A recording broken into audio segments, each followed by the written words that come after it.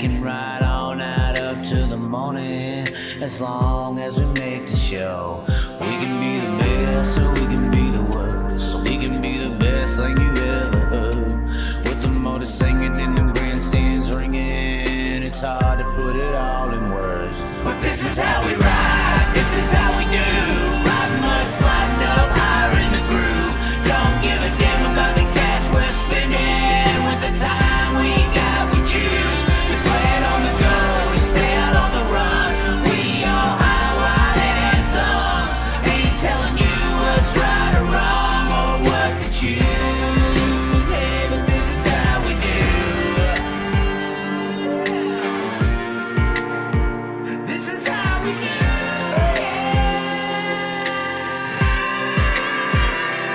Out on the dirt ovals we play, life in the bright lights with no shade. So letting her go, letting her rip, letting her fly, tossing her in sideways, living the life, letting her ride, eyesight winning to die. Cross her up on the cushion, crossing the line, cause some drama and some bullshit they didn't like. And if they don't like the move, then we're ready to fly. But this is how we ride, this is how we do. Riding mud, sliding up higher in the groove. Don't give a damn about the cash we're spending. With the time we got, we choose to play it on the go, to stay out on the run. We all high, wild, and handsome. Ain't telling you what's right or wrong or what to choose. Hey, but this is how we do. This is how we do.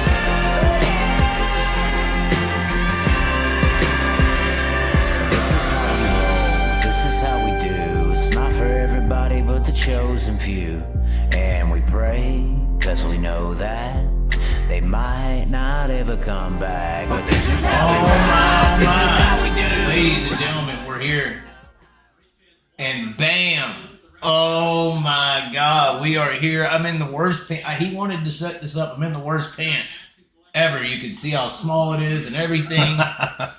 But I thought Spike was big visually from the outside looking in. No. You look like a big guy, but I mean, I'm just as throwed. You My look, shoulders are just as big as you. you look good, man. You're looking On camera. You look- It adds 10 pounds to my weight. you're looking trim. Is that it? Yeah. Oh, no. So we're here at the Freemasonic Symbolist Cave. We are looking into hell today. This is where the bodies go, people. This is apparently where he stores them. Is that what all the tattoos are for? Well, the This is what you do on your first dates with these innocent women. They want to know about the tattoos. they want You to got see a the story? fireplace. He's got a story. The computer's over here, y'all over here. So Oh, that's there. why we keep looking at our... Sorry, folks. We're narcissistic. Spike is for sure. But let me just get us off. I do this from time to time. I put a screen up so you don't look. Okay. Just perform. So right there's the people at home. Those are the people. People. Super chat, show us some love. We need some more wine tonight. We're drinking the wine, yes. Because I'm going to get Chaz talking about everywhere he's lived in the past year. All the Trone saga, all the Callum saga. Every fat woman that he's touched in the past year. Oh my God. Every gutter that he's fell into. If I drink too much wine, I'll start crying about Ashley or something. That's fine. But you did show me he did apparently has an informant in the world. I have an informant. Yes. And the informant took a picture of Ashley and apparently a new boyfriend. New boyfriend. And I'm fine now. I feel way better about this. Yeah, he's Don't be mean to her, Spike. No, I'm not being mean to her. I'm just saying he's very husky, big. He's very big. I mean, she could do better than me probably, but she could do better than that. I'll say that. I would probably. He could be a good guy though. You never know. They're all good guys, right? You know. Well, the guys are the innocent people in this. You've explained how men get the short end of the stick. Sure. Here, I'll turn this down. Maybe it's loud. I don't know. There is a battle for the lead. Don Drown Jr. and Aaron Reitzel are going at it right now. We are watching USAC at Knoxville. All the East Coast races are on. Who won it, Lincoln? Who was it? That bum. Another guy in glasses. Troy Wagon. Why does everybody look the same in PA? Every guy there is wearing glasses. 4th generation Yoder. which is a What is a popular. fourth generation Yoder? Yoder is a popular Amish descent. You're sure about that? They all have the Amish bowl cut, The Amish bowl cut? and they have the spectacles for viewing. You know, that's how you know they're rich in Central PA, if they have glasses. Is that like the determining factor? Yeah, I've noticed that. Well, why do you think that is? They can afford them. They can afford them, especially the Is race having car glasses a privilege? It's rich guy stuff in Central PA. If you got glasses, yeah, Okay. yeah. Any of the Amish? They don't have them, no. Nope, unfortunately. So when you were in PA, what was the ladies like? What's the scene there? You can look at me instead of people. Oh, I really like You like it? I like to feel. You like to feel their souls. Yeah, I can You like to look at them. touch them. Reach out and touch them. Why does he want to touch people? It's all you get close, you know. Until you get close. Kind of like Don Drown and Aaron Reitzel right now. It's a good race. Horrible race. He loves Knoxville. I didn't know he liked Knoxville. I would move there. I technically live there now, but You do. stayed away. What happened that you live in Knoxville now? I was trying to stay. Oh, well, you want that story? Yeah. The people, how many you got? Probably like 15. 34. Wow, There's still people racing. Once the racing's over, this is the worst chat ever. there is still racing occurring. Aaron Reitzel will win. He wins everything. I don't think Reitzel's going to win. Chase Randall's right there in third. Randall's good. You still got Brian Brown and McCarl right there in the top 5 too. So, what are the chicks like in the PA racing scene? Misleading. It's Oh, there it is. Chase Randall just went by Reitzel. misleading. How they're Misleading, because you see a lot of these PA chicks on like Facebook and stuff, and these different social outlets, and they look really, really hot. Oh, Randall just blew by Reitzel, and he's probably about to. Yep, there it is. Bye. oh my god. Chase Randall, next level, 410s. Is it weird that Texas drivers have come up, Randall and Reitzel, and are dominating Iowa? Wasn't it all just a big open steel block division down there practically? That's pretty much it. Yeah, they had turbos on one of them. Wow. One guy built a turbo motor. You could run a 360, a 410, probably a 305. It didn't Big matter. block. They had the one car that was wrapped like Jeff Gordon. Yes. That was great. Yes, it was a nice car. That was beautiful, and it didn't matter. They had like 10 girls racing in the division. It was beautiful. It was for you and your misogynistic viewpoints. No, they did great. One girl did good, but So, anyways, PA girls are misleading. I think I said that right. Did I say misleading? visually, Visually misleading. Yes. how so? So you see them on their social outlets. Like, I'm full-bodied out here, fat and shit. I don't care. Like, this is what I am. Every angle, what it is. You look trim in the camera. I look fine, yeah. You look small on camera. I look like shit. Well, there's a reason for that. But regardless. So you are basically like them. Everybody thought you would. Yeah, Look yeah. at him try to pump his arms. I'm praying to God about your women's situation. Yeah, okay, you know? so it's praying to God about my Yeah, women's. your female. Hey, man, the freaking Sparkle Belt last night, I would do some things to Sparkle Belt. I'm not even going to lie. She's hot. Okay. And Like what? You know, I was talking about that Erin chick, right? This Erin girl. Was she there last night? I didn't see her all night long. But she was there? I'm in the pits afterwards, Okay. right? Okay. And I'm doing the whole fuck Brad Sweet, high limit, we're coming for you outlaw deal. And I turned my head, and the Sparkle Belt girl initially walked up with the girl. They were like friends. The That Sparkle Erin- Belt girl Okay. is friends with this Erin chick. Wow. See, they're all... And then the Erin chick was just like high and by, and the Sparkle Belt girl actually interacted and had fun. See, you can't ever... See, you get with one, but then you talk Sparkle, and they're friends, so they just... They hate both of them. Probably hate me now. They hate each other, so it works. Why do you think they hate each other? Well, so much? look at the WNBA. Like, it's already imploding because women hate women, and they do not want them to succeed. They cock block each other. Why is that? Women don't really get together and lead. They They don't really. They're more. They like to call us men very, dominating and stuff like that. But we actually have proof of working as a collective through history. Yeah. Warriors, building towns, construction company. I mean, we have proof of like guys working together Correct. flawlessly and taking over the world. Women, though, they really don't work together well. Have you noticed? Even if they have everything in common, like WNBA. Hey, we're all 6 foot something. Nobody gave a damn about women's basketball. Now we got chartered flights and $1 million contracts. But we're all gonna ruin it together. Why do they do that? Because they're women. What does that mean? That's why you never let the woman in charge of anything, because they will ruin it. Do you think that has to go with females kind of, you've talked about this too, they're competitive over men, but they want to be the one getting all the attention. The one getting all the attention. And anyone else threatening that attention is a problem. And the ones that are going to threaten that attention from the men is another woman. So it's almost like that's the battle that's happening. Is that what's happening? When they can't work together, it's weird. I mean, they can. Let's not say they can't. They could. There are some examples, but I can think about a lot of the girls and their best friends that they have the best friendship publicly with. They come home or come here, come to me or come to you and talk shit about them.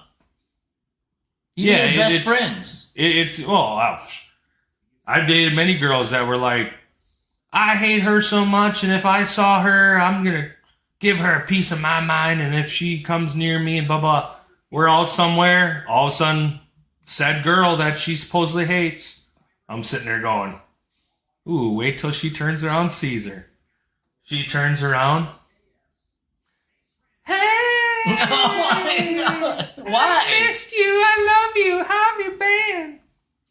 And you lose respect for the girl at that point. Oh, then you're like, wow, it's like, okay. So, once you see it, you know it. And you're like, well, of course. Right. And if she's doing that to her best friend, what is she doing to me? Oh, sure. And they hate their daddy. Right.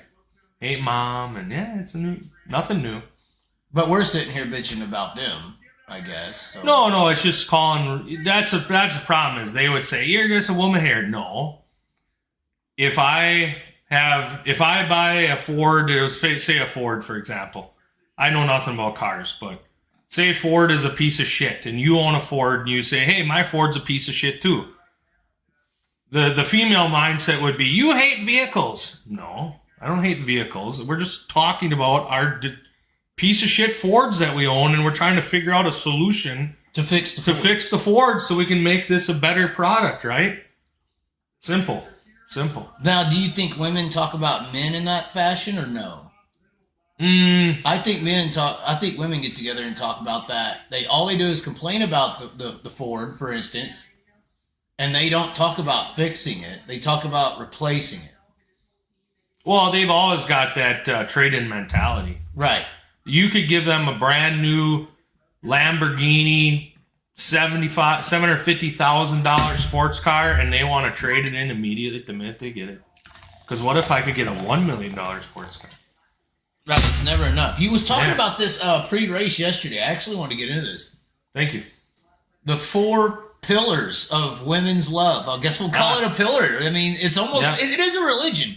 It seems like women, relationships, not just women, but men too, have replaced that worship icon in a person's life. The void in a I brought this up when we were talking. The void in life of worship mentality is being filled into modern times. Instead of with a God, it's being filled with women, materialism, politics. Trump is a god to some people. I mean, Kyle Larson is a god. I mean, they have the same figuristic worship. It's just different things that are not godlike.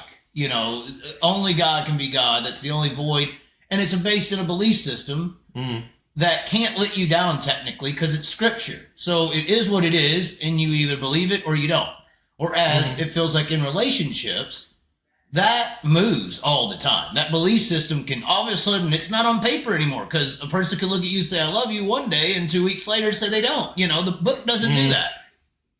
Well, I think it's oversaturation. Back in the day, you you married the girl that lived 4 miles away down in the country, or the girl that lived 4 blocks away at most. You know, it's like that's what you were exposed to. But you still believed in God. You still had, you were still more whole as a person.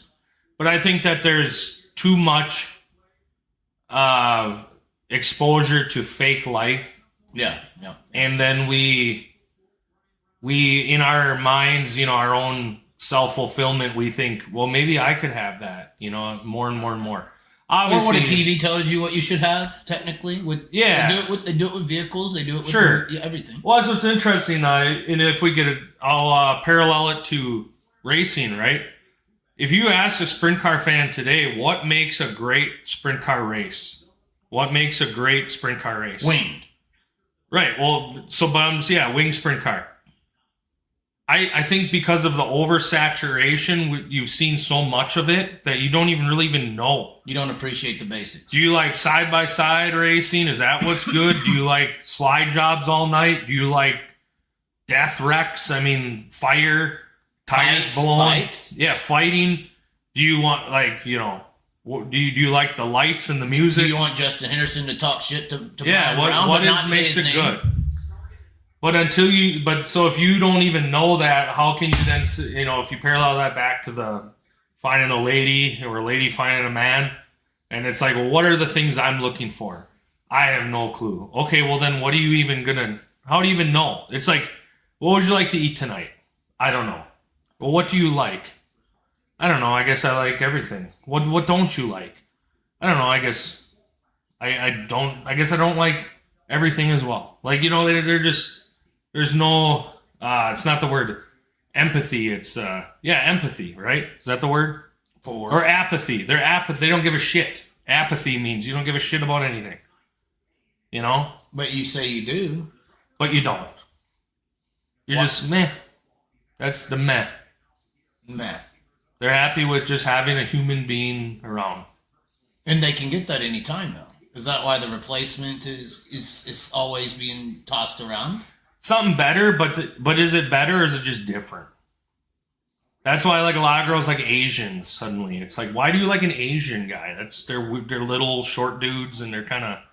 Kyle Larson. Yeah, he's partial, right? Yes. Or is he like Polynesian or something? He's Japanese. He's Japanese. Descended of Japanese. Okay, so... But I would say even more like, so even more full-fledged, maybe full-blooded. You know, they just... A lot of girls have that strange... They have this new Asian fetish.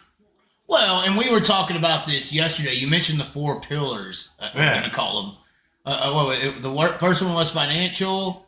The second one was emotional, listening to a girl or whatever, how she feels. Mm-hmm. The third one was physical, and the fourth one was moralistic, like won't cheat on her and stuff. Correct. So I said that the physical one, you can knock that one out of the fucking world because, or the financial one, you could throw. You don't even know. Like, you need to have some money, but how much is enough? Back to, you give them a Lambo, they want something bigger. Mm-hmm. And we have examples of Brad Pitts and Tom Brady's and all these rich, successful people. Jeff Bezos, I think. You know, right. I mean, so the financial, you can almost knock that out of the block because it's not stable. It changes its mind. Mm. So the emotional one, who knows? The emotions change so much. How are you ever going to satisfy this forever? You don't know. You can't believe what's being said, just like you said, the shiftiness. So you can't really appease the emotional pillar. Then you get to the physical pillar, back to what you're saying in a way, with the Asian guy. If it was the 70s, they would be attracted to fucking long fucking rock star hair or something. Sure. Hippies. Yeah. Then we're in the 80s. I guess we're supposed to look like Bon Jovi or something. The glam bands, yeah. Then we're in the 90s. We're supposed to look like fucking, the grunge. Yeah, some grunge. And then late 2000s, we're rappers now. We have to have the baggy jeans. And then today, we have to look like a skater boy or a tattooed biker guy. Or Zach Bryan, the kind of the... Country young boy. Yeah, I mean, but my point is that physical pillar is still a variant-based pillar because it never is consistent enough. You will never keep up with backwards to what you... It's a trend. They're very trendy, follow-based. It's a follower-based mentality. Sure, so that's where back in the day you weren't impacted by trends. See, you went for... I blame the TV for this. Well, absolutely, because... when you're getting to know a girl, it's back in the day. It was she just would be happy that you could provide her a house and stability. You know, feed her. You know, provide a roof over her head, the ability to have children, and et cetera. That's it. Nowadays is, well, can you take me to the island in Jamaica for 3 weeks so I can possibly, you know, get plowed every night? You know, it's just there's different levels that the girl wants this unattainable reality that is not real. She wants to live this party whore life, right? So that's where you got to disqualify those right away. That's the problem, though. A lot of guys are just like, oh, yeah, I'll take her down to Mexico for a week or two and appease her needs with that. She's probably wanting that forever. So that's where you got to find someone that's financially in your realm so she's going to be okay with that, not desiring more and more and more. Because they're never going to have enough money. You're never going to have enough money. If a girl desires money, she's never going to have enough money. You'll never have enough money for her. So that's where you have to pick the right ones on that. So. But there is nothing perfect, I think, is at the end of the day with these women, is there?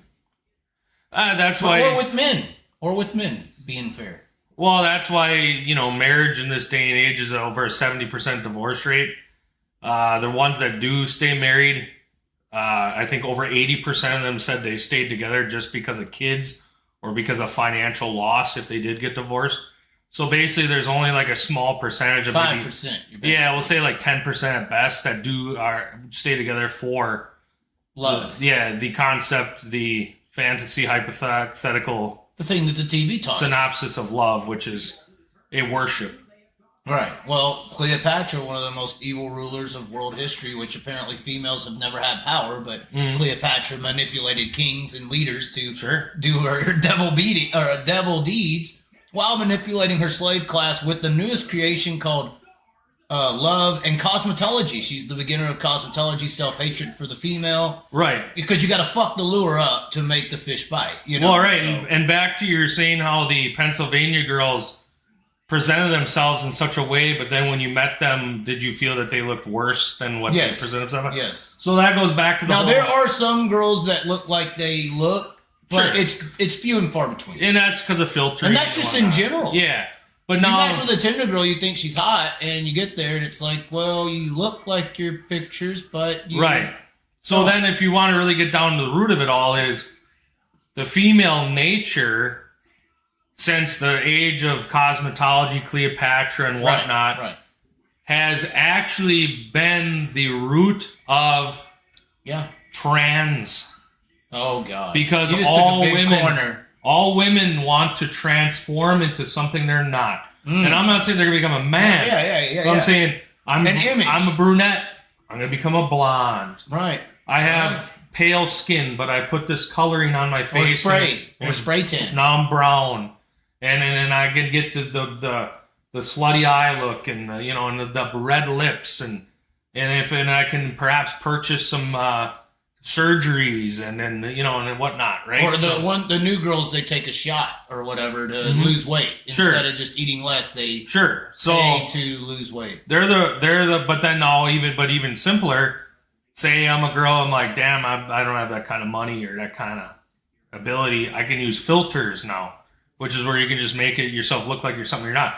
So they're rooted in the whole trans movement because then all of a sudden it became, well, you're a really not cute woman. You're fat and your hair looks like shit. And then suddenly you became something. Like, how do you look like this?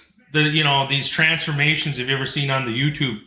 They show in the TikToks, they show this girl that looks like a meth head. And then afterwards, they put in the fake teeth and the makeup and the wig. And next thing, she's the hottest thing. She's like, and she's a porno queen, the one was. And I'm like, oh my God, men lust after her, but she looks like a drowned rat.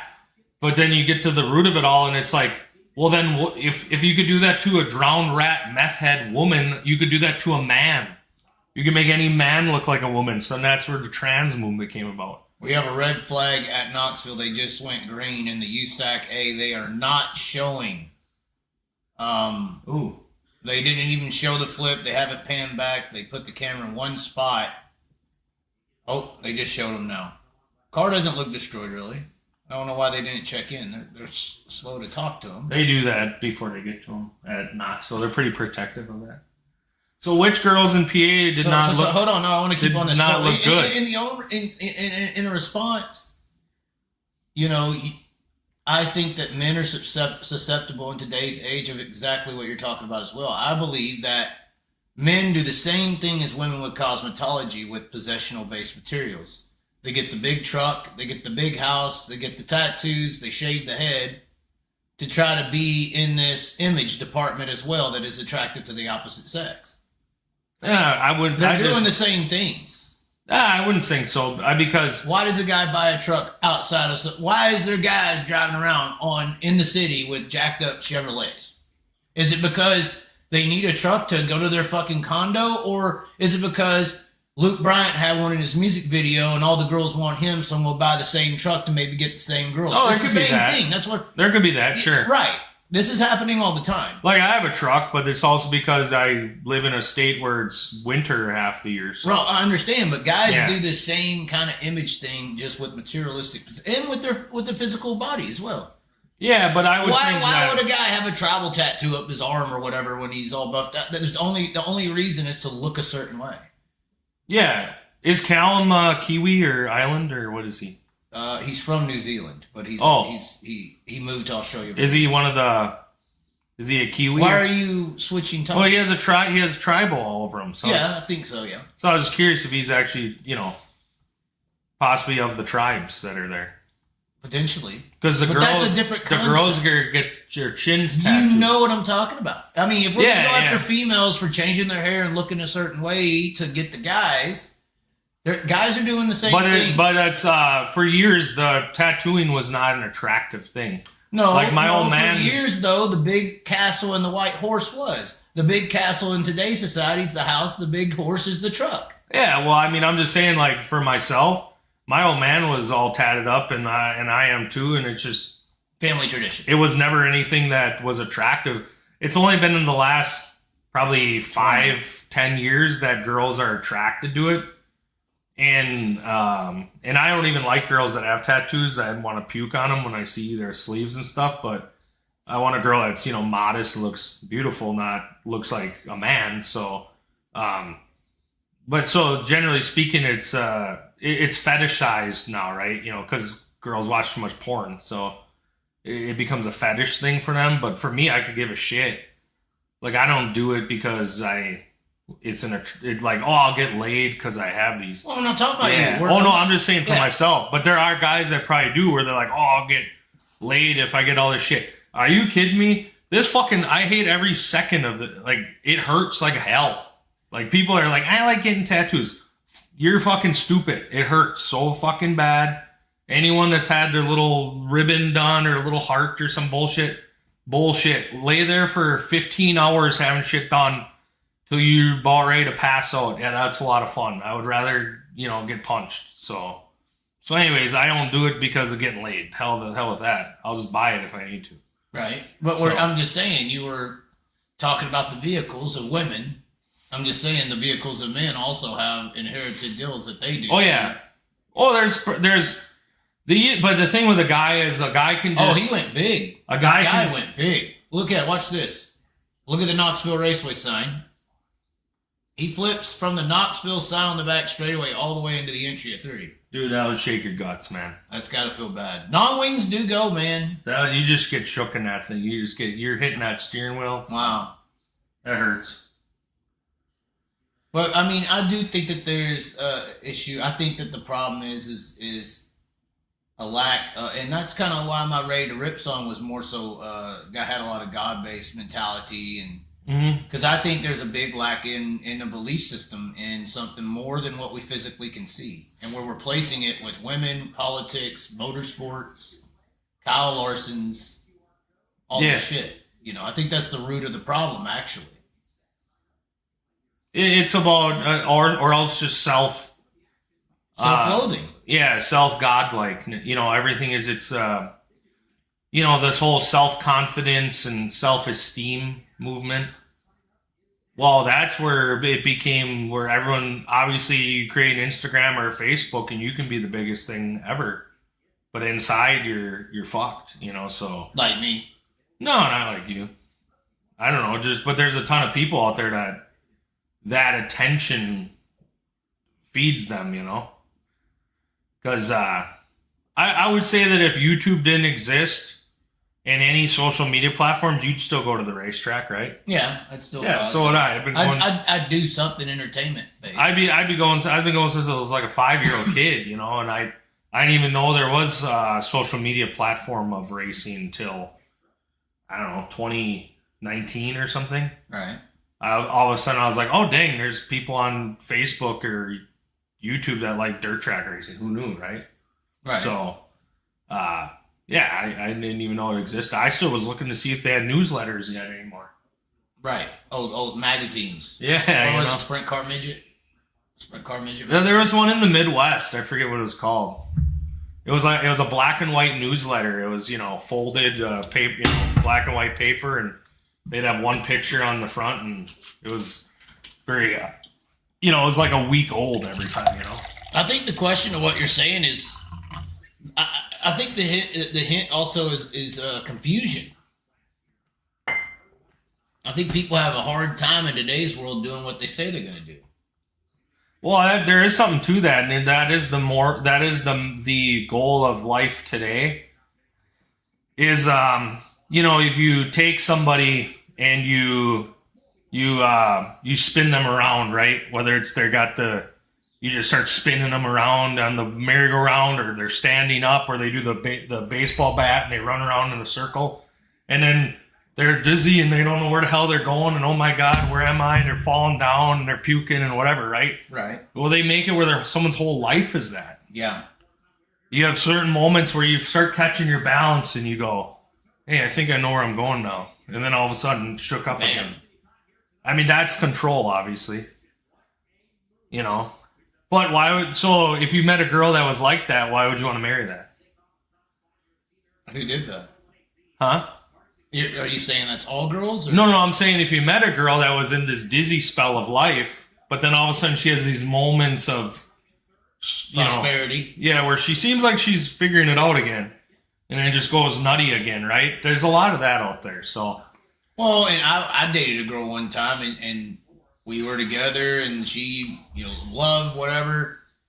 And he's drinking his pink, barefoot, sparkly wine over here. It's really not doing anything. Are you feeling it? We may have to get the beer out. Is this NA? It tastes NA. Is it NA? We never checked if there's alcohol. Hey, what's the chat saying? Is there anyone here? Hey, let's do a sociable with the chat room. Oh, no. Clark will call. Oh, no. He should. We are doing tattoos very soon. You don't know this. I just texted. He said Chaz with the bleach blonde bozo hair. The ex-girlfriend did this. That was her idea. I just texted 4 strippers from across the street at that strip club. Yeah, are they coming? They're in their lunch break, which is at midnight. So I said we got some extra sushi for them. So we did have sushi. That was great.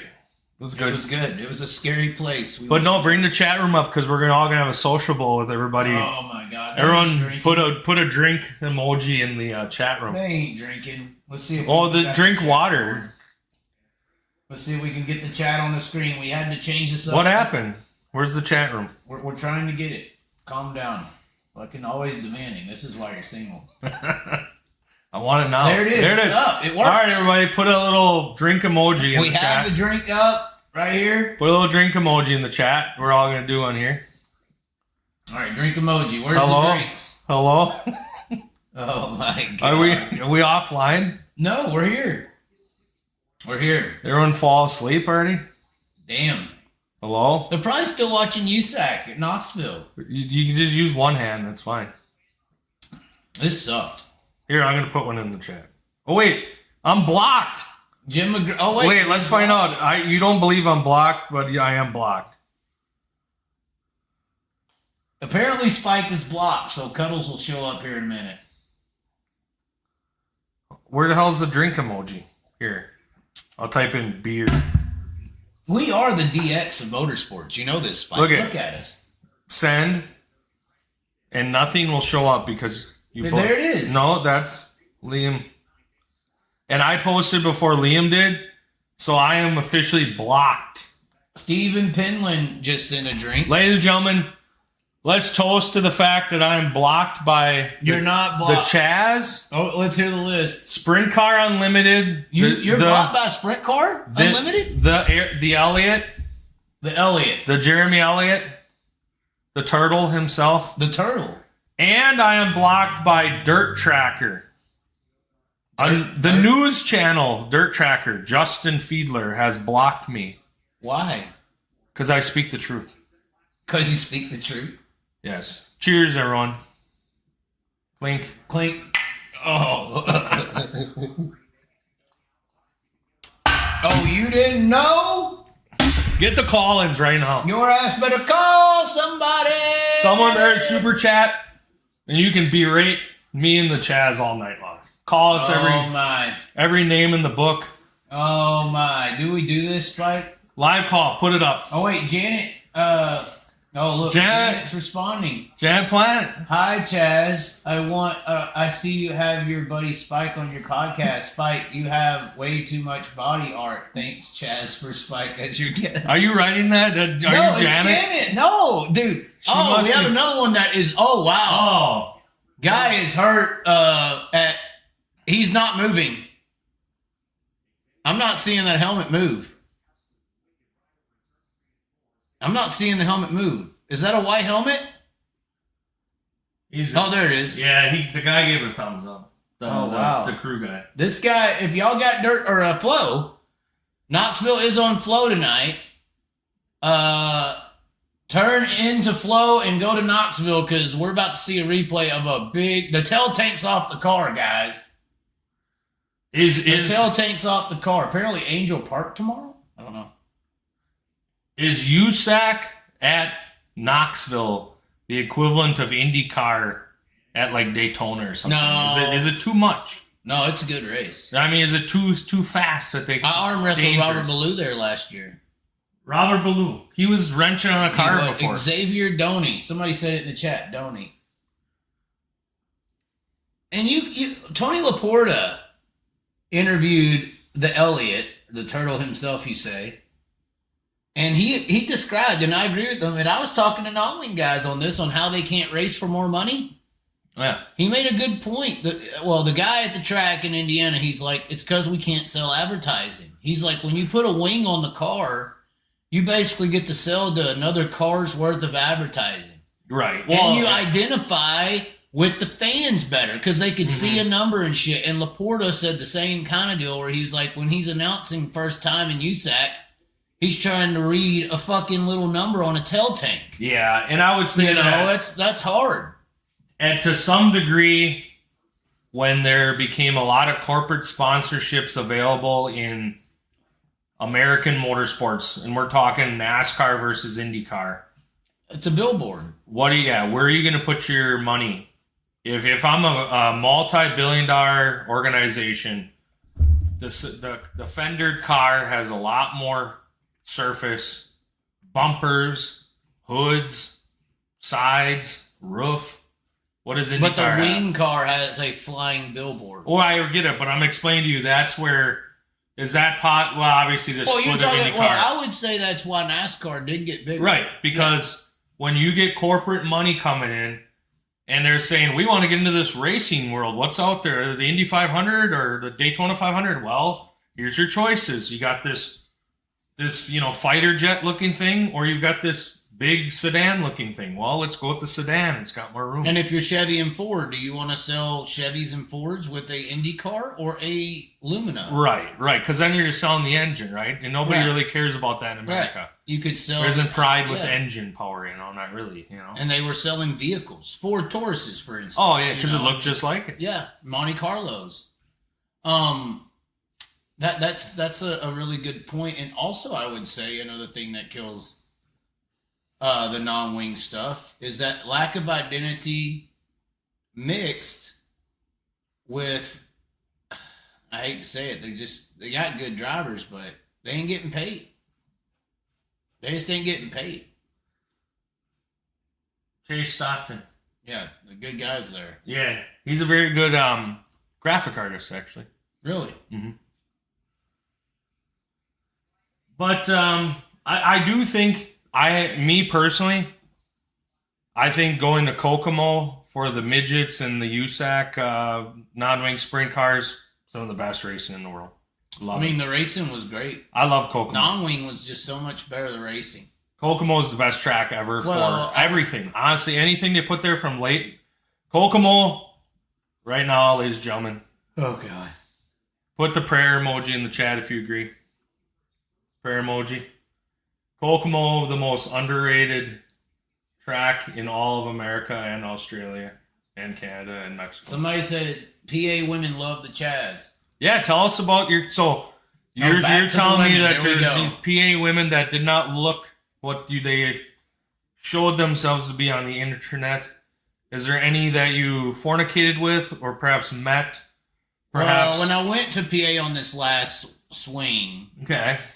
I had one in mind. And her name? Not naming. There's not too many women in the game, so if you just mention a name, you already know who it is.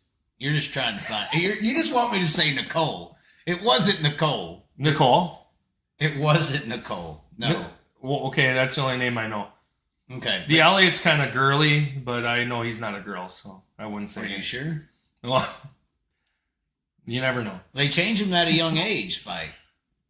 So Nicole. Julia Roberts was a man. So you met Nicole and she didn't look the part, or what? No, there was a girl. We did fornicate, but I just wasn't over Ashley yet. How big was she? Oh no, it was smaller girl. Wow. Big tits. How small? 155, 60. Wow. 5'10" 9". Holy shit. 9-ish, 5'9", Tall, big boobs, blonde. and she's a race car friend. She No. likes. Oh. What was she from? You're not narrowing this down, Spike. the I was Tinder just world, not over or- Ashley, and it was work. No, I'm not trying to narrow it down. I just want to know how you met her. Was it Tindering or? No, people. There's women that follow the Chaz and. Oh, so she's a race car fan. Not a fan. But how did she follow you then? She watches my stuff. Why would anyone that's not There's a race car? casual people that go to races. Yeah, I get it. Well, then obviously she likes race cars. Well, at some Even stage. like for 2% of herself, she likes it because she went to it. The one girl in Hawaii, I might have changed my life for, yeah. But Hawaii? yeah, there was a girl in Hawaii that was pretty stout. And her dad, she's from California. Her dad is from PA. He knew all about the dirt racing world. Is he Amish? No, he's normal. Okay. Well, I think Amish are probably more normal than we are. It depends on how you're looking at it. Yes, Sure. It's true. Were there Amish at the racetrack when you were there? Danny Dietrich was racing, yes. Okay. Did they come in their buggies or anything like that? Well, some people would consider a sprint car buggy, so yes. Do you feel a winged, horse-drawn sprint buggy would be a good division for PA? Somebody said the dip girl loved the Chaz. Do you know who the dip girl is? Oh, yeah, that really fat one. That Yeah, crushed- I wasn't into that. I wasn't. I was turned off. She crushed the beer can with her things. her fat breasts. I didn't say this, guys. Was she a single girl or what? All right, let me just say this right now. So Did you have sex with her? If I'm gonna, no. Did Spike. she perform oral? If I'm going, look, we're not getting any. She did. Oh my god. No. Did This is not true. dipping? Was she dipping while she was Well, if she'll dipping dip, you? she'll put anything in her mouth. So then she did. No. I might throw up my pink wine. No. She did not. But I'm trying to aim higher than Ashley, so that I'm not trying to aim low, Spike. I'll jack off. I will. I'll jack off and be proud. What's high? What's a higher level? Then Ashley was pretty stout to me. For Okay. you, no, right? But I mean, she wasn't my type, but I mean, some guys like Asian girls, and I'm not into Asian girls, and right, but you know, she was your type, and that's right. She was. You stout. may meet a girl that I hang with, and you might not like her either, you know. So that's Well, fine. personality can change a person in a good and a bad way. I could love you at one point and then very much hate you at another point because of who you were. Just like if you're not my type, if you're a little skinny chick, but you show a lot of great qualities. Yeah. Like, all right, I'll like you. Like Sparkle Bottoms. Sparkle Belt. Yeah, Sparkle Belt was cool. Sparkle Bottoms. Sparkle Belt. She had the bedazzled jeans on, and she definitely was probably... The only problem with Sparkle Belt, for me at least, is I feel like I got a target on my name, Spike. Why? So, like, if I was to hook up with Sparkle... Say me and Sparkle Belt, it was love at first sight. We're together today. Like, we're married. Or we're in a relationship now. Bam. Tyler Courtney's coming for the Chaz's. There you go. I'm just saying. Was Sparkle... I'm targeted. Was Sparkle Belt... That's the number one revenge that he could get on me for calling him out on some stuff, is to go after the heart. Stab the heart, Spike. I would encourage it, too. I would tell him to fuck her. Why would you do that, I would love it. Spike? That sounds horrible. Because it's great content. What kind of content? This is what's wrong with America, and he wants to be mad at women. I'm not. I love all women. I'm just saying, I feel like I'm targeted. They're if wonderful. I get with a girl, and I don't know if I want a racetrack chick. She was great, but once again, when you meet a girl at a racetrack, there's kind of, there's not red flags, but there's an inherited yellow flag. You got to be cautious. They're fun. They're like going to the racetrack. It's fun for a few hours, but I'm not. I don't want to spend Spike. 6 hours. I'm not a whore, Spike. I'm sorry. They're fun for a few hours, but I don't want to spend all day and night there. I'm not thinking like you, Spike. I guess. You should. I don't look at women as an object, Spike. I don't either. You look at them as a sexual 3 or 4 hour object. You just said this. No, but you're looking at race car chicks like you're going to wife them up. But really, would that be so bad? They like a wholesome American-made product such as dirt track racing. What do you mean? What do you mean? What would that be so? I'm confused. Well, so you met a girl at the dirt track, okay? Right. Chances are she's not going to be offended by anything raunchy, pro-America, shit talking. She's going to enjoy having a nice time, having some beverages, eating red meat, laughing, Trump flags, fat men, fat women, unkept people. Like it's an environment of all of Americana mixed into one. Right. And, she's not going to be like, I don't like this. Trans rights and where's all the gays? And, well, sprint car racing, there's a lot of them there, but, but that's a new Is that breed. type of woman hard to find? I feel like there's some hot chicks on the internet acting like a Trump type, this person you're describing, but they're really not that. They just realize there's a lot of likes and attention to be a woman who thinks like that. Well, yeah, I mean, they're not the dirt track, though. We met the girls last night at the Beaver Dam, and they're just simpletons, They're just... Those are the other girls I was hitting on. The one girl was all about it. Yeah, that's what I was... I swear she looked like Donnie's sister, though. Yeah, I remember those girls. They came up and talked to me after you ran away with your little tripod camera. And then what happened? We had sex behind the dumpster. You did? Yeah. You did.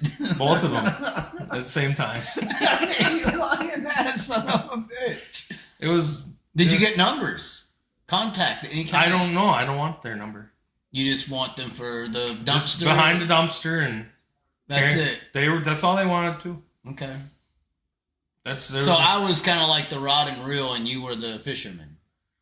You were the spinner. I threw the line out there and the fish came and then you put it in the bucket. You were the spinner bait and I was doing the pull. You were doing the pulling. Yeah. And that's fine. How do people deal with this? Is this the view? Where's Whoopi? Oh, wow. Wow. Last night there was some. Ain't nothing better than a good old wholesome Southern belle. But that's an Australian speaking. In Australia, they got real women, dude. Hey, where's Callum? Where's Callum tonight? Callum's in Pennsylvania. Still? Yeah. He didn't leave? We're trying. He got fired. I'm trying to get him out. Well, he had the wife scheduled to come. He got fired. The wife's coming. They're having they're making a holiday of it. Let me look something up here. Don't look it up, Spike.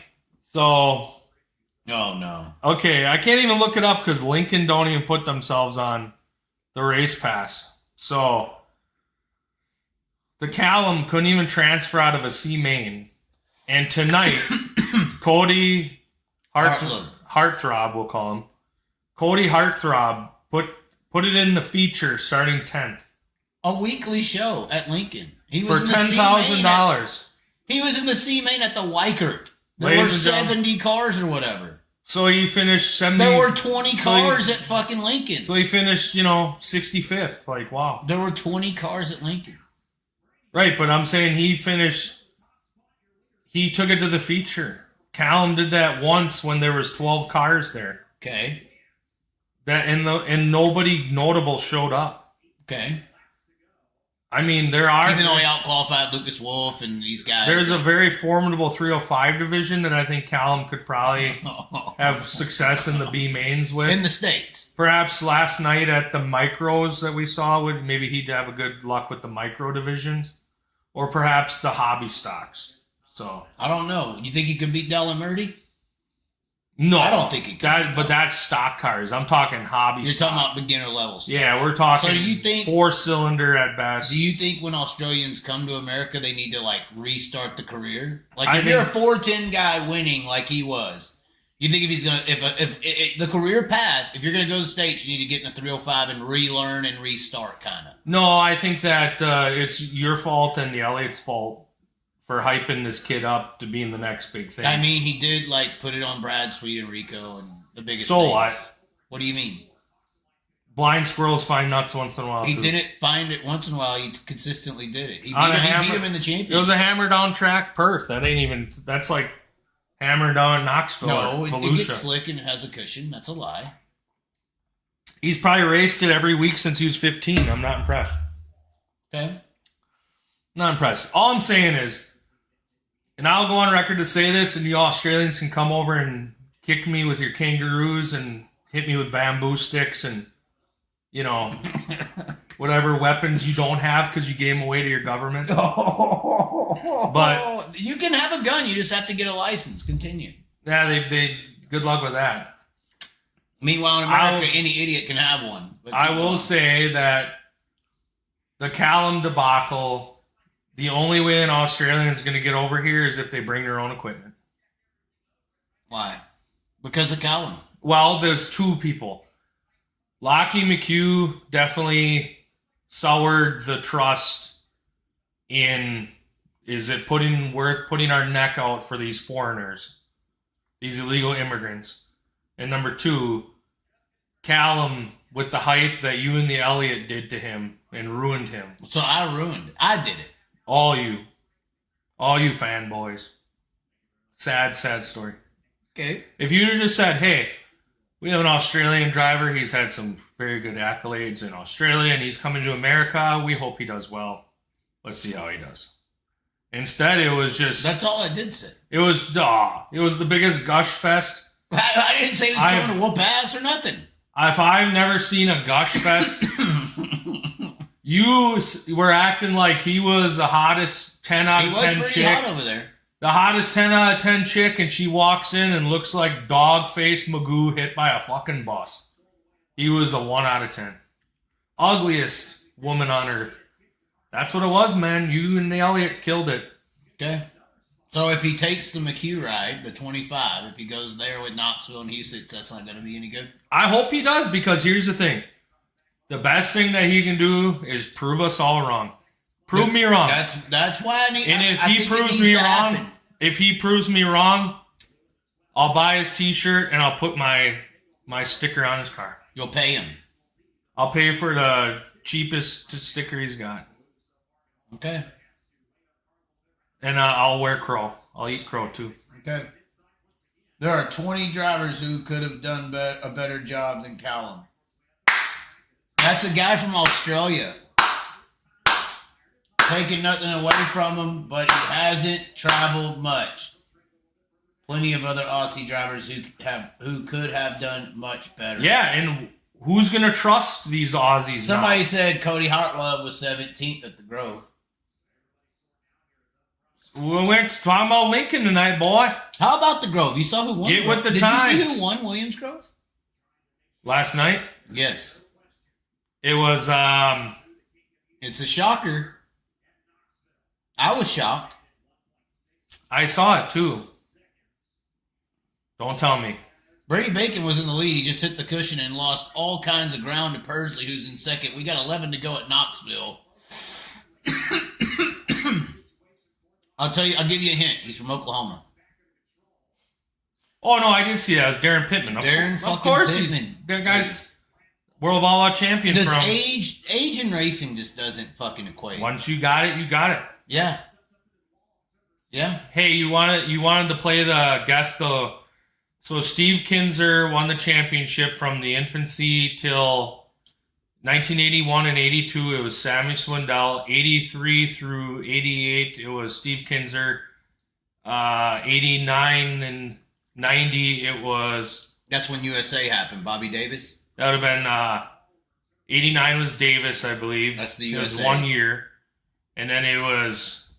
Was it Sammy Swindell for a couple years in a row there again? And then it was Swindell up until 2000 or 2001. No, you had Mark Kinzer, you had Dave Blaney. Yeah, I was going to say there's some Kinzer swapping. Dave Blaney won. Yep, he'd have been around 99 or 95. 2000. Okay. It was when Kinzer went to NASCAR, Blaney. 96, 95. And then 2000, 2001, Lasowski 101, right? I think. And then it was... Then it was Donnie for about a 10-year stretch. Kinzer sprinkled in. Pittman was sprinkled in at some point. Jason Myers. Yes. Jason Myers sprinkled in there at once. And then... Donnie. And then it was 5 years of Brad Sweet. The last 5 years of Brad Sweet. And before Brad was a lot of Donnie, right? Yeah. So there's really only been Steve Kinzer, Sammy Swindell, Donnie Schatz, really that are the multiple notables of the sport right now, if you think about it. So you don't think Brad Sweet is? Oh, okay, sure. Well, yeah, you're right, because Sammy Swindell had 3. Yep, only 3. And Steve Kinzer had, 12, 14? Yes. Well, that was 2 numbers, so which one was it? Something around there. Donnie at 10.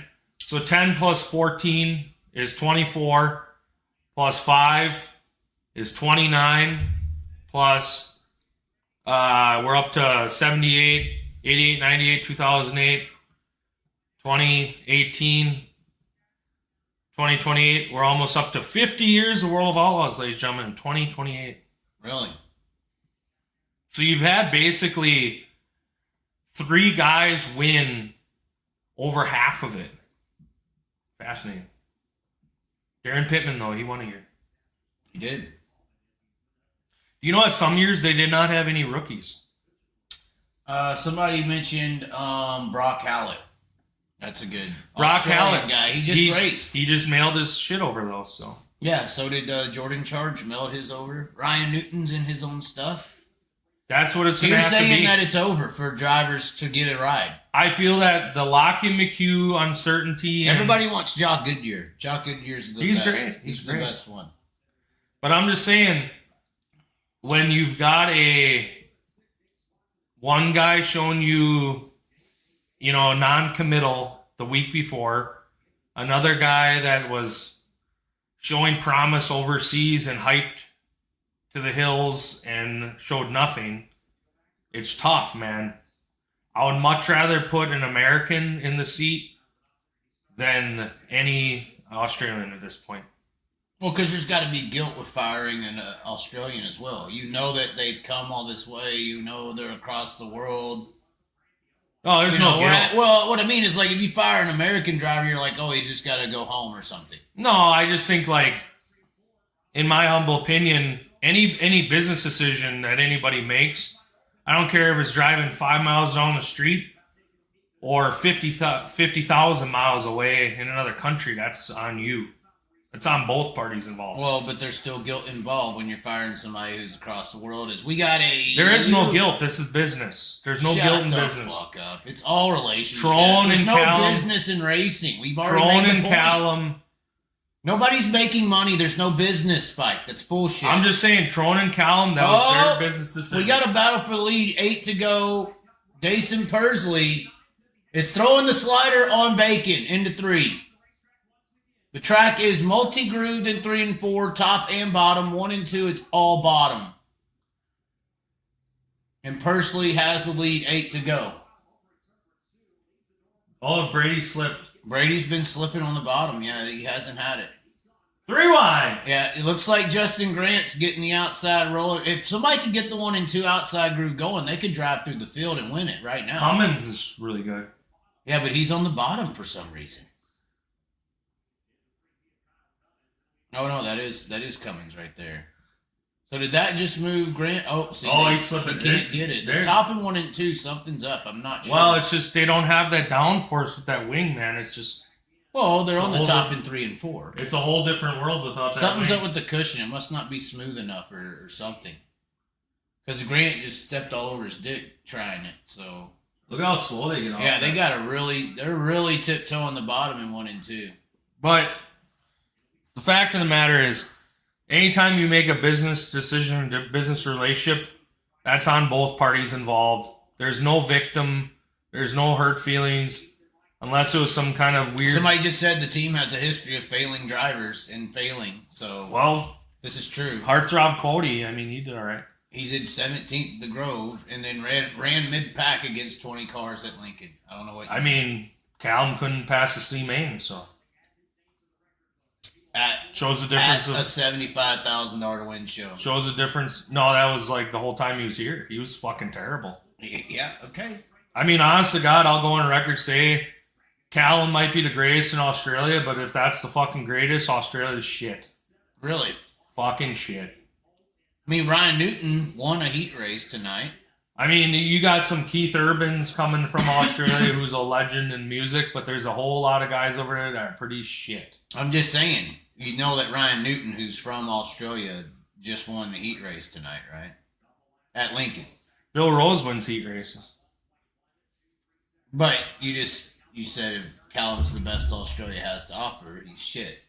I'm just saying, like, if you guys have hyped him up to be the best... We never did that. Since... You're sensationalizing our talking. We got the receipts. Ladies and gentlemen... Don't get the receipts. Ladies and gentlemen, you all saw it. We all talked about him coming. Speak in the chat. Either I'm full of shit and the Chaz and the Elliott never hyped up the Callum. What do you mean hyped up the Callum? Or... What do you have to do? What is considered hyped up at this point? I dreamt it. And what is considered hyped up? I mean, you guys are gushing. What is gushing? Callum finished 5th in the B main, but then transfer. He's improving. He's so good. Who said that? You just made that up. You and the Elliott. You did dream that. You were that lubing was up. Never said. You were watching and lubing up. This was never said. Dason Pursley wins at Knoxville. This was never said. You're so good. That never was spoken by me or Jeremy Elliott. You guys loved them so much. This is such a lie. And then they kicked you out of PA because of it. No, they didn't kick me out of PA. Did the Tron kick you out of PA? No, Tron did not kick me out of PA. I removed myself from toxic situations. Is Tron a gay? Why are you talking about Tron's sexuality? Tron and the crew chief, are they kind of... They like hanging out with young men? Where did you hear this? You told me that. When? In your drunken stupor last night. That's not what happened. You're lying. I heard it. You're lying. You said that they're kind of gay. I didn't say that. They got some gayness. That's not true. And they like hang out with young men. That is not true. And I'm supposed, You're lying. The smiley. I never said this. The smiley, shaggy-haired Australian with the tribal tattoo. I'm sure they were all. Who? The Tron, they probably were very turned on by the Callum, so you're saying they hired Callum for physical attraction? They will probably like to hang around him, yeah. Why would you say little boys? I didn't say little boys. So are gay people automatically halfway pedophiles? Or? I didn't say little boys. I said they like hanging around Callum. I first of all, I never said they were gay. You're making this up. Are you sure? Yeah, I'm pretty sure. I heard it. Third of all, of course you heard. You just heard us say things that was never said about Callum to begin with. Empty. This guy is lying to you. This is Kool-Aid, by the way. It's Kool-Aid. It doesn't have. Read the chat. Effect. They just said you said it. Give Callum a shot with his own team. You got to scroll up. It's old news. No, it's not. That's the last chat I have. Unless we lost connection. That's the last chat on the screen. They see us moving. Yeah, they see us moving, but they're not typing. What's the last thing? Gary Brazier may be available. Oh, okay, yeah. we're up there. Yeah. Just put Kerry Madsen in the car. Wow. Perry Matson's established. Kinzer has 20 World of All Out championships. We are about to do call-ins, guys, for the record. Put it up right now. All right. Do you want to go get some beer? The Busch Light? You want me to get you some? Go get some Busch Light, because this shit didn't work. How many you want? Just bring 2. You ain't gonna drink one? No, I gotta drive. Okay. Drink a No, full bottle of wine. You're gonna drive. Full bottle. This is Kool-Aid. Ladies and gentlemen, this is stuff that Callum and Trone drink when they get all frisky. I don't know where you're coming from with this. Late nights at I the don't know where you're coming from. racetrack. I can't believe Getting it. that 39 Trone Outdoors car lubed up so it can finish last in the What C are you main. talking about? And then we haul it back. What are you hauling at that point? Callum. Oh my god, what a drunk loser. I'm not drunk. I gotta get you some Bud Light. So, yeah, some Busch. Busch Light. Yeah, we're against Anheuser.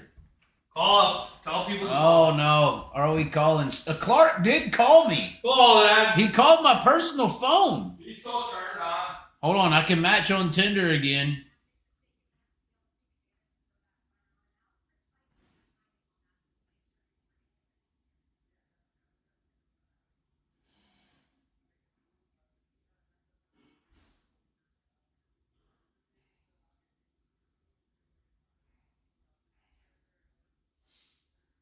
Here. Oh my, the Busch Lights. I'm gonna use the aluminum restroom cans. while you get We're getting set up to take calls, guys. If you're ready to call in, it's on.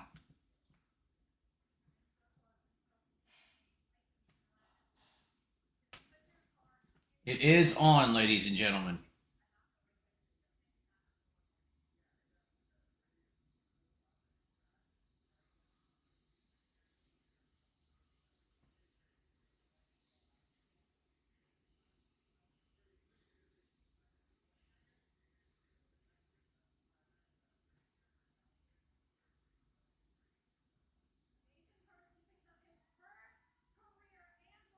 Oh my, Pursley gets it done. We're so proud.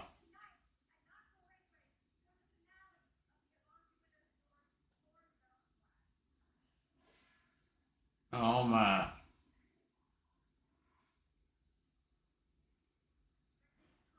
I do want to give a big shout out to John Bruner though for being the host of the Chaz at Beaver Dam. The track was awesome. We do have a nice video coming out with Spike about how he is so good at cornhole. How did it go again? Well, What? you just destroyed your earpiece. Do you look at this screensaver, guys? Hold on, show the people that. Look at his screensaver. They can't Look at see this. with the chat. No, yeah, you can. Put it up there. Go put it up there. You can see it. Put the phone up there. No. Go up there. Show them what you put on your phone. Look at You this. see it? That way, down. All right, it's off. The screen is off. Oh, Hold on. Look at this. you can't see it. It's just a little too bright. I don't know why. Oh, it started to work. It's Hulk Hogan. Yeah. Why do you have Hulk Hogan as a What do you got? Your screensaver? Are you screensaver, 12? Callum? No, my screensaver is Trone? well, my phone has to lock, but it's a picture I took in Florida of a sunset with like 3 stars in the sky. I took this picture. Badass picture. You can take shit. That's like... Yeah. Show them the picture of your modeling career that the guy John Bruner sent us.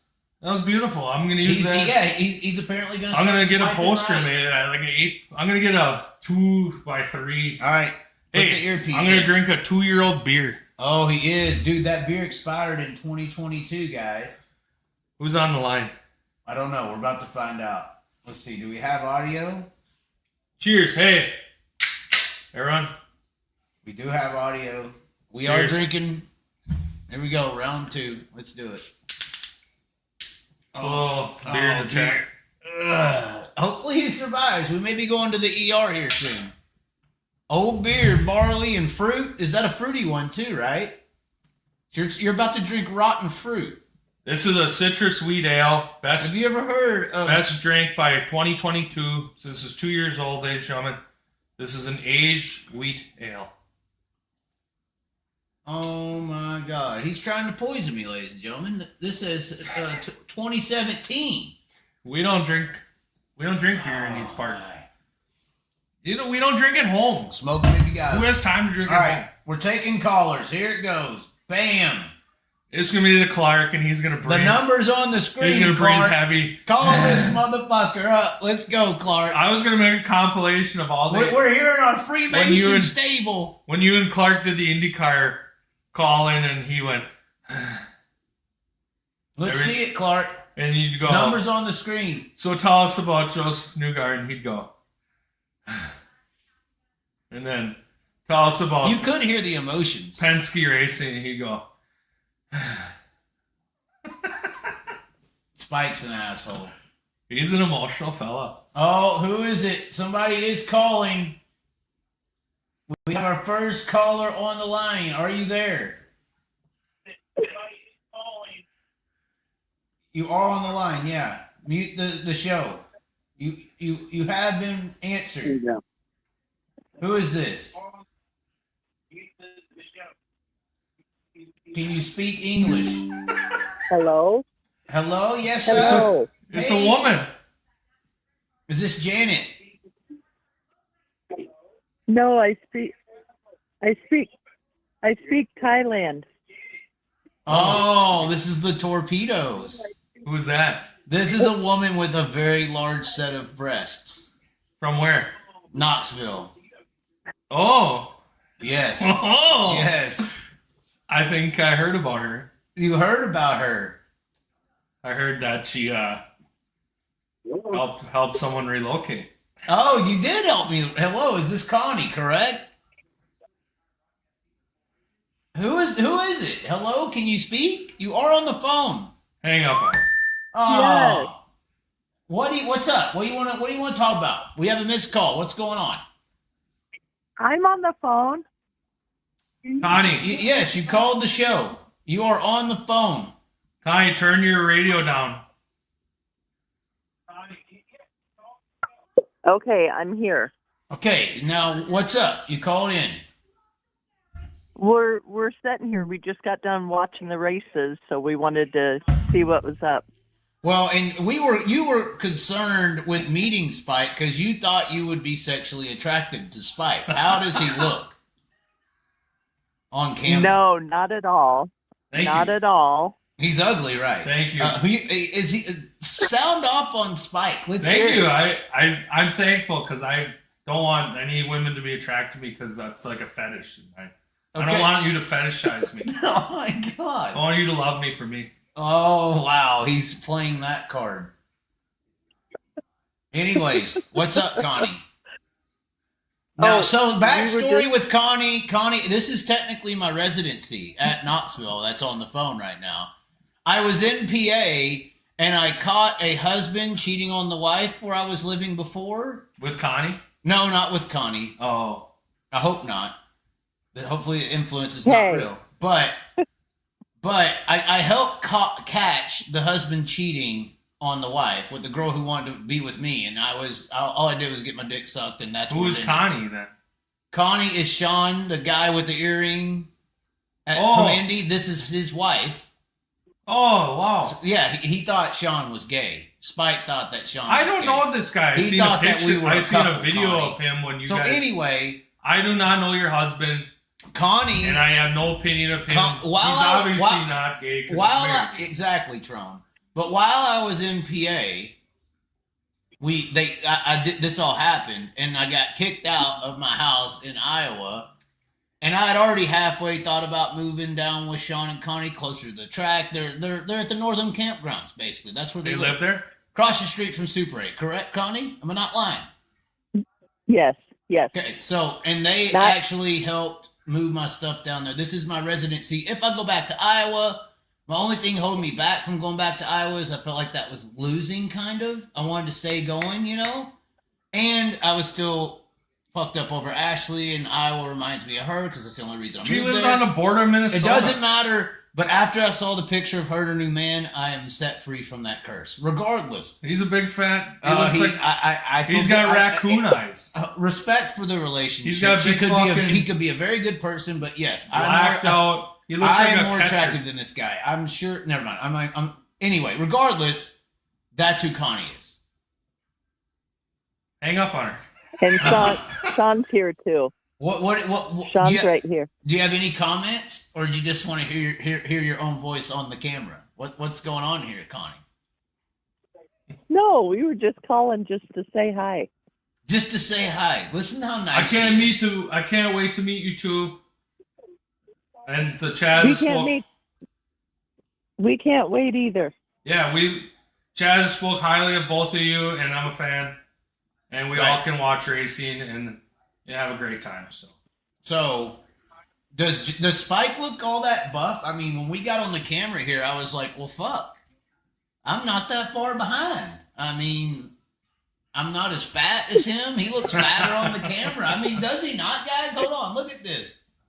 Look how fat he looks. Thank you. I got my shoulders look bigger than him. When we weighed in my shoulders are wide. Look at this. My shoulders are wider than yours. When we weighed in on the official World of Outlaws scale, we did weigh on the. We did. We filmed it. It's in a video. All right. Something High Limits does not do. Right. Is weigh cars. Well, we checked the scales. We weighed in, and I was 267. Was it 267? Yes. But he says it was lying.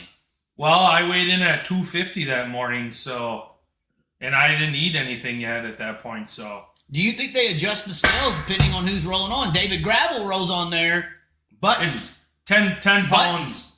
It's 10 pounds of buff so that they're forgiving the cars about 10 pounds. Okay. What was your weight? I forget. 307? Yeah, not bad. But then I had my backpack and stuff on. When I took it off, I think it was 302. Yeah. And then you're saying 10 pounds. Yeah, I almost cried when it said 302. You're 292, and I'm with my boots on and my bedazzled jeans. I was probably about 257. That's now, about 7 pounds. So I always think, my heaviness is because of my head. How much lighter would you be without yours? Because I feel like you may be under 2. No, my head don't weigh much. Well, yeah, we're talking about how big-headed we are. No, I'm very humble. He's humble. What do you think, Connie? You hate Spike. You've talked bad about Spike, how he hates on women all the time. Tell him, Connie. Tell him. Why? You think Spike's a bad guy. Tell him, Connie. Connie. No, I don't even know him. I know, but you've heard him on the show. He's always talking bad about women. Connie? Tell him. Well, okay, because he said old women Are you old? baggage and that are fat. You say this, Spike. Connie, are you old and fat? Oh, man. Oh, my. She's going to cry. Spike. Well, no, why are you upset that I talked about old or fat women? Connie, he wasn't talking about you. He was talking about single women who are 45, overweight, thinking they're fucking, the shit on earth. I'm old and fat, so it's okay. He's not talking about... old and fat. Yeah, but you're in a committed relationship. You're a good person. We have so much in common. He's talking about people who don't give a fuck, who act like they're better than they actually are. Yeah, I'm old and fat, and you say you're old and fat. We have a lot in common already. And we like racing. Tell Sean. No, I could probably be your mother. Mm-hmm. I doubt that. Milk is How a old thing, are you, Connie, if you don't mind me asking? 56. How do you think I am? How old do you think Spike is? 37. Thank you. How old are you, Spike?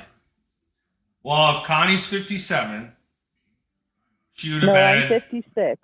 Oh, 56. I thought she said 7. She's If a Connie's big Larson 56, fan, so... She would have been 14 when she birthed me. 14. Yeah, so she could be my mother. Spike is 42. Perhaps a freshman year mistake. That could happen, I'm sure. In Iowa, they do things. I look older than Spike, though. In cornfields. So I live a youthful So you're life. 42. When you're 42 and you're rolling with girls that are 22, it helps. Not like the Clark who's got a daycare full of 5-year-olds and a wife that cheats on him. Oh, wow. You think Clark's wife cheats on him? She gets dicked down all the time. Did you just hear what he said? He's off caring for sniveling kids for $5 an hour, and she's getting gangbanged. By black guys? Black guys and Asians. A bunch of lookalike Drakes. Up in Canada, even. Drake. Which is worse. Canada. Is Sean? Put Sean on the phone. What's up?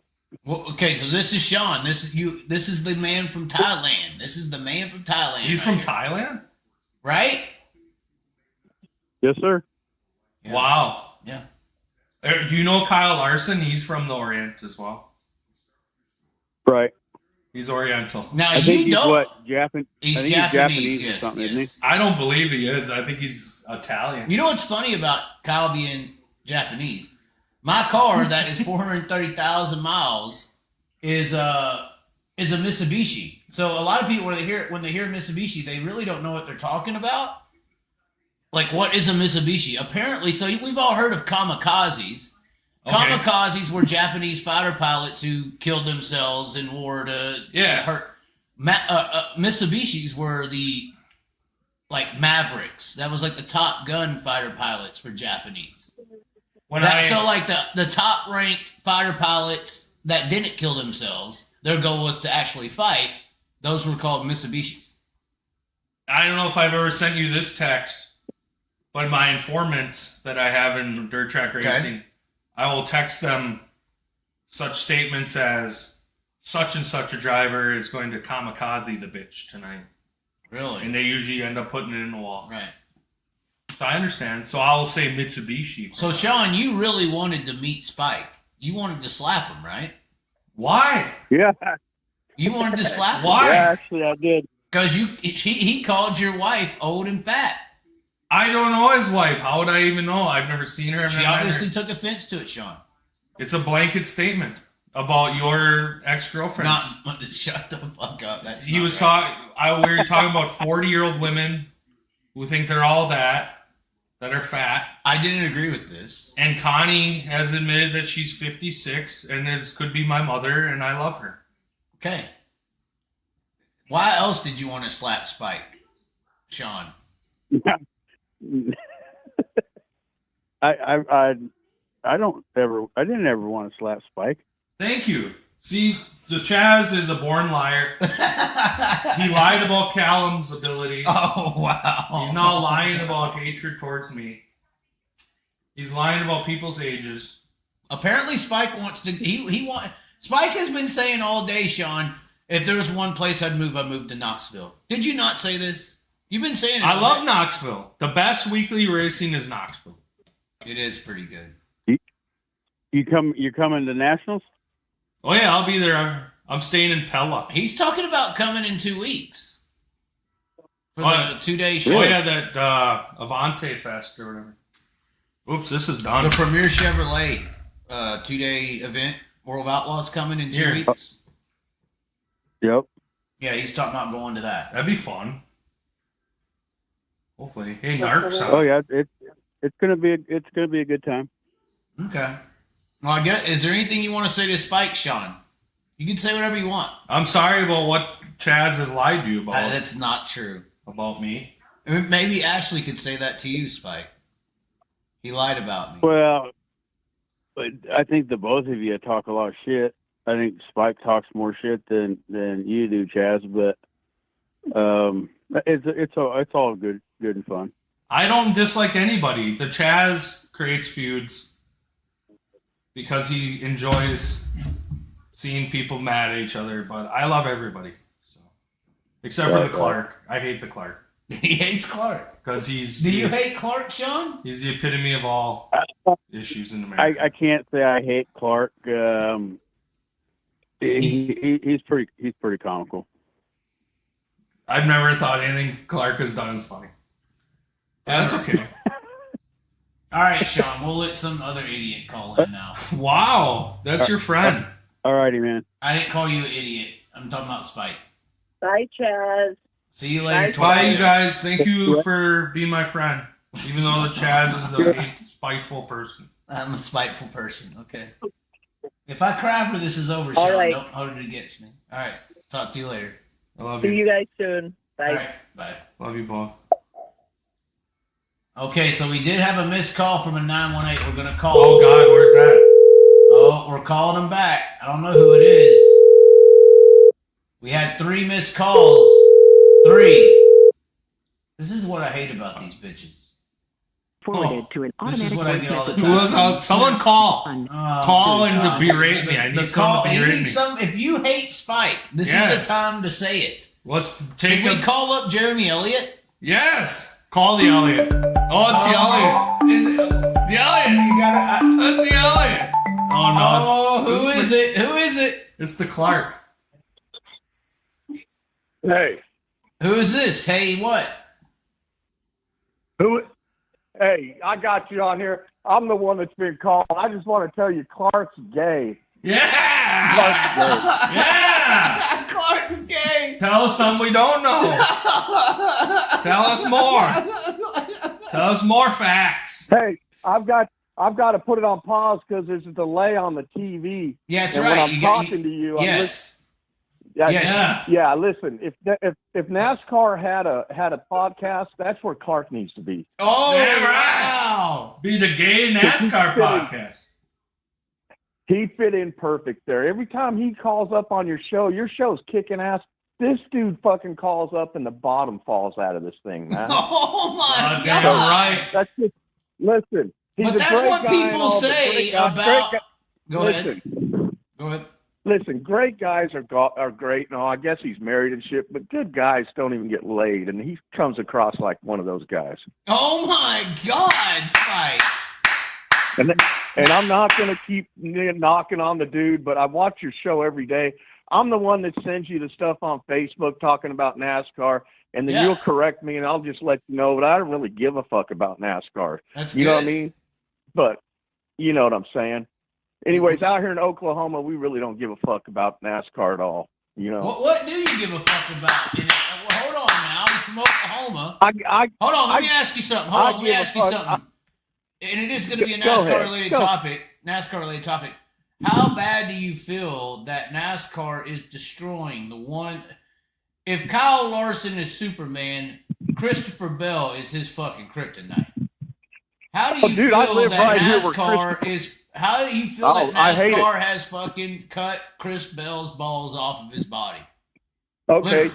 You want to know something about Chris Bell? Where he raced at over here at Port City is about 5 seconds from my house. Okay. So I know exactly who he is. All them guys, Pittman and all them came up over there. But check this out. How do I feel about it? It's bullshit. Joe Gibbs and his fucking bullshit, whatever. He should have stayed in football. But let a race car I driver like this guy. cars, man. And if they're fucking dangerous, then go get a job fucking laying carpet or something, man. You know what I mean? Let the motherfuckers race.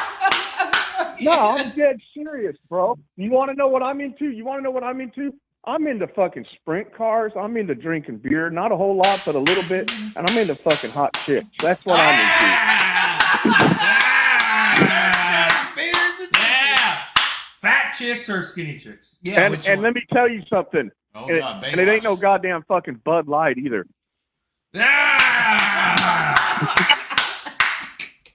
So, But anyway, here's the listen, deal. You know, I always ramble on this fucking Larson deal. I can't suck his dick that he's so great because he gets to do shit that other people don't get to even try to do. People always say, well, Larson can get into all these different cars and win and everything. I was like, who else is even getting into all these different fucking cars? You're comparing him to nobody. In 2019, prior to his inward scheme, you could have a debate who's better, Larson or Bell, because Bell had whooped Larson 3 years in a row, made him cry. He made Kyle cry. Yeah. And then all of a sudden, I know. back to opportunity, Kyle Larson, Listen, all of a every- sudden, he got more opportunities than Chris Bell to run late models, to run sprint cars for a full year. to go run all these different things. He had opportunities that Bell didn't, and that's why you can't compare them now, or you can't have that debate anymore. Yeah, it's like this. He's the face for racing now, and it's cool. You know what I mean? He comes from racing and everything else, but he's the face of racing. He's the face of NASCAR. I remember when he won that one Chili Bowl, and after he won that Chili Bowl, he said, "I hate to say this, NASCAR, but this is better than winning the Daytona 500." Yeah, like but that. then he turned his back on the Chili Bowl. You know what I mean? Yep. And he said it about Knoxville the night when he won He turned his Knoxville. back on the Chili Bowl. And the thing about the money thing, he has so much money. What does it matter to him if he only gets paid $10,000? He should still support something that helped bring him up, that brought so many people up, that's been around the sport, just like the Knoxville Nationals for years. You know what I'm saying? But yeah, I know what you're talking about with when he did that one year. Paid more though. I mean, let's not kid ourselves. It could be. Yeah, more. you know what? You're right about that. But he didn't have. But see, when he talks, everybody listens. So he didn't need to speak up about it. He should just kept it to himself and not gone. And not got it to where he started something with everybody start thinking that way. Yes. Because some people probably really want to race it, but then all of a sudden they're like, well, I can't race it now because he's not racing it, and I'm and then when they raise the payout, you know what I mean? And then when they raise it to $20,000 to win, he gets all the credit for the raising and the pay. Right. I say that his goal is to destroy dirt track racing in all forms. He's a kamikaze pilot from Japan. He works for. I think he works for Flow, dude, because he came that one night to get ratings. You know what I'm saying? You think he really sat there in New Mexico and said, "Man, I want to go to the Chili Bowl for one day and see if I can get in the show." Not even being able to do it if he could do it, because he had to be at another race he already made plans for. You know what I'm saying? But I mean, it's cool. I don't hate on him, but there's so many other guys in dirt track racing that I like a lot more. You know what I'm saying? Right. I'll tell you who I like, man. He's not the best, but I like his attitude and everything about him. Is Jacob Allen. That kid is like a throwback. You know what I mean? Spike, don't agree. When I was out at the racetrack, when I talked to him, he was just cool when I talked to him. You know what I mean? You don't agree? Let's hear it, Spike. We're here. This is the face Spike gives the woman when she says something he don't like. No, I think Spike don't agree. See, no, I don't disagree. Everyone has a right to an opinion. Hold on. I love opinions. You like. This is why you. I love the opinion. Jacob Allen. What I liked about it is when I went out to Texas and watched him race, and I went up and talked to him. He was a fucking pretty cool ass dude. You know what I mean? He sat there and took the time to bullshit and everything else, and he just seemed. I mean, is he one of the best racers? No, but you know what I mean? I liked his character and everything else. Spike doesn't agree though, does he? No.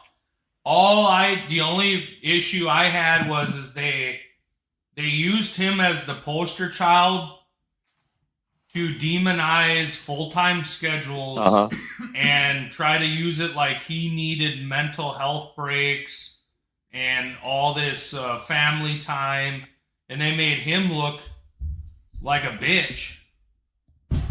And I don't get why he played along with that. I mean, if he's like, hey, I don't want to be living like a gypsy, living out of an old-ass RV, trying to sling shirts every night, rain outs, wasting a whole week of my life. I could be laying home banging my young hot wife because he's newlywed, and he's talking about, this is a waste of my time and I don't need to deal with that shit.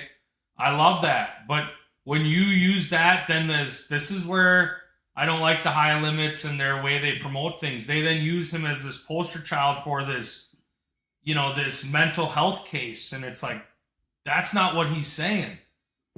He's just saying this is the 90-day schedule is kind of a waste of time for me.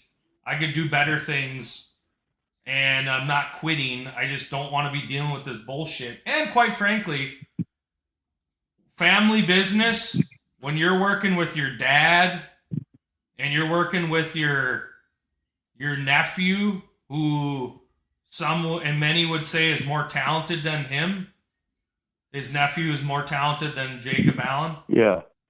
That gets old. Yeah. If I was working in a job like that, I don't care if I'm working on a farm or in a mill, wherever the hell, and my old man's telling me what I'm doing wrong, and then my nephew, who's younger than me, is saying I'm better than you, and everyone's telling me that he's better than me, I'd say to hell with this. I'm going on my own. So, but I don't have a problem with the guy, and I'm 100% in favor with what you're saying, where he's personable, because I've dealt with some of these drivers. Yeah. And I've tried to even have just normal human conversation. I'm not asking about their personal life. I'm not even asking fanboy stuff like the Elliot and the Chaz do. I'm just saying, What the fuck? I'm just saying, hey, what's up, man? How you been? What's going on? How are you? I even had one guy where two drunk sons of bitches in Kansas were trying to beat his ass when he was trying to back up his merch trailer, this nameless driver. And I walked up and said, hey, I'll help you back up your trailer. And I actually had to defuse these two drunken sons of bitches who wanted to beat his ass because he's trying to back his trailer up in front of their car during a traffic jam at the racetrack. At Lakeside, we filmed this.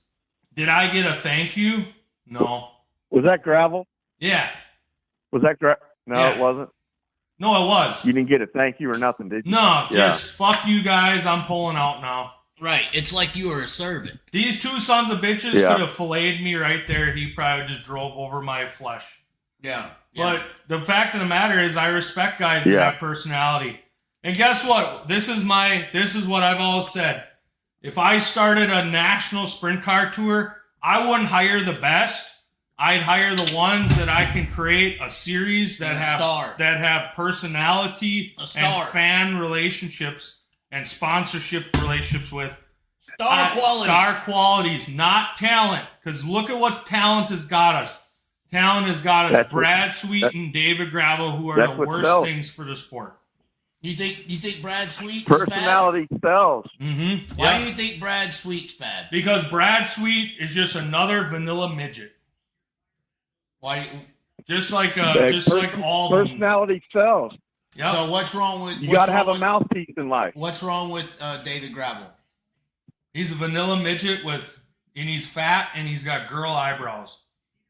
I have girl eyebrows. And his crew chief is Cody Jacobs, who has temper tantrum issues, and he's a bow-legged fat pig. Oh my God! Why would you say that about Cody? Yeah. Have you seen the guy? He's normal.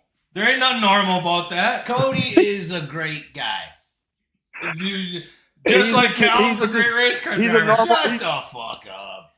He's just a normal old redneck type dude, man. Shit. Cody Jacobs just a redneck dude. Yeah. Why would you hate Cody Jacobs? Why are you talking? Is it because of the Kofoid video? He needs to man up and control himself. Is it because of the Kofoid video you got issues with him? He needs to man up. He's acting like a woman.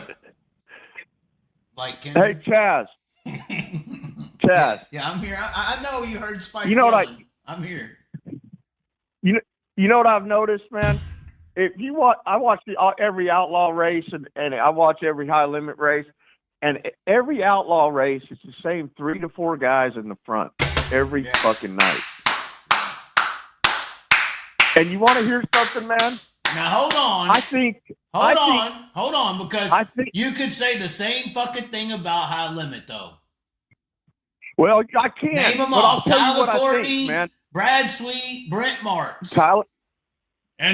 Brent Marks, Rico. And who else? Rico. But you know what? I'm just saying, you can name 3 guys. I just think you have a more visual identity with the Outlaws than those 4 guys because they've been doing it for so long. I think the way the races are set up with the format and the qualifying format, that they got more motor than everybody else. I think if I went and bought a Don-Up motor, I'd get a certain motor. But I think if you're one of those guys, you get more motor because how you qualify is how you fucking line up. Well, and when you qualify, you get up on the fence. Yeah, I do think I said this in the show the other night. You get up on the fence. You get up on the fence, and you got to haul fucking ass. So I think those drivers got the fucking bomb ass motors, and everybody else has just a good motor. Right. And it's Well, because it's all based on because the prices of the motors went up when the format changed. Not just the fact that you can't get parts as cheap, Yep. but when the format changed is when you pumped your horsepower Yep. way over 850 to 930 because it's you all got to about use laying it for that the lap down. qualifying. Yep. That's what it is, Laying that dude. lap And it down. makes and then it. right It's, after, you know, I love, right after qualifying, they go in there and fucking change the nozzles and the fucking mufflers, and they're taking They the need- power away. Yeah. yeah, It's a yeah, bullshit because you don't need scheme. all that power. But here's the deal. What sucks about that is you already know who's going to be in the dash, bro. And that's You what know sucks. who's I love responsible sprint for car this, racing. though? I get it. But- I get it. And high limit and the invert, I think, does help. Who's responsible for this happening, and you may not believe it, is Kyle Larson. Kyle Larson is why the format is the way it is. And let me explain. Because Kyle Larson and the Ponzi scheme that is the Cole-Trickle syndrome took the fans away Yep. from sprint car racing, all right? And this is 2000s. Jeff Gordon's the originator. Tony Stewart's right behind him. Tell us about Cole Trickle. Tony Stewart was a Cole-Trickle too. Let's Cole not confuse Trickle. him. He's a NASCAR driver from dirt. He's a Cole-Trickle. Cole Trickle. Regardless, they took the fans away from sprint car racing. And if you can remember, there were only like, what, 8 fucking full-time 410 sprint car teams in the mid-2000s? And the fans weren't really there. So the only way the series was able to survive was by doing whatever the car owners told them to do. The car owners now had the power, not the fans, not the show. The car owners took control of how the show was being ran because those were the people being catered to, not the fan base, because the fan base wasn't supporting the sport. So when they did this, the car owners said, well, we want it to be a little easier. Okay, rich car owners, what do you want? Well, let's just make it to where, if I qualify good, I just fucking, basically I want to unload my car, qualify, run some laps, maybe dice it up with the people I run with every week, load it in the trailer, and maybe make a living, They started listening to the car owners of the world. The car owners took over the series. It was no longer about putting on a fucking show. And I say I blame Kyle Larson simply because we lost fans, we lost attention. But that's a side joke. It's halfway a joke. But I'm just saying, the sport started dying when we started listening to car owners and what their desires and wants are to dictate the show on the fucking racetrack. And when we did that, who's going to take over then? The ones with the fucking money. The ones who are successful business owners who are full of fucking themselves and their ego, because what do you have to be a successful businessman? You got to be somewhat of an asshole, arrogant, selfish piece of shit. I mean, in the business aspect of the society. So we got a bunch of arrogant, asshole, selfish piece of shit people dictating the race. And I think that even Brad Sweet is only got this format and how it's ran right now because it was what he had to do to get car owners to sign up for his own gig. The charter systems, the formats, this, that, and the other. It was all to be something different to attract people to sign up for the series. That's all it really was. Now, I think it's better. You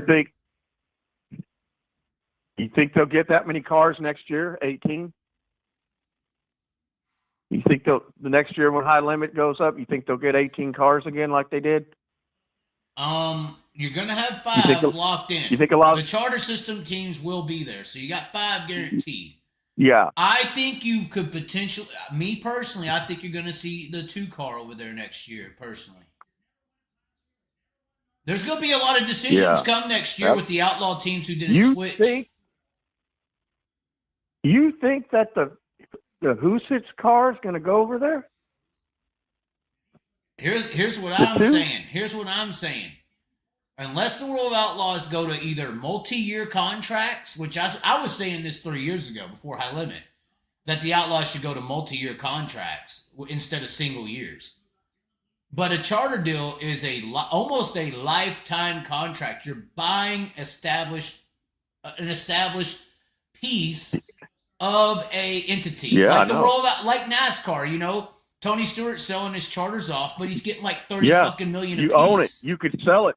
Right. It's a piece You of can sell land it within someday. something. It has value. Yeah, And but the sprint Yep. car teams have It's no real- value. Right. And that's why this float It's- thing, it's this real high limit estate. thing is so alluring. Yeah, but because you're putting- trying to sell land, and you're saying this land that I'm going to sell you can grow some magical crop that nobody knows about, that doesn't exist. But it's got and Kyle you're Larson trying behind to it sell and it. Flow, so people believe it. And all these teams that are falling for the charter are believing in this magical crop that's going to make this they team. ain't. A sprint car team has no value because I could start a sprint car team tomorrow and drive. So it doesn't matter. There is value in the high limit charter system because it's What's Flow, the value? What's the value? Because you're buying in with Flow. What's the value? Flow has a value. You want to go look up their monetary base value? You don't get it. In No, order you for don't me get it. to It seems sign like. up You for need a to have a charter little- a system, little less you tattoos. have to give me a value to what it's worth for me to sign up. They're signing a fucking napkin at a bar at this point with Kyle and Brad's signature on it. It's fantasy. No, it's not. It's fantasy. a fucking fantasy until they start talking actual value. They did of talk charter. values as percentages. What is the percentage? Percentage of revenue. How much is the revenue? And what is my percentage? They'll know after this year. That's why it's not a staked ground item. So then I just spent my time investing into something that may have no value and a percentage. It's cryptocurrency, sure. A percentage of zero is. It's a startup zero. company. I don't want nothing to do with that. Yeah. I ain't here to ride your fucking fantasy wave. Have fun, Brad. But okay, Kyle. back to Have common fun, sense. Flo. Back to common I'm sense. gonna go He's make just money. a psychotic individual. I'm gonna make money, not play fantasy. we can't listen to this. This is what we need to hang out Fantasy, they might as well play No, Magic no, the Gathering he's and wrong. Dungeons and This is- he's Dragons going. There he goes. and There your he goes. dirt draft and all your fake bullshit. No, hey, dirt. Hey, there is a new dirt wagering site, by the way. You can wager on dirt racing. But regardless, we're gonna have that guy. It's probably we could probably make more money than the charter system. It probably will, but gambling has to exist. Regardless, Oh. I think that when you're a businessman like Todd Queering, you see value. And here's the deal. This next year, the 5 heavy hitters of high limits touring drivers are off the table. You know, they're gone. So they're You're owned. battling for the 5 remaining spots. So, So that you- means you so don't have they're to battle owned. Brad Sweet. So they're slaves. You don't have to battle Corey Day. You don't have to battle Rico or Brent Marks Oh, yeah. or Tyler Courtney. So it's good. You're right. So You just have to get automatically rid of the make- remaining 5. And if you're fucking Carson Macedo, there's one that I would think will go. If you're Carson Macedo, if you're David Gravel, maybe, Yeah. maybe not. If you're Sheldon, if you're if you're Gio Why? Scelzi, why would you not? Why would you Why show only- up to that as a fan? why only- They make the field why- every time. Why would they only have 10 of them? Why would they stop at 10 and not try to make it 15, 20? I mean, How about 24? why would there only be 10 guys? Everybody makes why a would they field. only lock in 10 guys? I don't know. That's up to them to answer. I don't know. 24 high limits. Everyone makes the field. Fuck it. I think they should pay everybody the same amount. They already are paying the guys a downside guarantee. 'Cause I honestly think none of these that. guys would I sign honestly up. think if I put on $1 million race, let's say this, They Spike, already did last year. $1 million purse They already did last later year. this year. Shut up. If And it was the worst race I've ever seen in my life. if I put on a Western PA if I guys put showed on up. $1 million race this next month or whatever, this is all hypotheticals. There's a $100,000 race coming up. Let's just say the purse, the main event purse, if you make the main event, everybody gets $20,000. They did that once. So everybody's making $20K. It don't matter, but you got to make the A. Everybody who makes the B, you get $1,000 or $2,000. It's got to be a drop off to Would make Cal an A. make the B or not? What I'm saying by this is like I think you would get more people to race. Now have a big ass trophy, have some kind of lap leader award or fucking most laps. But if everybody's getting paid the same and we're all worried about making money, but some people, I have to win the race to make money. If you get into somewhat of a contract-based situation to where everybody who makes the A is getting a certain amount, that conversation goes out the window. So you're socialist racing, so it's not performance in a way, based. yes. In a way, yes. I mean, capitalism is only one form. Well, that's of economic work. that's bitch racing. Then you want bitch boy racing? No, I don't. I want people to race for fun. What the fuck does it matter? I just pull off the track then and make the same as the guy that finished second. Well, if the car owner wants to give his driver bonuses for winning races, that's a whole nother deal. Why should he have to pay me more? Because the car owners are the rich people. The who run motherfucking everything. promoter should pay me more. No, the promoter shouldn't. You should be putting on a fucking show. And then here's where the kicker is, Spike. Because when I pay $20,000 to every one of you fucking bitches who make the show, we're putting a format on the track that's going to entertain. No, it ain't going to entertain. Oh, no. You want to make that amen? It's going to be hard today, bitch. No. We're talking about full inverts in the heat race. Yeah, you're right. Full fucking inverts in the heat Boring as race. fuck. Oh, you think you're going to win from fucking 4th in your little bitty fucking high limit invert? No, bitch, come from 12th in 8 laps. I'll be Let's see your pulling show. off and going. No, I'm putting you in the fucking depths. I'll have it in the hauler. You're coming from the depths, motherfucker. You I'll better have swim, it in the bitch. hauler after lap 1, making And I'll the tell you same what, payday. little guy, here's why it's going to get more people. Because now, little guy, when we have our fucking 12-car invert, oh, you're fucked now. You're fucked. I'd pull off. No, the little guy's going to show up. He may have a chance to win 20 grand. He's just got to hold a spot. He might have a chance.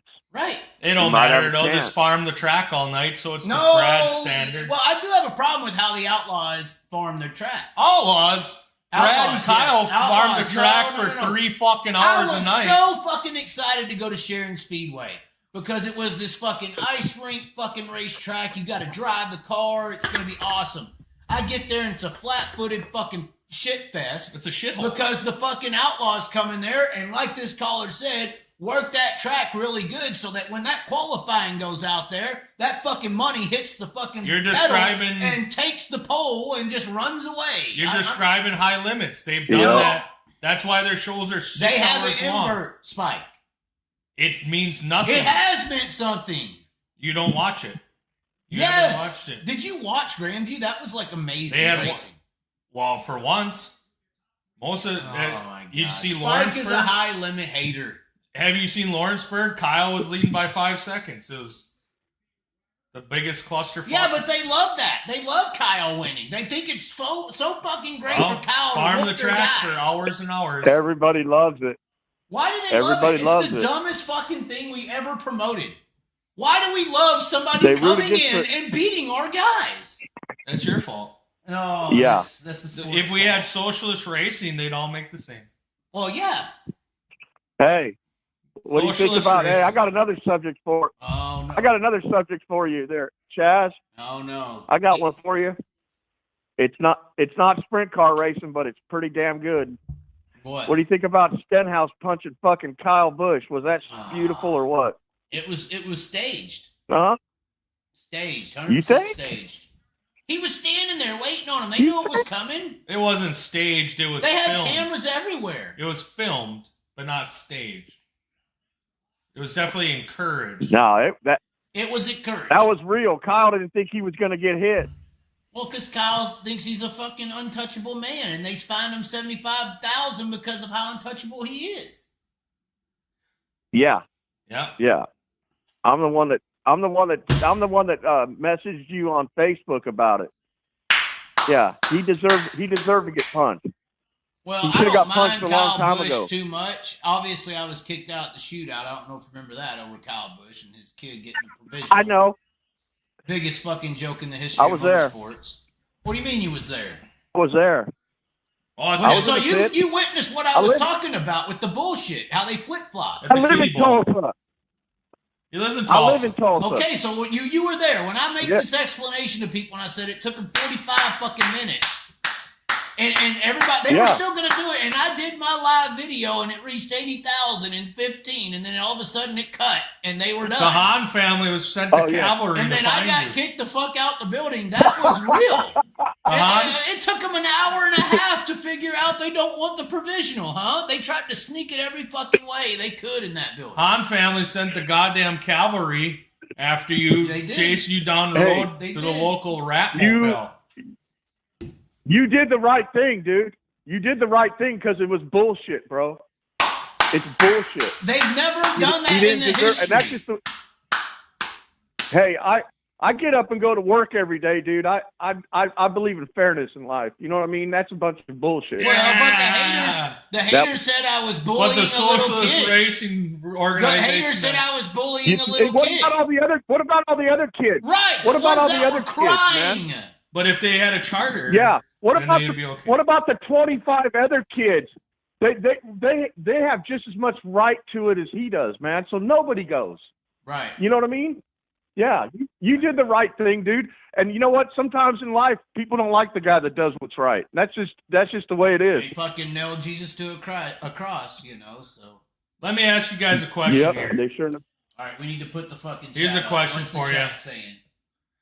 How come Let's hear it. Ricky Stenhouse can punch Kyle Busch and there's no criminal ramifications, but when daddies punch each other at the outlaw shootout at Tulsa, Cops called. they get fucking felony?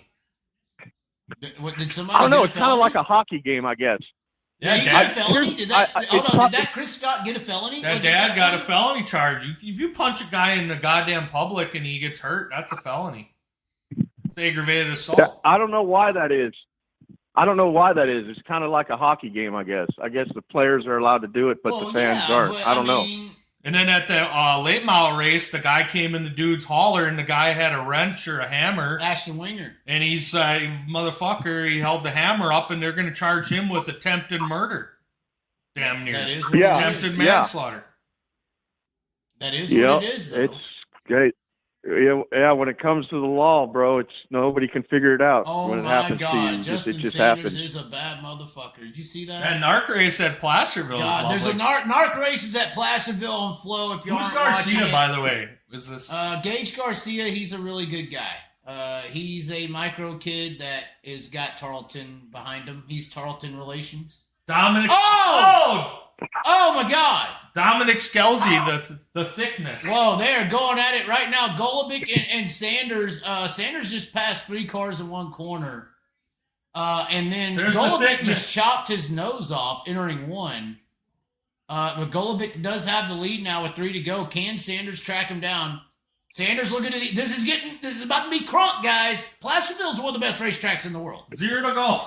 Oh my God. It went And this from is 2 to go Justin to Sanders' 0. house. Here he comes. He's coming. Bump him. Look at that wing Sanders has on. Look at it. It's not normal. He has like an innovative top wing on the vehicle. It's tilted. This is 1 to go.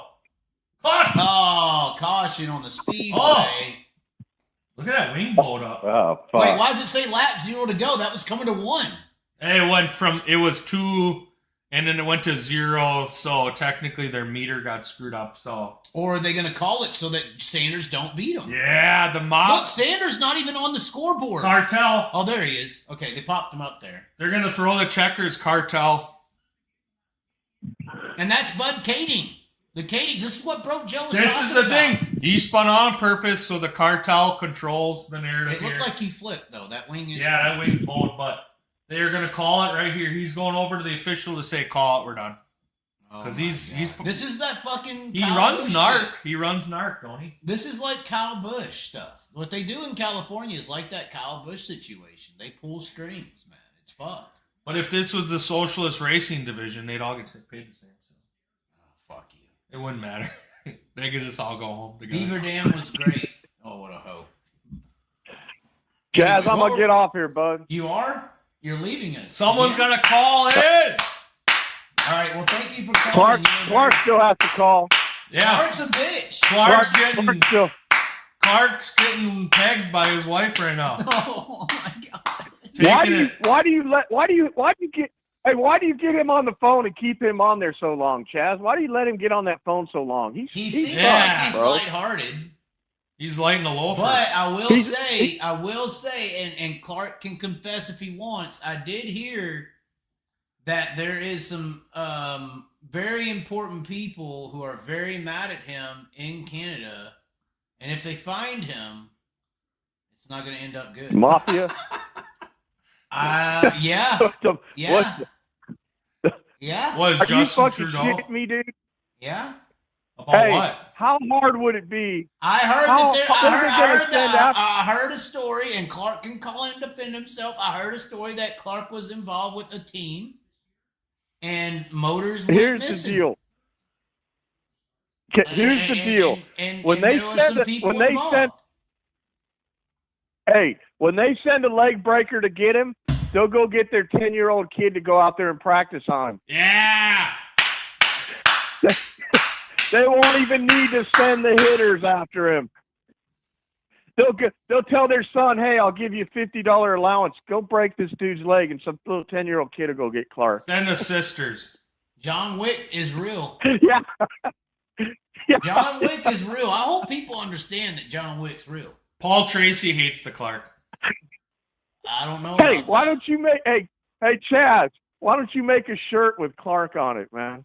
I don't even know what he looks like. Did you research him? Oh yeah. You kind of figured out. I know what his wife All you looks got to like. do is listen to his You voice. know, hold on. Spikes researched his wife. Is his wife good looking?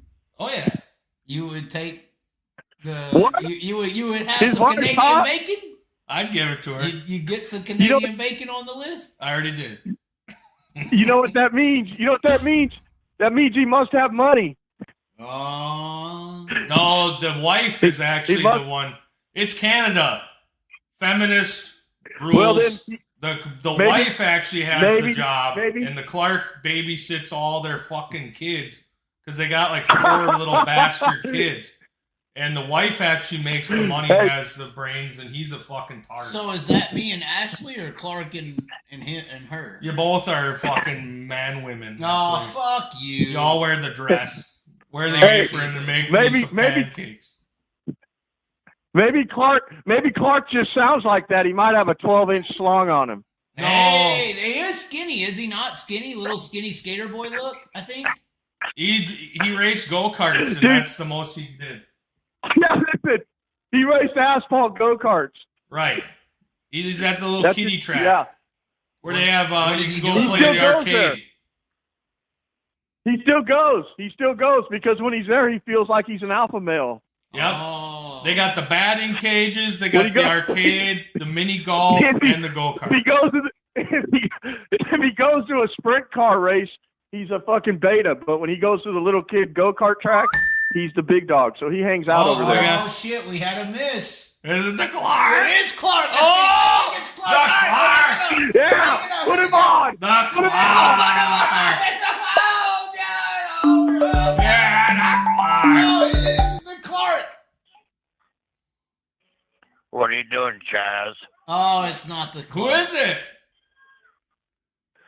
This is Eric from South Dakota. Hell yeah. Oh shit. Call up Christian Gnomes and tell her to say hi. No, he's a Houston's fan. Yeah, I like Houston's. Do you go to Houston's or no? Well, let's see here. Where do you want me to start? Oh no. Start at the front.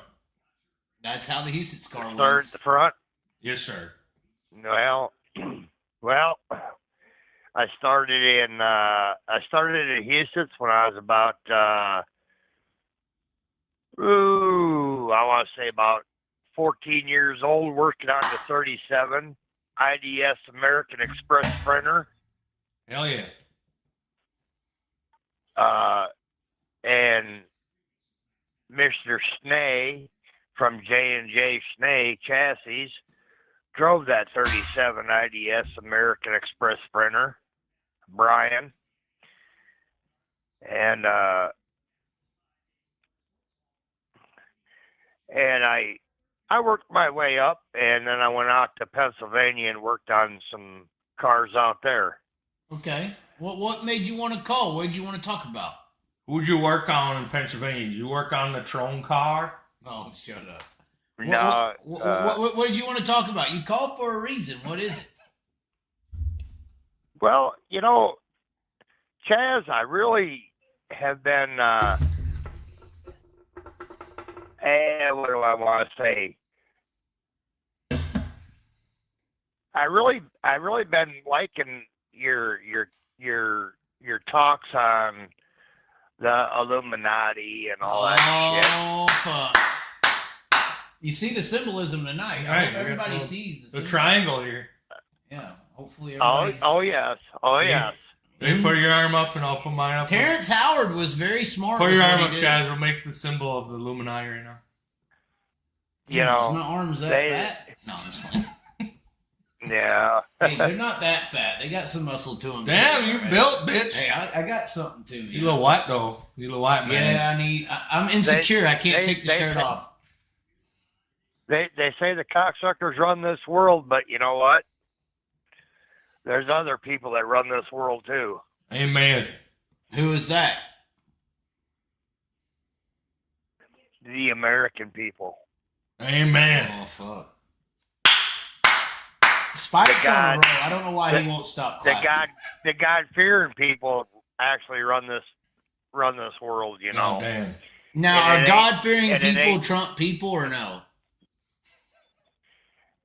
I don't think if you're a godly person, you can support Trump. I don't think you can. You know, it's all on what you believe. I You gotta agree. go. You gotta look at all sides. But you know what really pisses me off the most is they want to how do I want to say this? Because I'm drinking tonight, and That's all right. We're all correct. drinking You just tonight. say how you want to say it, friend. Well, I gotta be politically correct. 'cause You I don't wanna have hurt to- You nobody's ain't gotta be feelings, politically 'cause I know correct. there's Fuck them politics. You don't have to be correct and political. Well, now, You're on now, the Chaz. Chaz. This ain't Now, Dirt Chaz. Tracker. Fuck. well, we don't want to hurt no snowflakes' feelings Well, tonight. hey, my snowflakes are on both sides of the fence. let 'em melt. Hey, there's some snowflakes Melting. on both. Oh, Sanders threw the slider. Checkered flag wins. Oh, wait, is that white flag? No, it's white flag. Hold on. Throw a caution. Oh, Goldman's off the track. He fucking stepped on his dick. Oh, watch the fans. Look at him go crazy. Look. Unbelievable action at Narc Placerville. Justin Sanders just put it on Shane Goladick. Sorry, they call him Goladick. Goladick's nutsack. No shit. Oh, he just put it on him with the weird wing. They'll disqualify him. They'll give it to Gallagher. The only problem is go try to have a conversation with Justin Sanders. Oh, I've heard a lot of bad reviews. I've never had a bad. He's a very tender-hearted person. Wow. Anyways, I like the guy. Back to the I Illuminati. had good conversation. Okay, so what did you want to say? You're worried about being politically correct, but tell the truth. Tell us. So why in this world, and it's beyond my beliefs that you can't. How do I want to say this? A presidential candidate can't even get Secret Service. You're talking about RFK. You know what the I'm- only guy worth Yeah, supporting oh. is RFK. Well, that's why I brought it up, Chaz. Why can't they do that? They keep denying him. Every time he asks for it, they deny him. Yeah. Because they're going to fucking kill him if he gets close to winning. Well, it's going to be just like RFK or JFK back in the 60s when they knocked him off is because they didn't like how he was going. Oh, he started was going up against the military industrial complex. Yeah. Yep, and the CIA. Yeah, he started talking against them. Yeah. Well, I mean, if you want to get down. Okay. Yeah, I'll run my fucking mouth tonight. Yeah. You want to? You want to know the cocksucker that had JFK knocked off, don't you? Who? Well, it was Bush Senior. Oh, He had everything to do with that. Oh, we're about to get shut down, guys. They're gonna turn we're gonna lose internet. Oh my! Damn. Tell us more. Should we Who call is- Broke Joe? Tell us more. Yeah. Who was heading up the CIA back in the 60s when JFK was killed? Wasn't it Hoover? Who was running that? Bush Senior. No, Bush Senior was. Oh my! Oh no!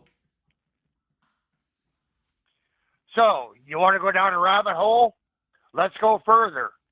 I mean, we can. Well, it depends on how thick she is. No, I'm just kidding. I have to pee. You better keep talking to him. I'm listening to you. I'm listening. Spike's gonna be replying. Hurry up. I'm gonna be peeing. Good. Don't trip on the cord. Oh shit! Oh god! Oh! You're gonna break all his tongue. Hey, don't climb over the couch. I am. Oh God! Don't piss Grab the yourself, wall. Chaz. Oh shit! Grab the wall. Spike, you might want to help him. He might piss Shut the himself. fuck up! He had to climb over the couch because we got the camera set up with the cords, and if he would have stepped over the cord, he would have tripped and fell, perhaps injured himself. Oh yeah, I so. see that. Yeah. So, anyways, Yeah. where do you live now? South Dakota? Yeah, South Dakota. Yeah. In the Sioux Falls area? Yeah, I got. No, I live down in Vermilion. Is that southern? Yeah, it's just north of Sioux City. Oh, okay. So you're like maybe an hour or two from Sioux Falls, and then you're like an hour or two from Knoxville. Well, Right. I'm like 50 minutes from Sioux Falls, and like 35-40 minutes from Sioux City, and then Knoxville is just right down the road, and then we got Park Jefferson International Speedway right over here. You know, Jackson's probably not I'm sure you far. heard of. No, Right. Jackson's not that far. Houston's is right up the road. Used to be 81, or no, was it I-80 Speedway in Nebraska? Yeah, I-80. You used to go there, I bet. Yeah, that's just right down there. Yep.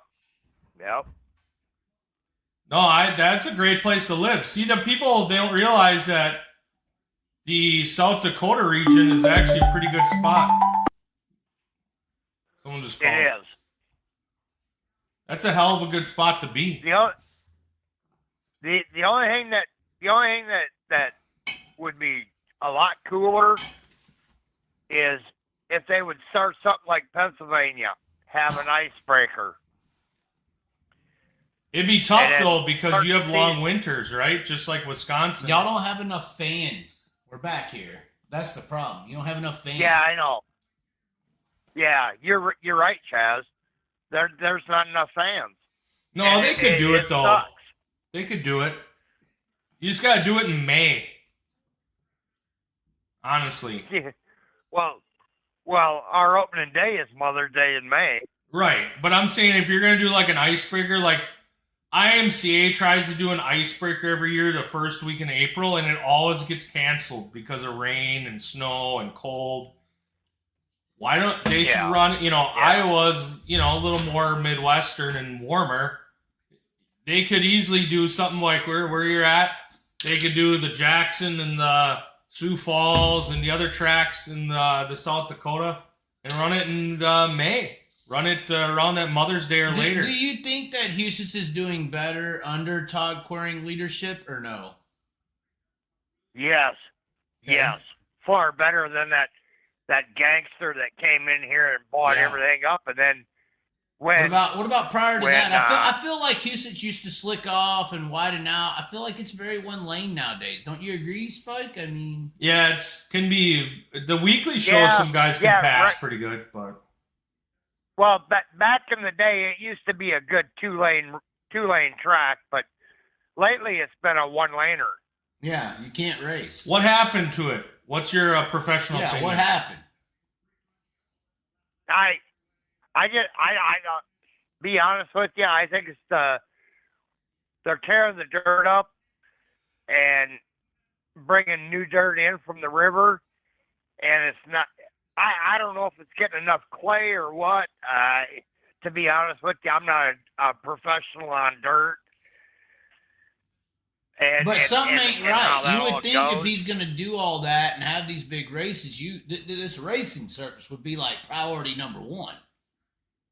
If I was going to spend, if I was going to spend $250,000 on something, it would be to fix the fucking racetrack. Personally, Right. Why pay $250K to win when it ain't that great? Right. Yeah, but you know when you look at it, he's getting all his dirt basically for free because it's right out there on the river. Now, do you know this for a fact? That's where they're Well, the sourcing river dirt? Do you know that that's where they're Well, I sourcing it, though? That's what I'm saying. Well, I'm not 100% positive, Okay. but I mean, So we can't use that as a fact because that's not factual. We don't know. well, They could be trying to Okay, bring dirt okay. from somewhere else. It just ain't working. okay, let me back up here. Back in the day, they did. Okay. When it was good. Yeah, and that's positive. You know that's positive and fictional, and it's down there. I mean, everybody can tell you that.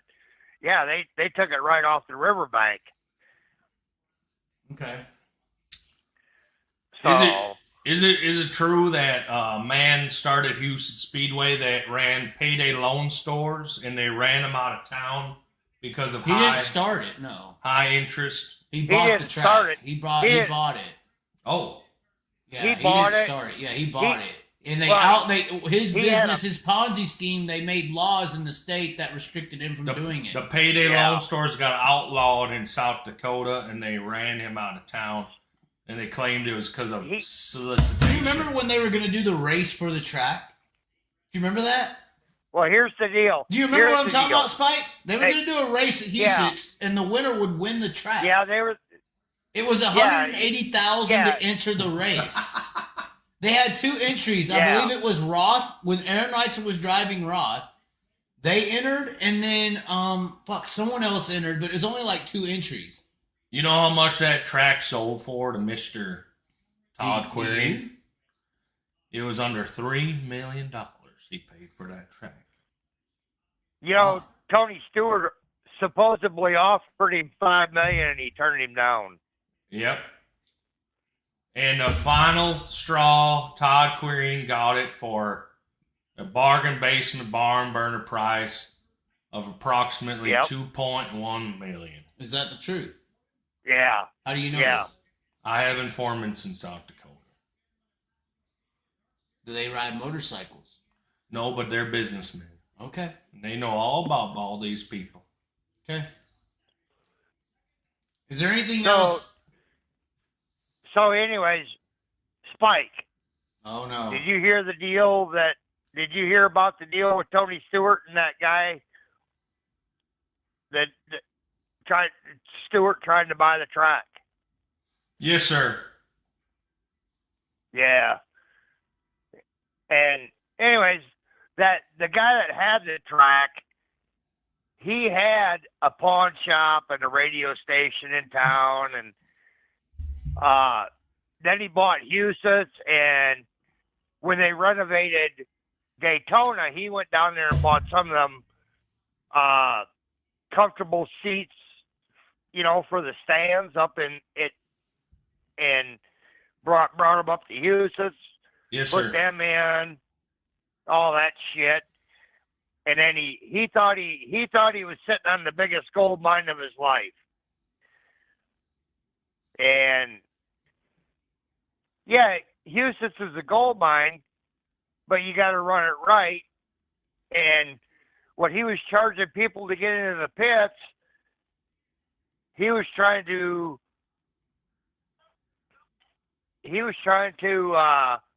charge the same people to get into the stands, and then if you left the stands to go out to your car to grab a blanket or something, he was going to charge you again to come back through the gate, even with a wristband. That's a failing business model. Yeah, well, you know that he bought that Yeah. track for $10 million and sold it for 2.1 because they accused him of sexual solicitation. Really? And he ran him out Did of they town. really? That was the final Yeah, straw. they did. Yeah, oh yeah, they did run him out of town. But you're saying there was a sexual, he was trying to prostitute women. No, they said that he was trying to purchase prostitute. That's what I'm saying. Yeah, prostitute. And it ended up, you understand that there was some powerful people that were pushing that man out of town. They got that for a barn burner price of $2.1 million. And then the owner of the track today may or may not have had some part in all that. Well, it didn't hurt my feelings. It did not hurt my feelings that Inside guy info got from run out of Spike. town. Well, a lot of locals didn't like him because he ran the payday loan stores and the pawn shops with all the silver and gold. But you see, Yeah, oh yeah. it's legal in other states, but when you got people in high seats and high In power, South Dakota. they push you out and they make you a criminal. That's how they talk over there. And they make you a Dakota. criminal, and what you built, they sell it for nothing. Hey, honey, what was that kid's name that we went to high school with that bought Houston's? Todd Query. No, not Todd. The guy before him. Todd, I believe, lives in Iowa. See, He lives in Florida because now. the guy, Probably. because the retard that had Houston's. You can't say the R word. Yes, in you today's can. society. He may actually been mentally handicapped. I'm sorry. It's okay. It's okay. Let the snowflakes melt. He's- It's okay. Chaz is crying. I'm trying. I'm sorry. My I relationship is wasn't ended. I'm trying to be politically- sensitive. I wasn't politically correct on the Chaz channel because everybody knows we got to be politically correct. Listen on here, the Chaz Jeremy. channel, or you're fucked. What did your wife say? Who's the name of the gentleman that you went to high school with that owned the track? She couldn't remember it, but yeah. Typical But woman. anyways, Do you have a yearbook handy that we can Yeah, yearbook. Yeah, yearbook. No. Yeah, that'd be cool. look him up? Call. Yeah, fuck him. Wow. Because Oh, What did he do wrong? He was a fucking. Was that Well, the payday he loan was store trying- gentleman? Yeah. You went So to he's from- high school. So he's from South Dakota, this guy. He They came back. one of their own. He ran them out of town. Mm. Yeah. That fucker can go back to Vegas and fucking suck dick out there. Sir, what's your opinion of Todd Query and his ownership skills of racetracks? Do you think he put Well, I Jackson mean- on the back burner? I feel a lot of people are mad about Jackson. What do you think of Houston's today versus prior? Well, Houston's is doing really good, except they need to bring back the second line. Where was the They second need to line? find The bottom? Top. ripping the lip. On the wall. Top. Yeah. You can't. It don't widen You out. can't run the. It don't widen out. It rubbers No, down. it don't. Have you felt that since Todd Query bought Houston's that it's gone down in quality? Why are you No, saying- it's getting It's better. went up but in quality. Everything. The problem I have with Houston's is everything but the racetrack is awesome. I'm That's talking right. about the racing. Has That's the problem. the racing gone Now, down? the second problem, I don't know if you know this. You never gave us his name. Who's this calling? He never gave us a name. What's your name, sir? Eric. Eric. Okay, you did say Eric from South Dakota. I'm sorry. I apologize. remembered. Of course Yeah. you remembered Spike. But But, you know, go ahead. back in and the restroom facilities are 100% better than what they were. Now, the porta potties were overflowing shit and piss onto the ground at High Bank Nationals last year. Oh, see, That's I have pictures. There's This too is not many a joke. people. They're not used to that many no, people. I believe you. I believe you. So they didn't have the restrooms working then? No, they just didn't drain the porta potties from day to day. 4 days. I don't know if it was 4 days. No, but not the porta potties. Yeah, but I'm, not the I'm inside talking about the porta facility. potty. All that's great, but if you want to talk about restrooms and all that, a porta potty does count. But Eric from South Dakota, what about Yeah. the quality of racing since Todd Query's bought it? Oh God. What's your opinion of the quality of racing? Why are you doing it like that, Slate? The Chaz feels the quality of racing has gone downhill every year. It's not a good race. He says It's not a good race. He says it's not a good race. Dude, are we going to ignore the only reason David Gravel won the race last year was because Buddy Kofoid blew a motor? I wasn't there. And are we also not going to admit the year before the only reason Sheldon hit the lip and made up 4 seconds is because the race long leader, David Gravel, hit the fucking door that opened at the flag stand. They threw a red flag and rolled the fucking racetrack in because it was going to be a single file rubbered up middle groove track. And that's it was going to be a these single are file facts, track. people. Air track. They need to be able to make that track a 2-lane track, and they have not been able to do that since the late 80s. My God. Burn it down. I ain't saying burn it down, but fix your shit. No. And instead of putting the high bank nationals on, high bank your actual fucking nationals on the track first. Spend that money on fixing that fucking racing surface, or why have a big race if you're not going to have a good product? Exactly. Let's get a fucking 2, because that track can handle a 2-lane track. It can't. Now, I've heard arguments, and I've actually made the argument when I was sympathetic for the situation, that maybe Husich is too high banked and the inertia of the cars going into the corner grind the tires into the track and cause the rubbered up groove. But I could say this all day, but if you remember High Bank Nationals last year, single file junk ass racing, in my opinion. Yep. And then the next fucking week, they go to Cedar Lake, which is just as fucking high bank, just as action packed, and they're fucking throwing sliders and they're 3 and 4 wide, and it's wide, and it's a race. They're fucking racing at Cedar Lake. So I can't use that excuse. It's all in the track.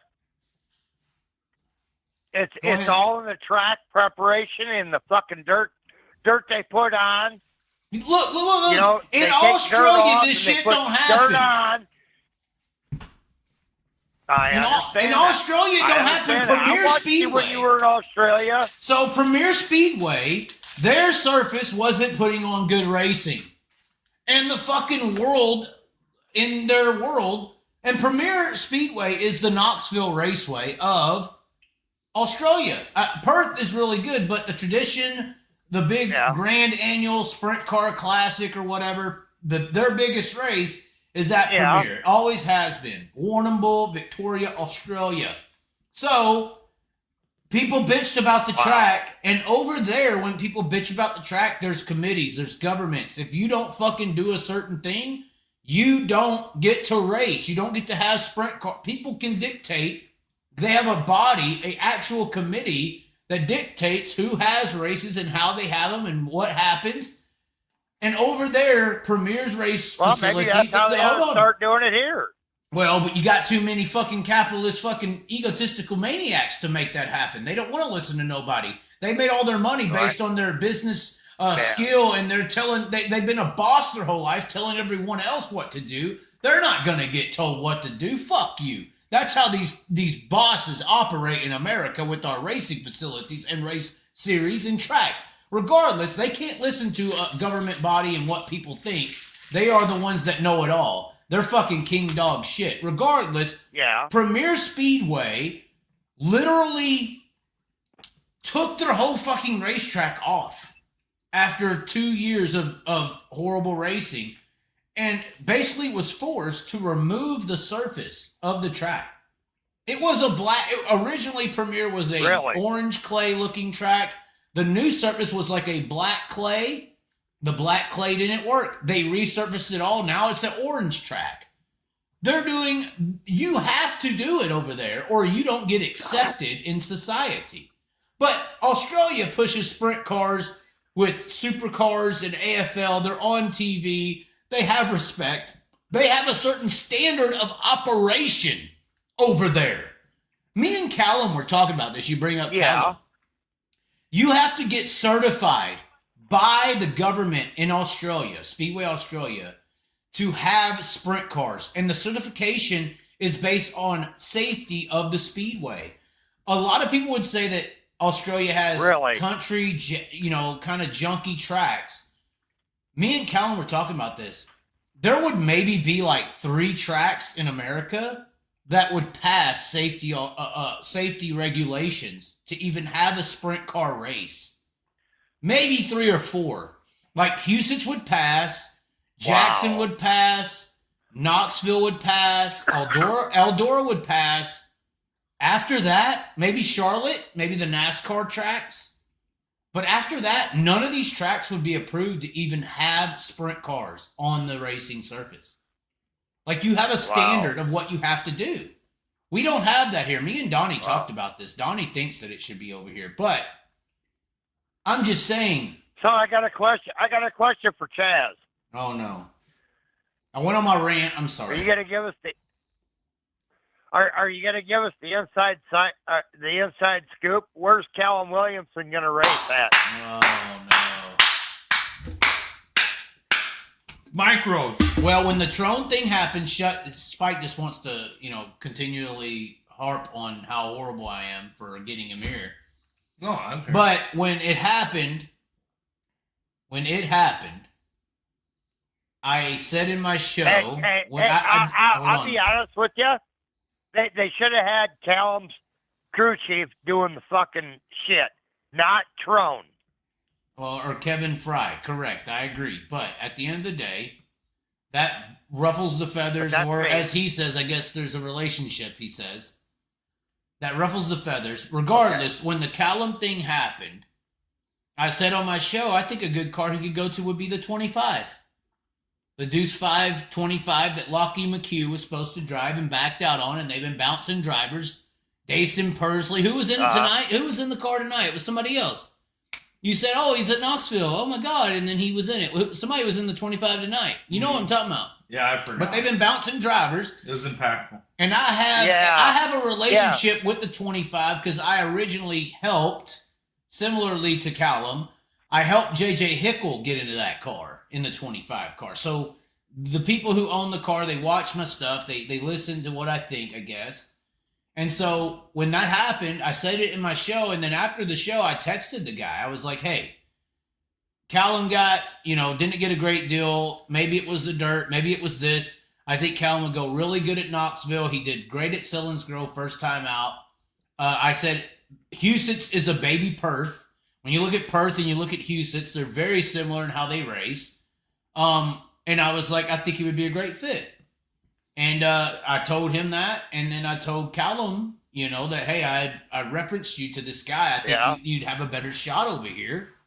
And apparently since then, they have made connections. There has been discussions about Callum going to the 25 car. But I think the problem here is, and the guy with the 25 car was very honest. He's like, yeah, I even said it. I said, I know you might have a bad taste in your mouth with Australian drivers right now because of what happened with Lockie.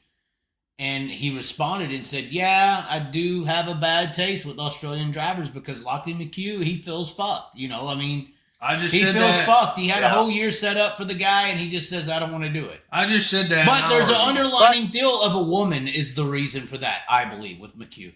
A woman, believe it or not. Yeah. But at the end of the day, hold on, let me continue and finish, and then y'all can respond. But Callum brings money to the table, too, sponsorship. He don't really have to. He hasn't. This 25 don't want money.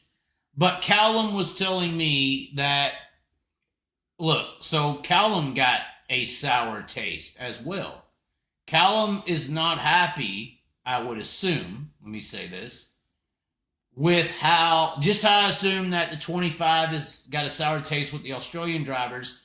I also would assume that Callum has a sour taste in being here at all.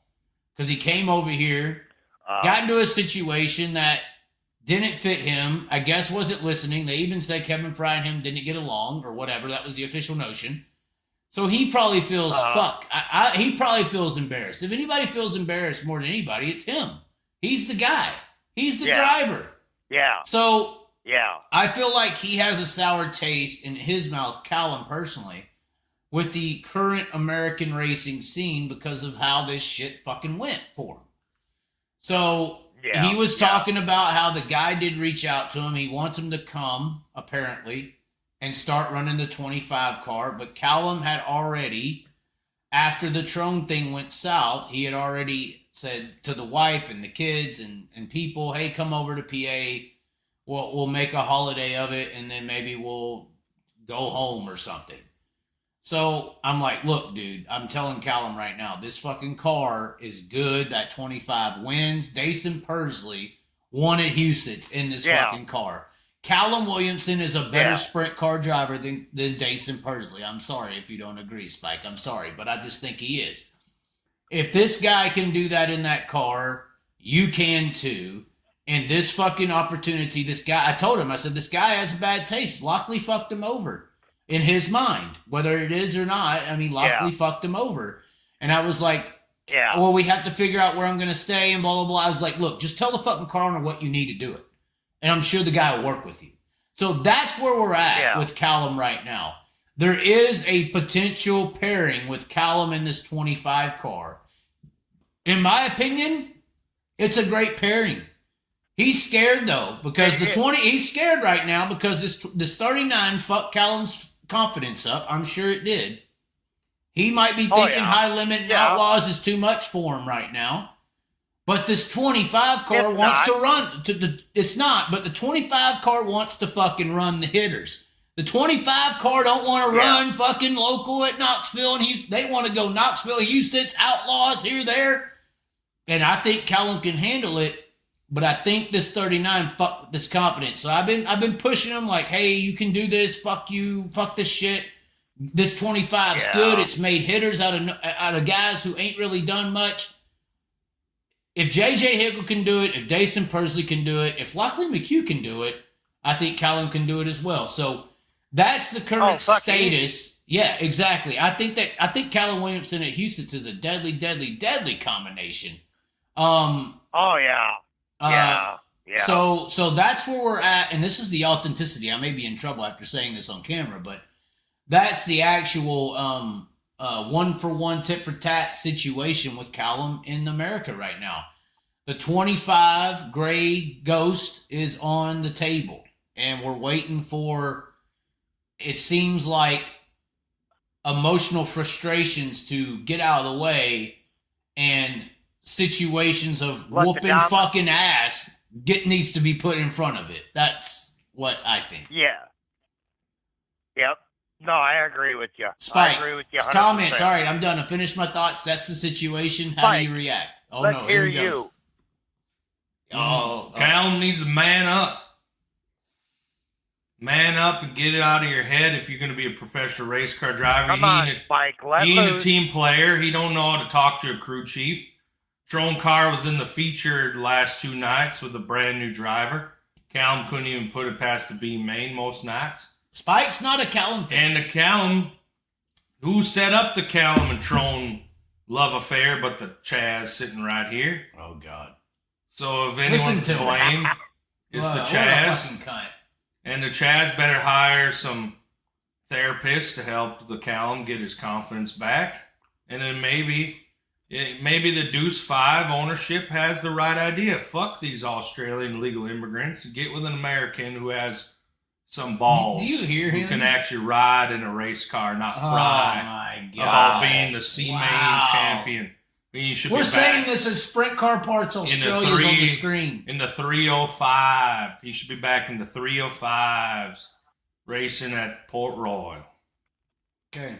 That's Spike's response. Okay. How do you feel? It's all your damn fault, Chaz and the Elliott. How do you feel, Eric? The Chaz and the Elliott. Spike. We already heard you. You fucked it all up. We already heard you. We already heard you in your drunken rant. You fucked it all up. Let's hear it. What do you think? You ruined the man's brain. Eric, let's hear a logical perspective, not an egotistical maniac. That was logic right there.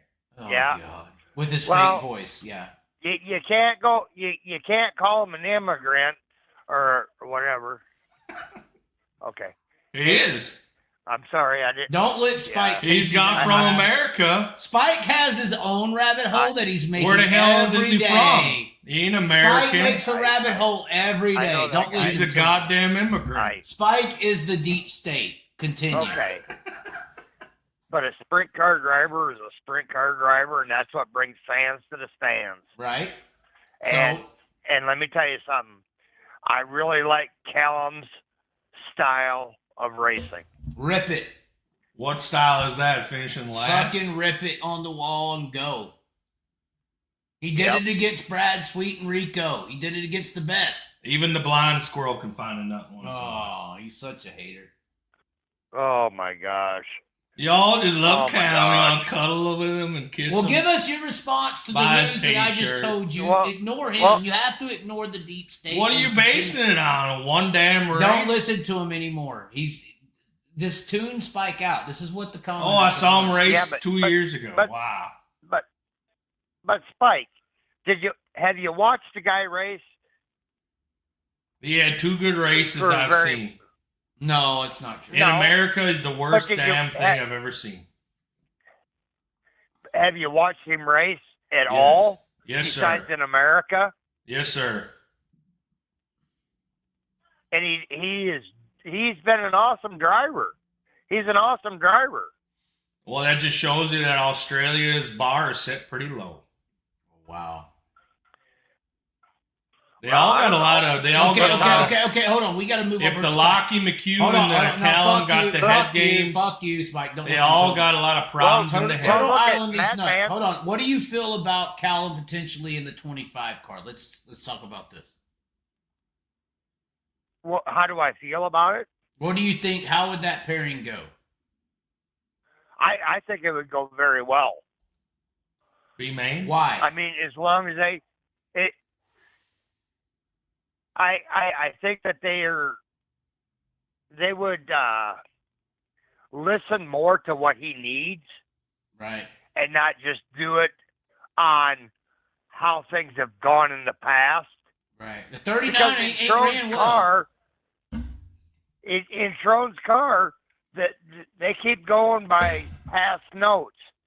Yeah. They did. You got to stay on top of shit. Right. You can't go back. You know, Sometimes you and gotta I- go forward. Cal ain't ready for the big That's Don't time. right. listen to him when he says stuff. Just keep Cal talking. ain't ready for the Keep big talking, time. Eric. Keep talking. And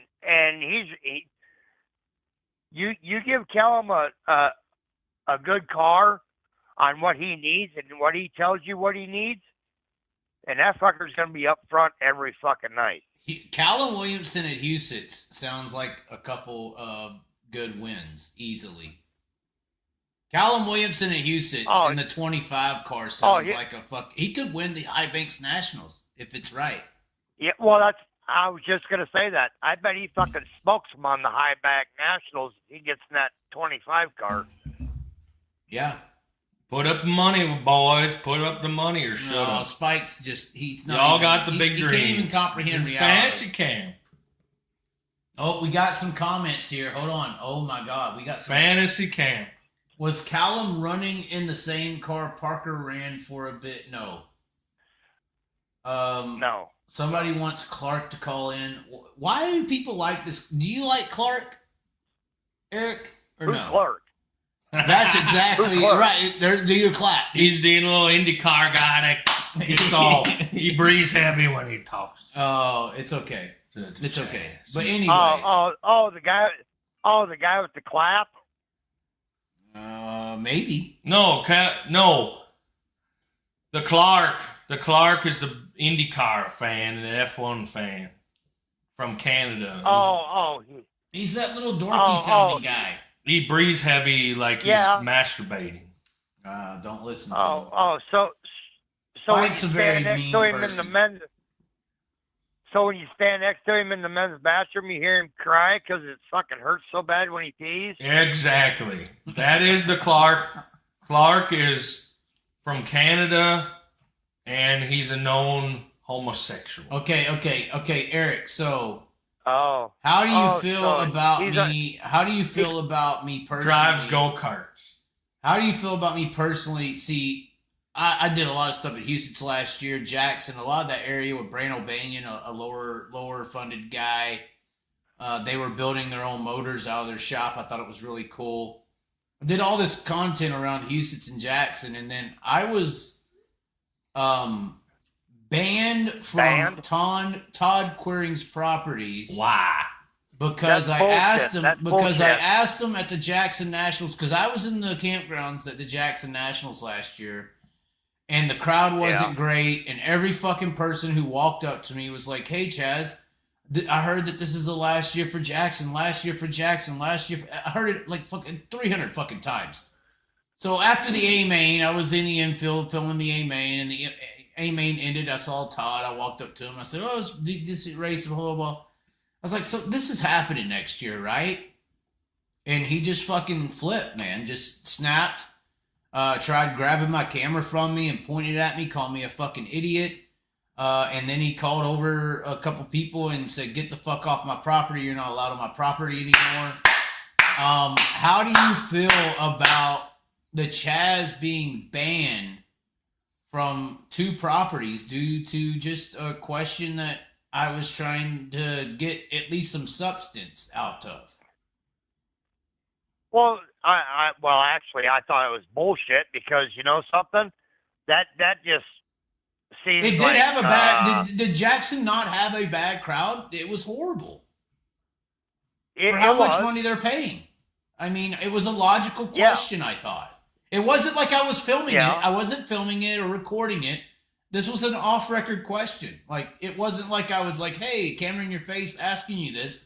I didn't have my camera going or anything. I was just asking him personally. No, it was bullshit that he did that. I mean, but that's the case. Really that's where we're at right now. So that's why I'm not really sweating it too much because Houston's is not really a great race, and I like going to good races. But that's where we're at right now, Eric. I would love to say I'll see you at Houston's, but I'm if I step foot on their property, I'll be removed and what is that, trespassing fines or whatever, 10 grand or a felony, right? No. I think so. No, it's a misdemeanor. Well, no, he could actually shoot me legally. Well, it's just, evading an innkeeper. That's all it is. Okay. How many tracks, and by name, what tracks have you been banned from? That's it. Just a querying. That's it. No one else has ever banned me. I've been removed from the shootout, but I've never been banned and hauled off by people and you're removed from our property. I've never had that happen in my life. I've been banned from the Chaz, the Elliott, and the dirt track of Chaz. Just so you know. One more question for you there, Chaz. And then I'm going to get the hell off from here. Okay.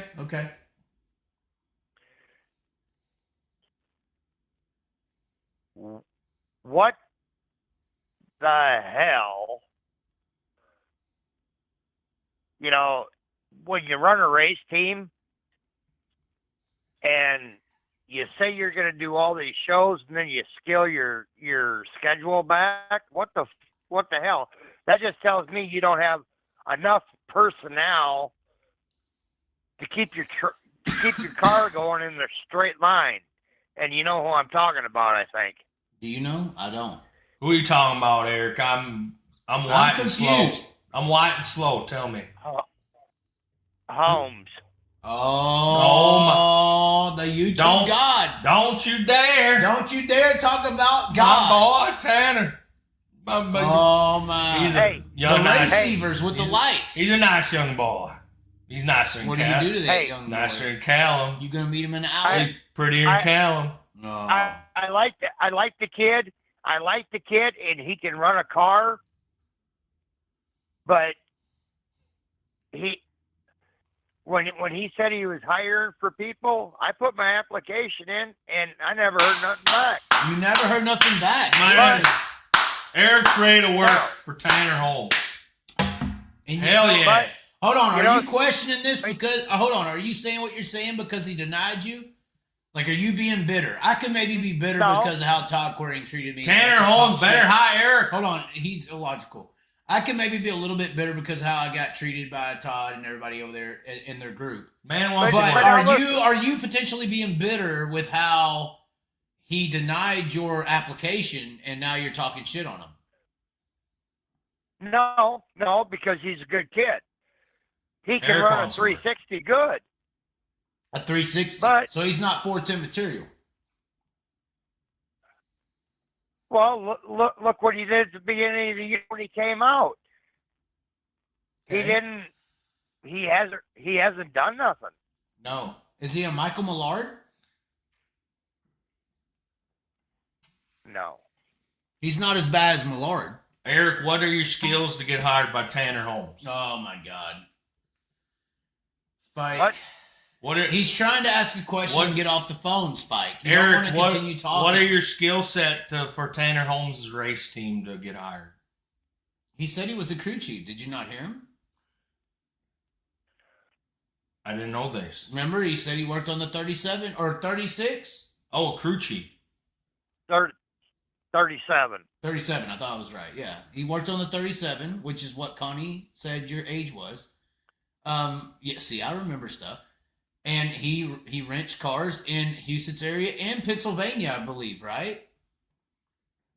Yes, sir. Eric, if the opportunity presented itself, would you be the crew chief for the 39 Trone Outdoors car? Oh, God. Eric, don't listen to him. This You is a need to good go. question. You need to go, No. Eric. You What need if to go. What if Callum Williamson was You the need to go, driver? Eric. Don't listen to him. Hold And on. you You need could to go, crew Eric. chief. We can't deal with this You guy. and Callum got along. So So what do you want me to say? That I think Tanner Holmes could do way better, and he's just underperforming? I mean, he's the Hunt the front of the sprint car industry, or he's got all this glamour but no results. Well, I mean, look, he really hasn't had no results in a 410 this year. But did you He's see the crap. line for autographs? Line for autographs. All right. Can you Eric, show me- we're trying to stop the stupidity from going. Does the line for autographs win races? Hell yeah. It makes money. Makes That's all. money. That's all the industry is carrying. They In the promote- socialist racing environment, it's all about the money. All right, Eric. We'll Who's let you next? go before he destroys. All right, it was nice talking to you. Before know- I get destroyed?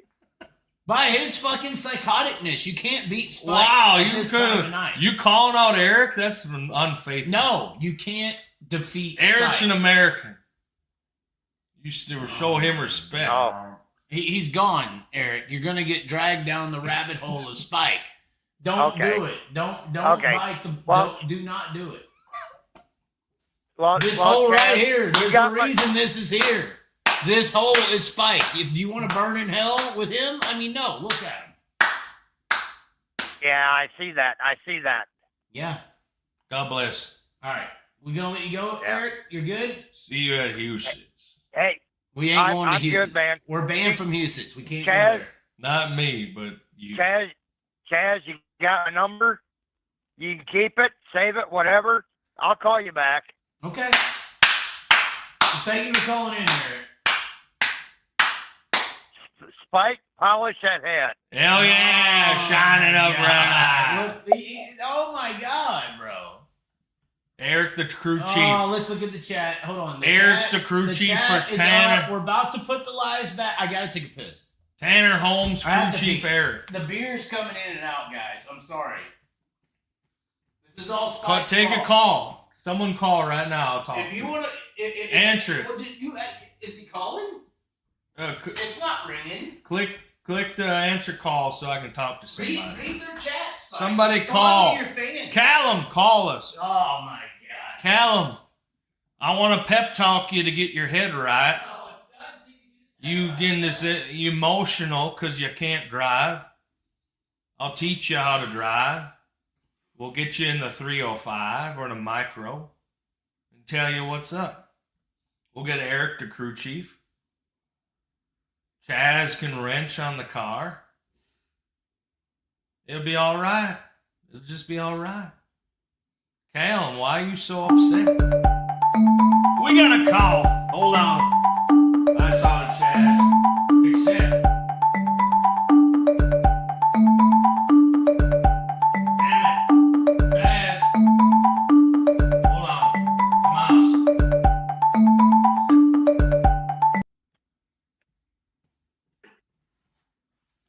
This is the Chaz's live call-in line. Who we Hey. speaking to? Hello. Hello. Is this? Broke Joe. This is Broke Joe, ladies and gentlemen, a legend in all sprint car racing. Ladies and gentlemen, put a thumbs up in the chat. The Chaz left the building, and the Broke Joe has arrived, people. Ladies and I'll gentlemen. do a show with Spike. I love it. It's not Broke Joe. The Chaz is in the bathroom, Is it and Broke we Joe? have Is the it Broke yours? Joe. Oh, it is Joe. Wow. The Chaz, he drinks too much and pisses That's too not much. what happened. You're a liar. Oh, shit. Chaz just fell down. That's not what happened. Ladies and gentlemen, Broke Joe. We were going to call Broke Joe. Ladies and gentlemen. I didn't think he would answer. How about that? Everybody, Joe? put the thumbs up and the claps in Dude, the chat. Broke Joe has The returned. Broke Joe has returned. The return of Broke The Joe. man that saved the Chaz Lo- channel from the abyss of epitome of It did help. fat women love. Broke Joe is here, guys. Broke I Joe can't is back. believe it. Amen. Broke Joe was a big Spike fan. He was Amen. like, I like that Spike. Yeah. He did say this. Broke Joe, tell us how it is. What do you want to know? that's the voice we've been listening Broke to. Joe. Society. Justin Sanders won tonight at He Placerville. whooped some ass. The cartel tried to upset.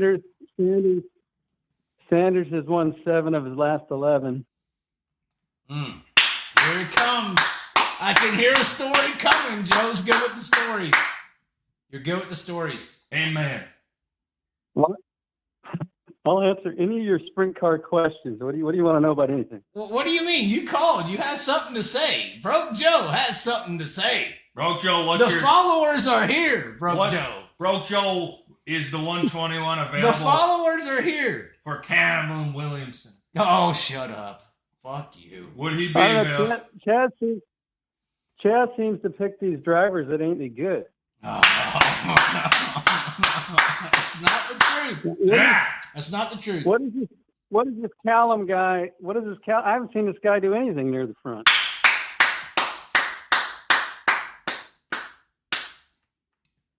Last year, he was touting Tanner Holmes as some outlaw superstar that deserved the 1T ride. Where's he now? This is good. This is That's good. true. The Chaz was a big Tanner Holmes fan. Hey, he did good right out of the box, but he fell. It's Yeah. so damn true. He What the fell. hell? He fell back. Yeah, if you qualify good outlaw show, you can run around the front. I think you guys should be talking about Caleb Henry. I have talked about Caleb Henry. I've been saying that all year, but the Chaz don't listen. That's not true. That's a lie. The running boxer 101. That's not true. I helped Caleb Henry get into the car that Justin Sanders turned down for Houston. It's the 10 car. You watching this year, 101 running boxer. Well, Justin Sanders turned the car down 2 years ago, so Caleb Henry got it. It wasn't a good fit. You too busy. Okay, where were you at, or Joe? Where were y'all at where Caleb Henry was running like shit at Houston 2 years ago and getting fired? Or last year? He was getting fired. I was there. I was in the relationship. I was dealing with them having their issues. Just like Callum and Trone right now. You could have talked shit about Caleb Henry this time last year or this time last year, just like you are about Callum right now. Because Caleb was doing shit in the 10 car and he got fucking fired. Sounds like I'm just saying, like, sounds like the relationships, no. Let the Broke Broke Joe talk. Broke Joe, no, he's Let him gonna talk. run. No, Let fuck him you, talk. Spike. You're an enforcer. I know what you're doing. Let him talk. You're an enforcer. He's the guest. No. He is the guest, and I appreciate Broke Joe calling in. But looky here, y'all want to talk shit about Callum? I got to respond. Look, you all who are having y'all's opinion of this, you could be saying the exact same shit about Caleb Henry this time last year. Relationships matter. Broke Joe knows this. He's called because of our relationship, I think. Maybe because Spike's on here because he thinks you're pretty. I mean, you are muscly. Thank you. I'm just saying, relationships in racing matter, and if the relationships aren't right, they fucking fail. You ain't a good matchmaker. They fucking fail. I was what not you're a trying good. to say. I have not been a good matchmaker. The only good one was Borden and Hefner, and that even failed. And he's still over there, and it's in another ride. So I'm not a good matchmaker based on my previous relationship. But anyway, it seems like the common denominator in failure is the Chaz. Yes. Amen. Yes. We at least get her on the stage. Once we get Chaz out of the picture, then the driver can succeed. Is that what you're saying? Yes. Why? Yes. Why do you fuck these guys over? Ask my ex. How much money have you wasted by these car owners? Oh, my. Did you see how bad J.J. Hickle wrecked at Knoxville? But Trone probably lost $30,000 on the Callum. He didn't wreck a car. No, but Dan, he did that one night. You cost these rich men a lot of money. They didn't junk the chassis. That's a lie. You should be ashamed of yourself. Okay. Broke Joe, what do you think? About what? I don't know. The Chaz costing these car owners so much damn money with these bad relationships. Horrible drivers like Caleb Henry. He sets up these teams, and then they quickly fail in almost record time. And then he wanted to set up some driver in my car. So I don't know. Yeah, hey, What do you think I wanted to put Jai Corbett in his car. Who the hell is that? Oh, dude. You put Jai Corbett in the 121, he'll dominate that whole fucking... Never heard of him. Oh, Jai Corbett's a real motherfucker. Who is this you talking about? Jai Corbett. Yeah. Is he a singer or what? No, he's a day laborer. And this is Broke Joe. I've been wanting to talk to Joe about this. The one thing I could respect about all the drivers in California, or sorry, in Australia, even though you are very close in time frame, those Australian drivers outside of Lockie McHugh, I think, and Jock Goodyear. Well, Goodyear does work, but all of them are fucking 12, 14-hour laborers. Everyone over, dude, I loved Australia for one main reason, and that was because there was the racing culture over there. There was none of these fucking Golodicks or fucking, any of them. There was no gravels. Nobody just got there because some family had money and they all fucking worked for it. Even if their daddy had money, they worked a 12-hour job in a field somewhere and they earned what they had on the speedway. So, I mean, I do have appreciation for Australian drivers just because they fucking work for it. And that's something that's missing in our division. Well, most of the Pennsylvania drivers are full-time workers, aren't they? Like? All of them. Doing what? Guys like Brian Monteith used to work full-time job when he raced. Don't throw an old yokel out there. I mean, there are some that do in PA. Freddie Raymer has a full-time job as an engineer.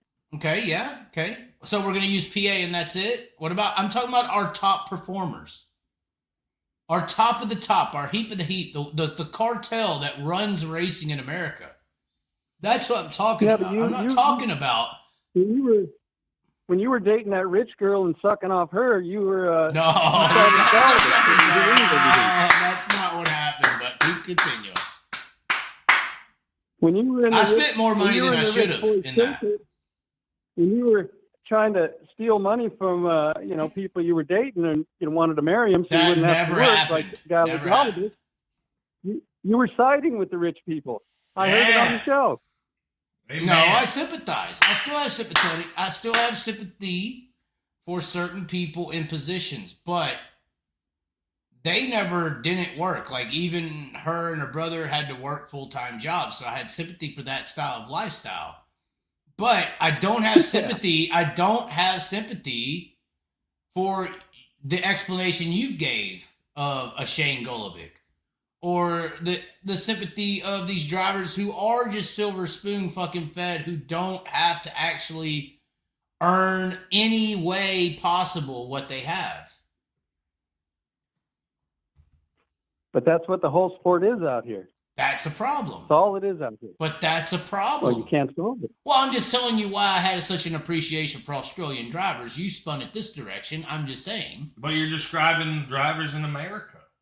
I am comparing the two, yes. I'm comparing the Well, two. we can appreciate them all they want, but if I put a car on the track, I need results. I'm not going to sit and No, appreciate the guys let who me can tell you work something it. right now. Jai Corbett, he may put it in the fence, but he'll put it up front. Jai Corbett's I wouldn't suggest the fucking nobody. And Callum is good. I know y'all are talking shit, but Callum is good. Jai Corbett Good, what do you is mean just good? as good as well. Good compared to what? How good? How good? Yeah, we're all good. How good? What's Callum going to do? Oh, yeah. I got a call on here. How many times? Touch it. You got to touch it. Hold on, bro, Joe. Hold on, I got to pull it on. All right, I stopped it. I think. Hopefully he doesn't fuck it up. But continue. Sorry, Joe. He fucked it up. Sorry. Yeah, I dropped the earpiece. Leave it up to Spike. I'll get it out. But anyway, Callum, what made Callum so good? Continue. No. We're back. Where did he do good? Give me some results. What did he do? He won Western PA Speed Week. He beat Brad Sweet, Rico But Abro on a wait. consistent basis, Wait. which are considered some of the best drivers in the Wait. world at the time, for sure. Wait. Brad Sweet is. This is Hold why on. you're being on the show. Are you going to start yelling? I can't get an answer. You're saying head to head, Callum, Sweet, and Rico. How many times at how many races? You're Give me breaking real up. numbers. I don't know Don't what's just going yell on. things out generally. Joe, you're breaking up. I don't know why. Hold on. Wait. Let me call you back real quick. Hold on. I do not want to lose this call. Hold on.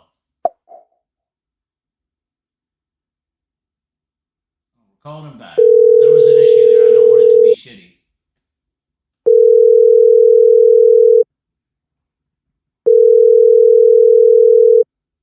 Something's happening here. I don't know what. Hello. I don't know what's going on, but we're having issues on the connection. I'm not sure why all of a sudden. Can you? I can hear. Yeah, your end is groggly. I don't know why. Hold on. Let me try resetting this program real quick. Try talking again. Let me see. I'm not lying, Joe. This isn't a joke. I'm serious. I can hear you fine. Yeah, but on my end, you're not. Hold on, real quick. Let me reset it. Hold on. We're gonna try to reset this because we got Broke Joe on the line. I don't want to fuck it up. This is good. All right, we reset it. Calling him back. Oh shit, where does fucking phone go? Where's it at? Where's Joe 121? We had it in here.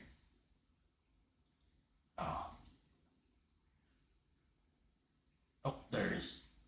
All right, bam. Let's see if it's any better. That does sound better already.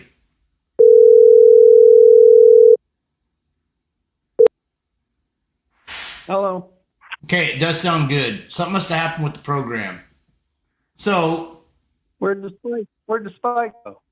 he's coming back. He had to pee. I think maybe that's what happened with it, messing it up or something. So you're telling me why I thought Callum was good?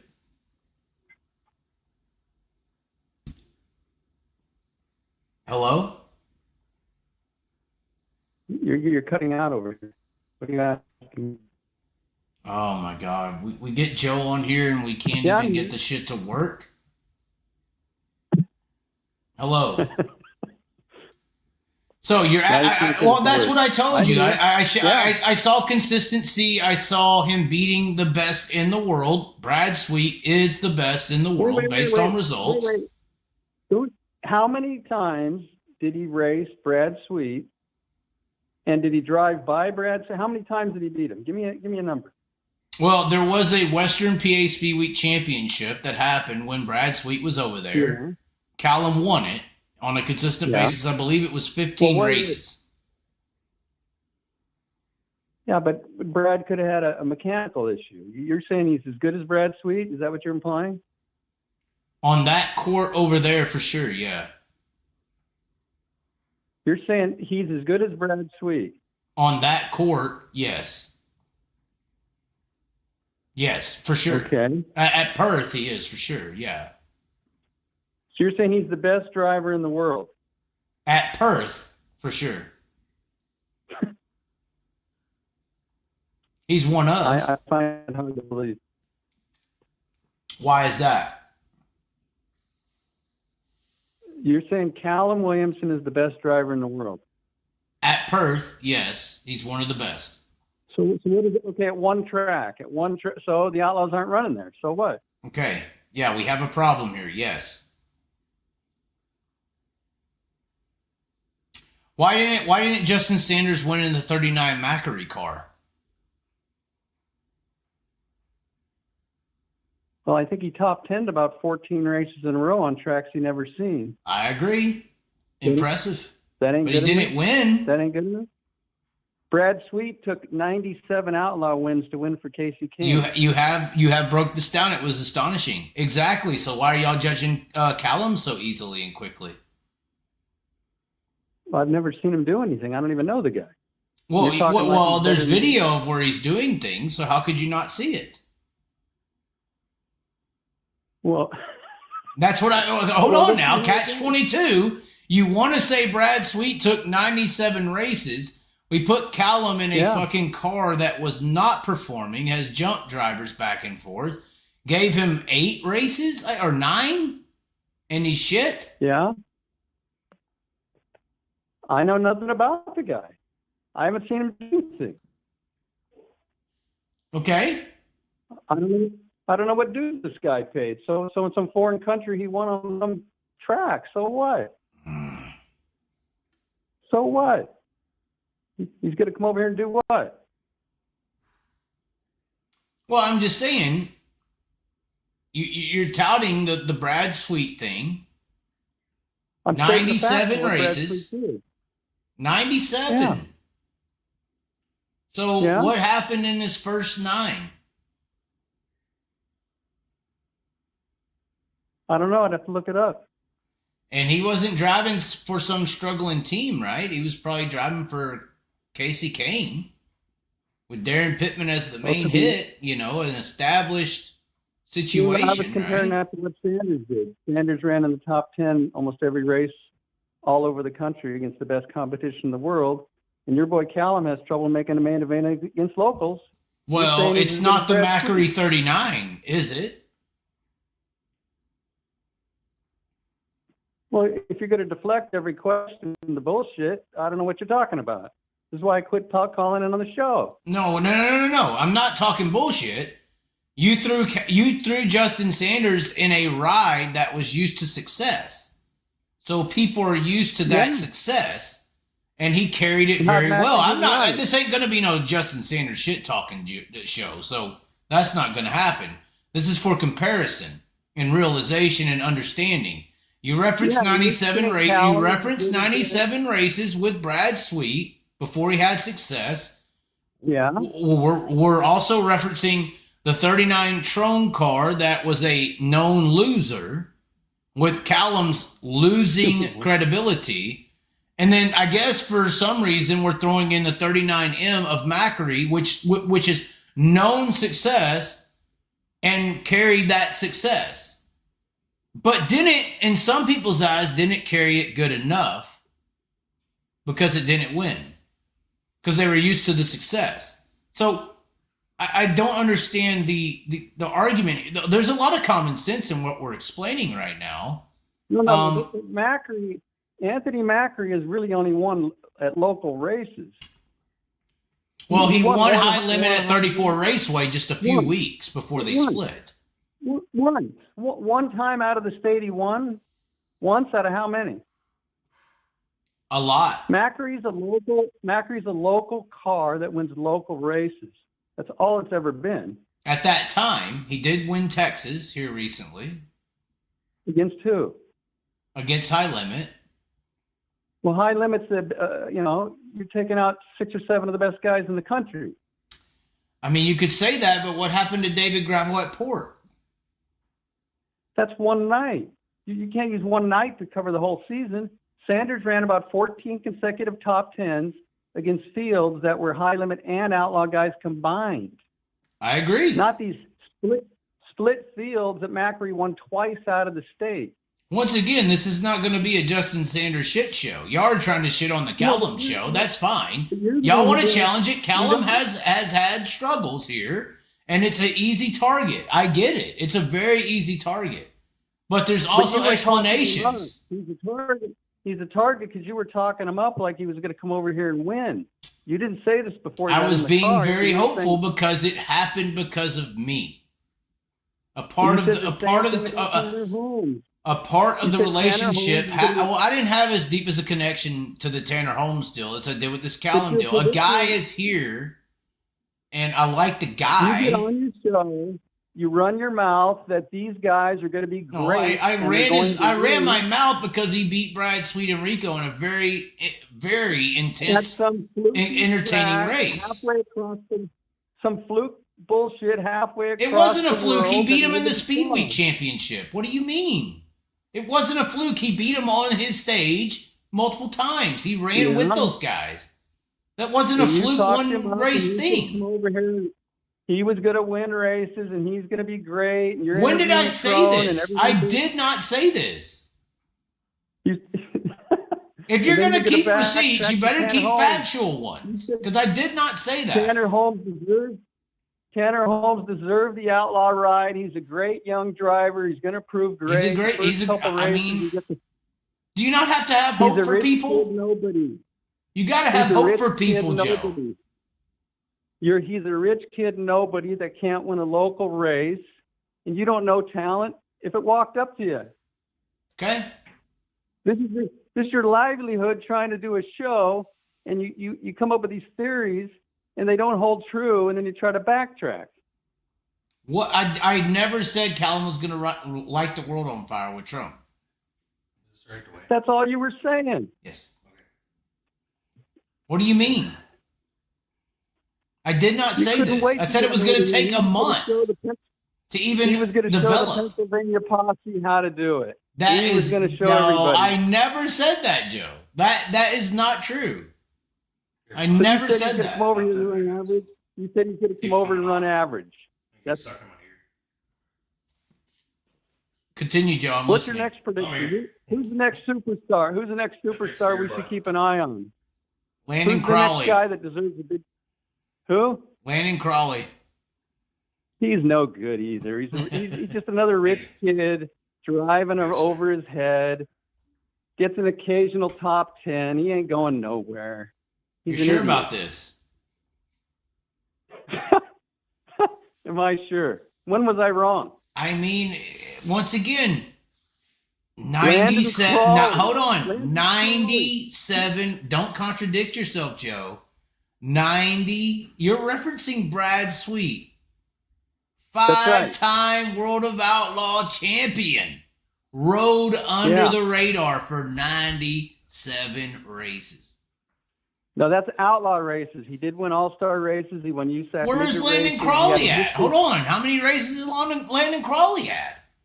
He jumped into the World of Outlaws at 16. You know, it's like, hold on. Come on now, Brad Sweet. Hold on. In these 97 races with Brad Sweet you're referencing, Joe, this is Brad Sweet after running USAC, after running the West Coast, after running NASCAR, for crying out loud, after experiences in racing and life. So how can you write off Landon Crawley a third through this? But hey, if you would have watched Brad Sweet a third of his first 97 of those races, you might feel the same way. You might. I'm on a show. I'm predicting what I think is going to happen. Your predictions don't come true, and we'll see how close mine are. I have predictions that come true all the time. With these recent drivers, it hasn't worked out. Caleb Henry, I thought he would be good. I thought Caleb Henry would be great at fucking Houston. Did it work out with the 10 car? No, it fucking bombed in its face. But now Caleb Henry's doing good. So am I right or wrong about Caleb Henry? Which one is it? Which one do you want to pick? Which one do you want to pick that's right or wrong? Because you can pick either side. If you're going to start yelling so I can't get in a word, why are you yelling? I'm halfway being attacked, I think, in 3 or 4 ways. But I mean, I'm trying to defend myself on these topics. I'm just saying, if we're So talking why are about you judging yelling? drivers, if we're talking about judging That's right. drivers, go ahead. Why are you yelling? I'm trying to I just explain explained things. why I was yelling. What do you want to explain then? Go ahead. So when you're wrong and you're cornered, you feel raising your voice is the way to get your point across. No, I feel like I am in a defensive standpoint, so I have to stand up for myself. Some people cowardly or maybe confidently, maybe you're right, Joe. I may need to reevaluate.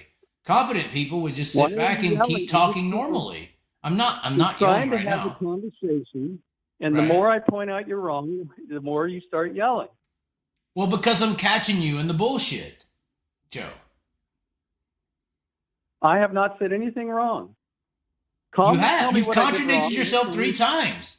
You've referenced Brad Sweet with 97 Sure. races, Joe. That I said it. Listen, that's 97 outlaw races. Right. He won outlaw. He won All-Star races. He won USAC midget races. He won Belleville. He was a proven winner. And it took him 97 outlaw races to finally pull off a win, and then it took only 7 more to win another race. Okay. Now, now, this Callum Williamson has no history of doing anything except you're saying one track in Australia. They don't have many tracks over there, Joe. That's not what I'm saying. Don't make an excuse. No, I'm He has telling you no the facts. history. I mean, there's only 2 tracks in WA that run sprint cars. So I'm supposed to cut him slack? No, Because I'm it's my trying to help you prediction. understand, Joe. But you're predicting this guy's going to be an outlaw winner. Is that what you're telling me? I never said any of this. The stuff that Spike said earlier and what you said, how I'm going to light how I said he's going to light the PA posse on fire. This was never said, Joe. I never said these things. Tell me what you think the future holds for Callum Williamson and his talent. If he goes to that 25 car, I'll be interested in seeing what happens. Because I think relationships matter. You know this. You're with that 121, for instance. You know that relationship with the driver. You've talked about this. The emotion, how a person acts, who they are, the heart on the track. No, I'm just saying. Do you want me to respond? Okay, never mind. I won't respond. Sorry. What talent and where is Callum Williamson going to be 3, 4, 5 years from now? That's all I'm asking. Who is he? What is he about? How much talent has he got? And where is he going to be in this racing landscape 3 years from now? That's all I'm asking. Okay. 3 years from now. Man, I can't make choices for these people. That's a problem. That's a dilemma right now. That's a problem. Okay. I'm That's saying a he'll problem. be back home in nobody. That's my prediction. If he makes I could be certain wrong. choices, yes, you're correct. Well, if You're everything right. goes right, yeah. But this is what racing is about. Who do you meet? Who are you? What's your destiny? What are you born to be? And where are you going to go? Well, And I honestly don't think that's true. I think racing is about, or life. Racing is a microcosm. You introduced this to me in a very interesting way. But racing is a microcosm of life. You know, I even explained this in my previous relationship that obviously you have your views on, but I would explain to her how, like, you could have a bad day or a bad week, and it would be like a bad lap on the track. And life is like a race, and it's start to finish. And it's like, whatever happens in this lap, you wreck the car, or you have a problem that happens, you got to fix the fucking car and get back on the track and believe that you could drive through the field and make it happen. You can make the worst case scenario, you know, you could try to make the outside work and you fuck up, and you know, you have to recuperate, and you have to believe in yourself that you can get back on the track and start at the fucking tail end and still drive through them motherfuckers and make it to the finish line in first. And I think that's where I'm saying with Callum, a lot of people, and you know this too, Joe, you're one of these guys who still believes in yourself. You know you do. A lot of people don't feel that way about themselves. A lot of people face adversity. a lot of people go in there, wad the car up, and say, fuck it. You know, they just, they go to the pits, the car's brought in, oh, we could fix this, we could do that, but fuck that. We're just going to load up. We want it easy. We're going to go home. So, yeah, I mean, and back to the Callum thing. If we're about to find out, I think, with Callum. I'm about to find out. All of us are about to find out. Does he get back on the track and say, no, I can still win this fucking race?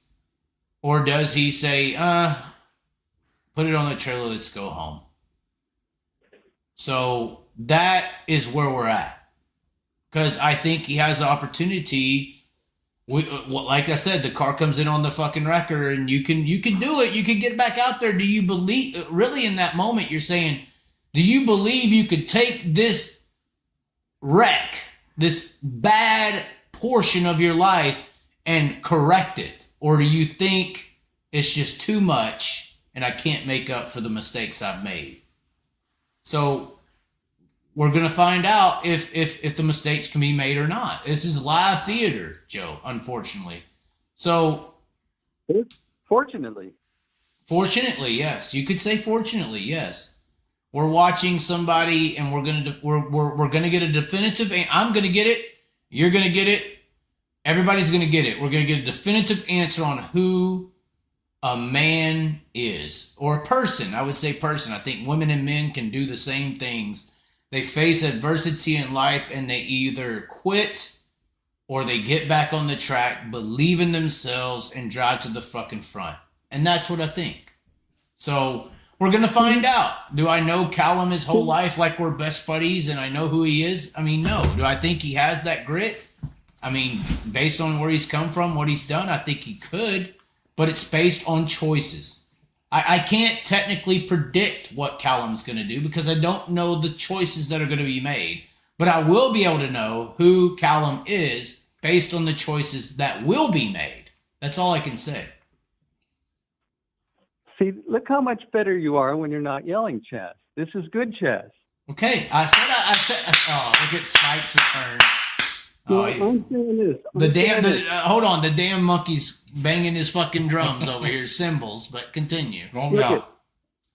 In this racing, the car eventually takes on the personality of the guy in it. Yes, that's you life. Can see what the driver, when he does what he does, the decisions he makes, it takes on his personality. These cars are all very equal. They're very equal cars. The frames, the motors, at this point in time.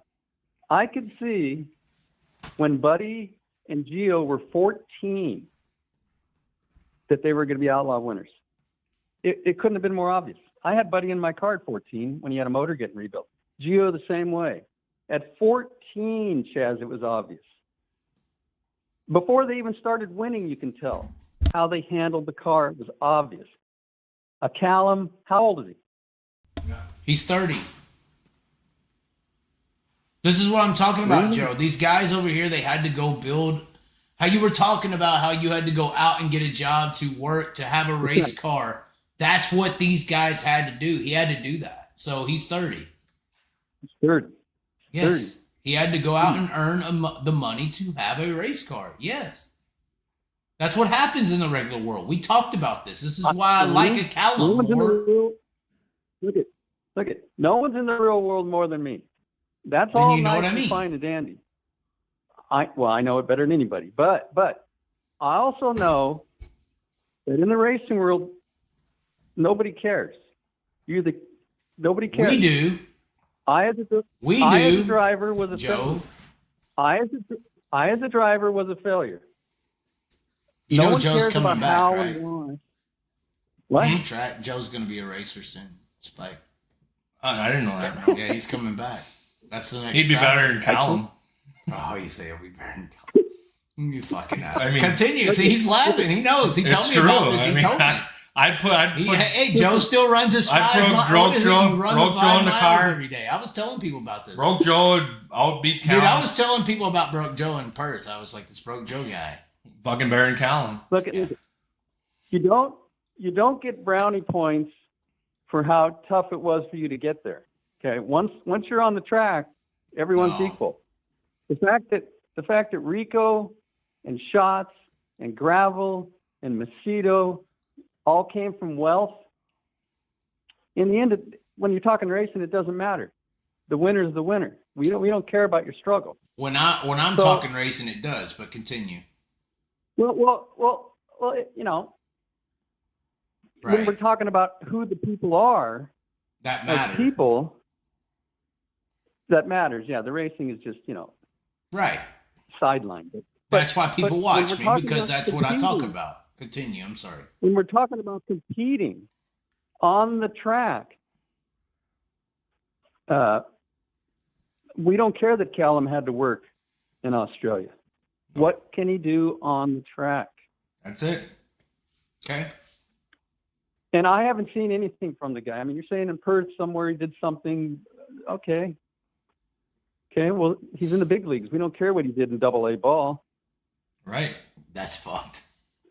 It's true, though. Well, hold on. So you say a major came down, like Brad Sweet and Rico, and he put it on him, and that doesn't deserve anything? What does that deserve then? What does that constitute? And for the record, all I did was talk about a race, and this all happened. Wait. You keep generalizing. He put it on him. How many races did he run head to head against Sweet, and where did they finish against each other? He beat him in a multi-race championship. Yeah, but Brad could have blown a motor, and he got. That's what happens. I don't know the circumstances. But if a guy blows a motor, you're not better than him. You're not better than a guy if he blows a motor. Callum consistently was on a Brad Sweet level when he was against him in Australia. On those tracks, he was on a Brad Sweet level. He beat them, though? I don't get it. Yes. No, I'm telling you. What circles? What do you mean circles? I'm telling you. What they did head to head against each other. You're just did he beat him 5 out of 7 races? I mean, we'd have to pull the results up, obviously. Did he beat once? Is that it? Pull up the results. I'm waiting. Pull up the results. I want receipts. Hold on, we got receipts. Hold on. Joe's calling the receipts. I want receipts. Head to head. Callum Williams, Brad Sweet. What happened? Go to Dirt Tracker. You're generalizing. No, I'm not. Can we go to sprintsource.com? Can I get that information? I don't know. Can we get it there? They probably don't care about us. You're generalizing about a man's career, and I don't know if you're right or wrong. So I'm arguing something I don't really know what I'm talking about. Trying to get him. It was a decent amount of time. Call Callum. Let's find out. I'm sure he's got it written on his wall. I'm looking at Brad Sweet on Sprint Source to see if they show his Australian results. If they don't, not me. Well, that's what I'm. My phone's dead. Right First of all, Joe, you need to go to Perth one day. This is just so amazing. Well, I work for a living. I work 7 days a week. I don't fly around the country. Oh no, you just need to. All you have to do is sell a few cards, and you can go to Australia. Jeez. All right. So first of all, this is Perth. It's so amazing. Some of us work, man. Perth one day. Some of us work. It happens. They treat sprint car racing like a actual thing that matters over there, and it's just so. Well, that's great, but we're caring about Callum versus the big reel, real drivers. The real drivers. Scotty Still. Yeah, the big real drivers. All right, where are we at here? All right. Sprint Source doesn't have it. No, they don't. I think the Perth site might. That's where we're I'm at Perth Motorplex. I'm looking at results. January, was it? Yeah. Results. Oh, they don't have them in here. It didn't happen. Did you make this all up? No, shut up. That's not what happened. Did you doctor a video? Boxing Day Bonanza. Hold on. I can't believe it. You did. Perth. Okay. The Boxing Day Bonanza. Does that count? It don't look like it. So Callum did win this night, for the record. He does win races, by the way. Hold on. Do we need to put this up?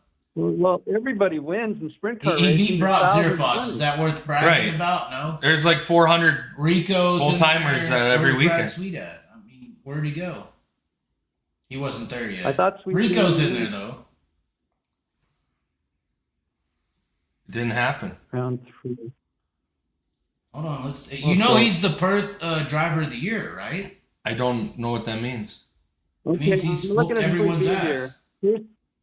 I'm going to give you the top 10. He beat. There's another night. Hold on. Here's another night. He beat Brock Zerfoss, Rico, Corey Eliason, Brad Sweet's in the field. Mayolo's good. Where did There's he other start? guys over there that are good. Y'all don't believe that apparently. Where did he start? Well, I don't see that part. I'm sorry. Hold on.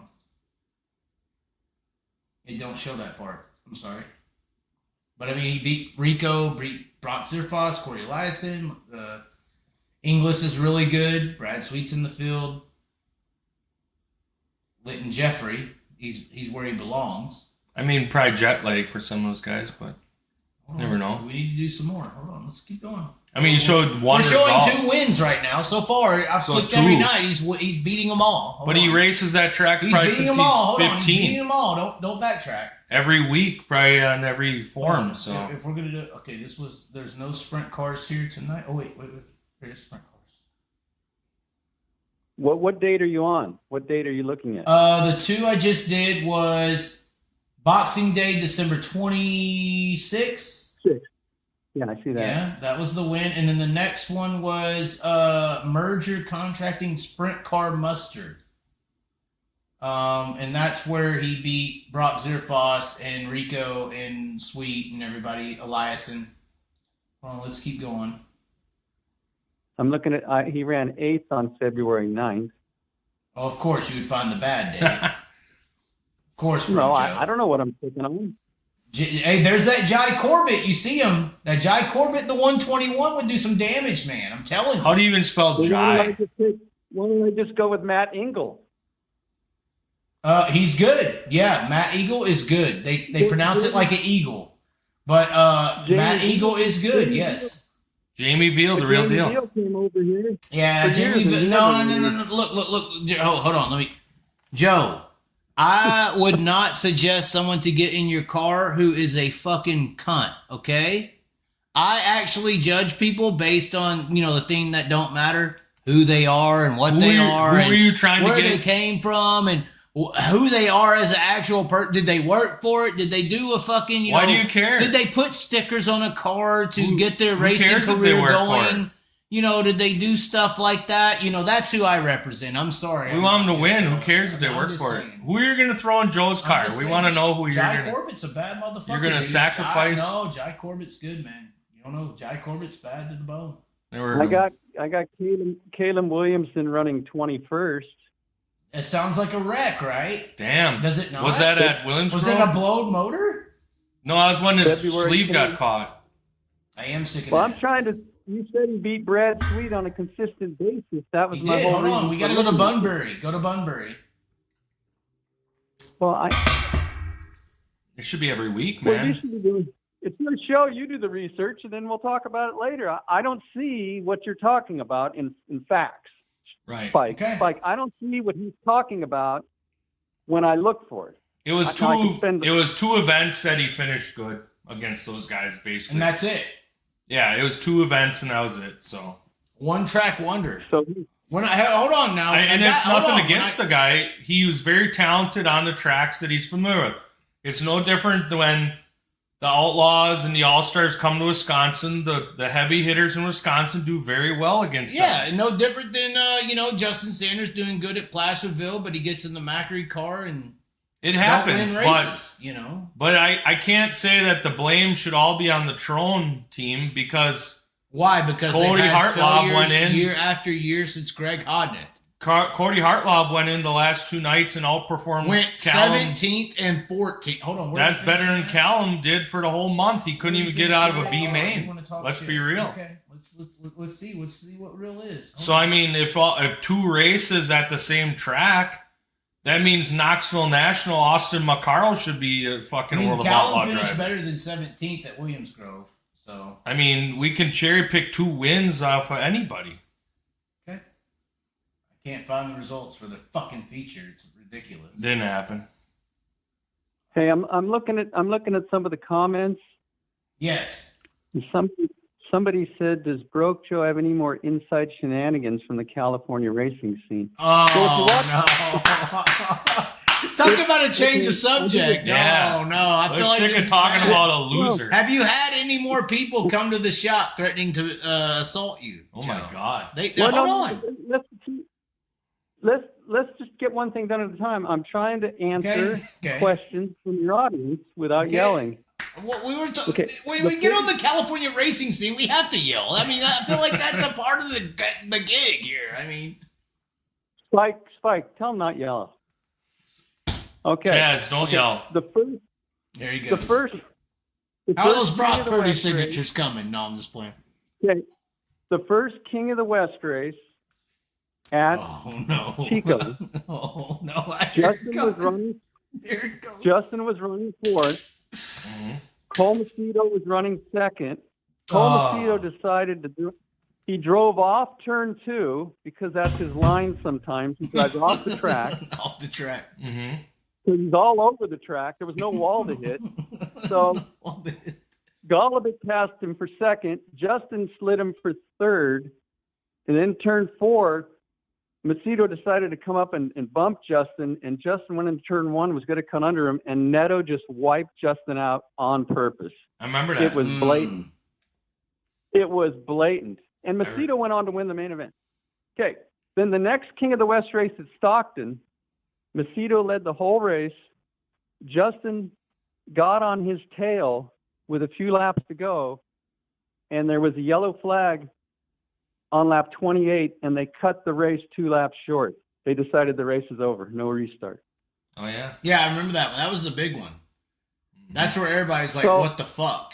I remember that. But see, I'm saying the cartel continues. Yes. Continues. Their dictate. criminal activities and way they run races out here. And I'll get on the show and point this out. Well, you can't. You don't do it no more. We tried, but... No, because we will get so many of your listeners coming. You had some guy in L.A. who went to the doctor every 2 days because he was about to die. And you heard about him. He heard about this guy. He did. This jack off is saying I'm a complainer when I point out the facts. He's probably dead by now. He ain't called in. He ain't called in. I'm scared. One could only hope, you know. He ain't called in. But I'm trying to point out the injustice of these things, and then people say I'm complaining. I'm stating the facts. Your audience is so stupid, like most of the sprint car world. Yeah. Yeah. It's just. I'm speechless. It's just a Saturday night. I'm kind of waiting. Hold on. This is why you quit. Let's get to the bread and butter. Oh, you quit talking because it doesn't make a difference. You told me this. You said it doesn't matter. Make a difference. It doesn't matter. It doesn't make a difference. I've seen races where the clocks weren't working and they made up the times. There were races where Bud Keating won at Tulare, was light at the scales, and they just laughed and let it happen. And no one points it out, and it continues to happen. And this King of the West is the biggest joke, starting with Jim Allen and Kading and the Tarletons. And anybody that's any good gets the hell out of here as fast as they can. They all know it's a joke. Is that why they leave? Do they see the injustice and they're like, fuck, I'm screwed here? Yeah, and then the racing's horrible out here. It's rich kids. It's bad. It's bad track. It's Gage Garcia. He asked about Gage Garcia tonight. Spike did. You said, who is it? Yeah. Who's Gage Garcia? He's a good guy. He's actually run pretty well the last. He is a good guy. He's run good the last. But why is he where he's at though, Joe? If you want to point out the facts. Every rich kid is a good guy. Okay. Let's get that. Every rich kid that's 20 and his parents are spending hundreds of thousands on his racing is a good guy. Tanner Holmes is a good guy. Well, we'd all be good if our family blew millions on our hobby and we didn't have to work, okay? So let's get the good guys. That does sound like an easy way to live, yes. Yeah, until they wind up 30 and they're like Tyler Walker, who's been a drug addict, thief his whole life, and you want to put him back in a car. Exactly. I didn't say that. I said, I think. Did he just hang up? No. What did you do? My ears jacked up. Okay, so no, I said that I think if Tyler Walker was going to recover correctly, He's not. That somebody needed to get him out of his environment and put him into a new one and work on a race team or something. I didn't say drive a car. I said maybe in 6 months or a year. Maybe. But I was talking about getting him out of the environment of which he's in. No. Apparently, he's fucking asking for cash app money, wanting to get a skateboard now. I don't know what. He's right back to where he was. But regardless, continue. Spike, let me straighten him out on this. This is ridiculous. Please do. This Tyler Walker has been in rehabs his whole life. He's a drug addict, piece of human garbage. He's a rich kid that don't deserve shit. And I would hope he just dies in prison or something. He's no good for human society. Okay. But guys like you feel sorry for him because he won a few sprint car races. No, well, he was very influential to a lot of people in life. They saw him as an icon, yes. Well, it's not my fault that they find some criminal loser piece of shit as an icon. Exactly. It's P. Diddy. P. Diddy's an icon too. As he traffics people, he beats people up, he sells drugs, he extorts money from people. He's an icon. Would you have said that 4 months ago before the world told you? Well, I could tell the guy was a no talent. Well, but I mean, you didn't have the information, correct? Well, no. What's your point? You have to get information to have knowledge on a situation. Yeah, so what? To have a proper judgment.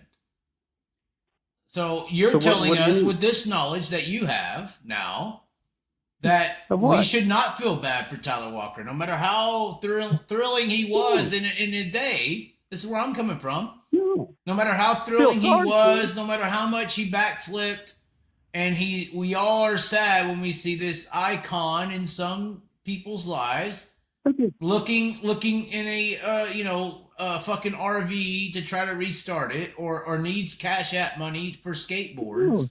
We need to say, okay, the information is this is P. Diddy. Come on. Here's P. Diddy. Come on.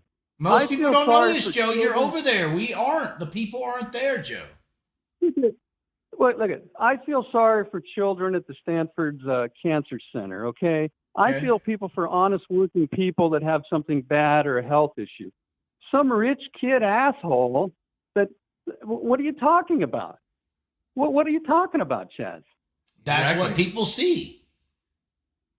I'm talking about the perception versus the reality. The perception of P. Diddy 3 months or 4 months ago, he led a music genre theme and is a producer and runs all this stuff and is very respected. But you get knowledge about what he actually is, and your perception of that changes based on knowledge. But people don't call things out like it is, and they let things go on for decades till it surfaces. Epstein. And then we're supposed to. I'm calling out the King of the West now. I called it out years ago. It's a joke. Tyler Walker. I can't believe you spent 1 minute talking about the guy. You want to get him back in a ride. I said if people wanted him to be fixed, you have to remove him from the environment, put him in a situation where he can do something different. He's a career fuck up. Put him in a situation where he could do something. This is what I said. He's lost every opportunity. You already lied twice and said I said Callum's going to light the world on fire and all this stuff. You're not going to put words in my mouth. You're not going to put words in my mouth, Joe. I never fucking sat there and was like, Tyler Walker should drive a car tomorrow. I didn't say this shit. I said and explained how if you want Tyler Walker to be better, you have to put him in another environment than where he's at. See what happens, and if he gets better, then you do that. I didn't say just give it to him because he's Tyler Walker. I said he has to earn the respect, the recognition, the hard work to get into a car. He's had all those opportunities. I never said just throw Tyler Walker in a race car tomorrow. I never said this. He had all those opportunities for years. What environment do you think he's in now that is? You're saying his environment is causing his problem? I would say that an environment of which he was in is definitely paying a little homage to that. I understand that the choice is being made, Joe. I get that the choice he's making is bad, but the environment is influencing. Influence is huge, Joe. what environment? He created his own. We all create our own Skid environment. Row is probably a bad environment to get influences from. That's a choice to live Yeah, there. but I could drive down to Skid Row today and sleep in Skid Row and blame Skid Row for my problems. You could. So Right. what? It's a lifestyle choice. Once again, I didn't make proclamations. I made suggestions of how you could do it. The You big can't do it. difference, Joe. You No, can't no, say I Spike proclaimed something when I made suggestions of it. He's a career loser. The man Okay, is Joe, a loser. I'm not denying your claims, but you're not going to sit there and say I said he should do this as a proclamation You versus have a the video suggestion. up. I made a You wanna- suggestion. Yeah. Okay. Great suggestion. I suggested that all he you should get out of the environment, go somewhere new, work his way in a No, race he's not shop getting or out of the something, environment. and then maybe it gets better. If that's not going to work, He it don't created work. the environment. He created the environment. He Mhm. loves the environment. He is the environment. What do you want He to had live all with these you? opportunities. He even went to NASCAR and fucked it up by doing drugs. He got He's kicked been out of doing NASCAR drugs for since- drugs. Okay. He's So been it doing doesn't drugs his matter. whole life. He's never going to stop. He's never Right. going to stop, Chaz. There's no hope for You're some saying people. at Let it some go. point there is no hope. You're saying we have to let him go. Yes. As much as you want to save Yes. the woman. I was talking about this with Jeremy Elliott, your best friend, Jeremy. The Elliott. That's like Why do you guys talk? Why do you guys? Jeremy Elliott is his best You friend. and the Elliott talk about no, women. No. That Jeremy blows my Elliott mind. and Broke Joe are like buddies. You They're and like the Elliott fucking talk close. about women. I want to hear about this. Spike, you don't know it. They're on the phone all the time. But at the end of the day, Jeremy Elliott called me yesterday and he's like, Chaz, I'm calling you for one reason. I'm like, what? He's like, I want to vent. And he goes on this fucking tangent about how he went to some Hershey's fucking Bears hockey game and the fucking show was just so amazing. He was entertained. He's like, this fucking sprint car racing is boring as fuck. And this is, how are we going to get fans and all this shit? They don't do shit. They don't promote it. They don't put on. You talk about this too. I mean, I wish Jeremy would open up on his shows. He doesn't do it. Joe knows this. I think this is why Joe don't respect Jeremy, even though he talks to him every day. Because Jeremy has a lot of opinions that are raw, but he never puts it out there. It's very weird. He's a bitch. But no, it's monetarily based. This is Exactly, Joe knows he's this a as well. bitch. Exactly. He's worried about rattling the fucking money cage. I don't care about that cage. But regardless, he says all this, and then I told him, I said, so Jeremy, why do you do it then? You know it's never going to be fixed. You know it's... I said, Jeremy, at the end of the day, is this sport not the whore you can't stop trying to save? You think you can fix her? Spike's laughing right now. He was talking about some girl who chopped the dude's dick off the other day. And his head. He thinks he could fix her. If he got, I to was her, joking. Yeah. Oh, now he's joking. No, I said- no. You're serious. We're gonna take all jokes serious now. No. So Well, it is.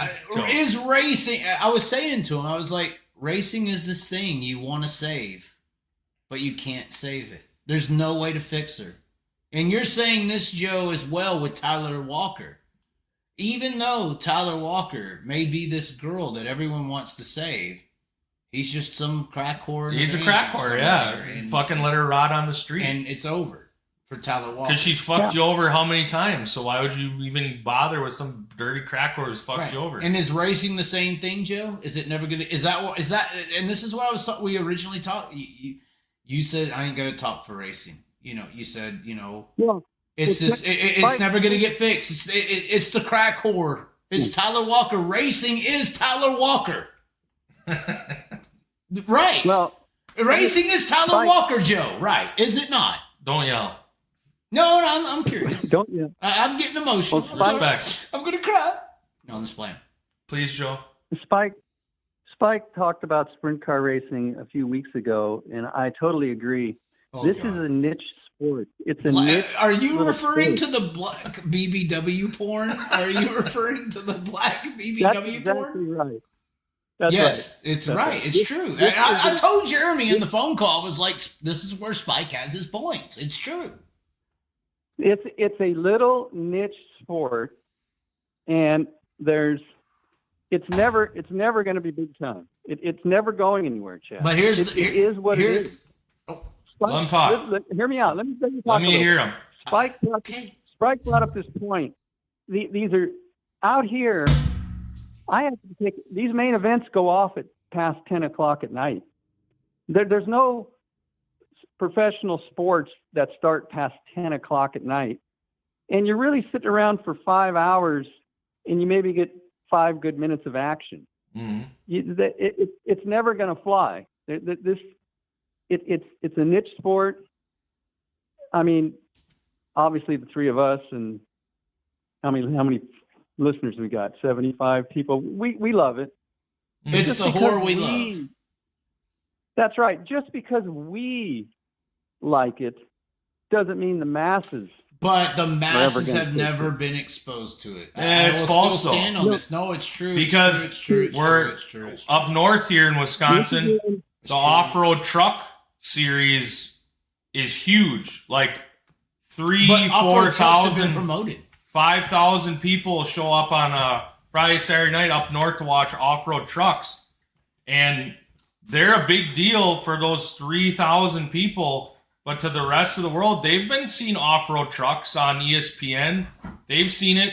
But there's nothing drawing them in to say, I want to keep watching this every week and go to it. It's just like sprint car racing. There's nothing wrong with it. It's just not a mass appeal niche. It's just a fact, and there's nothing wrong with it. It's still entertaining for those that like it. So it is what it is. That's right. But Chaz keeps thinking that if it's promoted differently, if it reaches the masses, it'll gain. I think I lost you in the because Chaz public left eye. the room. Yeah, I know. His, I don't know why His I don't know headphone why thing he is thinks that Bluetooth, this can so I get think it massive disconnects when he leaves the room. Hurry home, Chaz. Oh, can you hear me? Your Bluetooth shut off. Can you hear me? I can't hear. Oh, so I can just talk. Can the fans hear me? Hello. This is quite a show. I was going to the bathroom every 10 minutes and it stopped the whole show.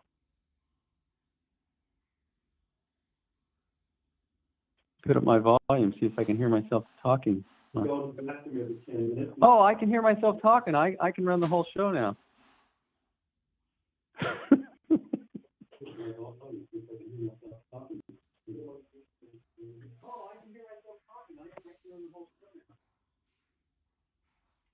What's the scary thing? I can run the Chaz show. Oh, run it. Yeah, this is always going to be a niche sport. So it was Well, you over there. it It was breaking up. I'm going to Earlier, I Chaz thought to we come had a back. phone call. Okay, issue. cool. You're So good now. You were over there. You're good now. Yes. Hello, Broke Show. Hey, Jordan, I see George's listening. Anything you want me to ask him, Jordan? Jordan's like fucking Broke Joe's like assassin, bro. Who's yours? Jordan is, well, my assassins. You can't see him. Can't see my assassins. I heard everything you were saying, but here's the deal. Here's the deal. I was bored as fuck at Indy. All right, it was the worst fucking product Because ever. you're plowed. No, it was just boring. No, you were drunk off your ass. No, if you it watch was boring. It was hey, boring. I've No, been to I went to a 10 PBR bull times. riding. He brought up rodeo earlier today, actually. And rodeo, like he said, very, very. What did you say? Very similar to dirt track racing. How'd it go? What'd you say? Well, I was saying that like in Wyoming, these fairgrounds are similar to Knoxville. They have a big national rodeo 3 weeks out of the year. They pack the bitch. Cowboys come from all over. But the weekly series at this rodeo fairgrounds in Wyoming doesn't draw. But the money they make on that national every year is what funds it. And it's in this. It's like the Outlaws, their high limit show. Well, the rodeo, high limits. No, that's what the Outlaws do for a lot of these tracks. That's why they're they're able to strong arm tracks. Possibly, it's backgate No, on a that's lot how, of them. yeah. Oh no. World Outlaw shows make money, buddy. No, I'm saying backgate is what survives the weeklies. Mm-hmm. So, and it's same with rodeo. There might be 100 people in the stands, but the backgate for you to ride a horse or a bull, you got to pay to play. And that same thing as the niche dirt track world, no different. It's the same thing. But the way that rodeo works, rodeo survives because it has a niche apparel look. You have to come and show up wearing boots and the hat. It's got a look. It's just like people that ride Harleys. They got a look. And obviously dirt track racing don't necessarily have a look, but I'm saying that's what keeps the rodeo, the boots, a multi-million-dollar industry. The jeans, the shirts. Way more people. They have a channel on cable that's all rodeo. And so it's niche. And it's funny you say the masses don't like rodeo though, because it's a niche sport, but it's worth millions of dollars to those that are in it. But the general public could give a shit. Nothing wrong with that's that. funny because you see the big industry in motorsports is if you notice who's at these events, it's the part dealers, it's the fucking let's dress you up fucking fire suit guys and helmets. There you go. And when I was in Australia, and apparently people in America are doing the same, all the drivers are buying the fucking Max Verstappen helmet brand. I don't know what it's called. It's some kind of Italian brand. But that's all the drivers want. They don't want a Bell anymore or a Simpson.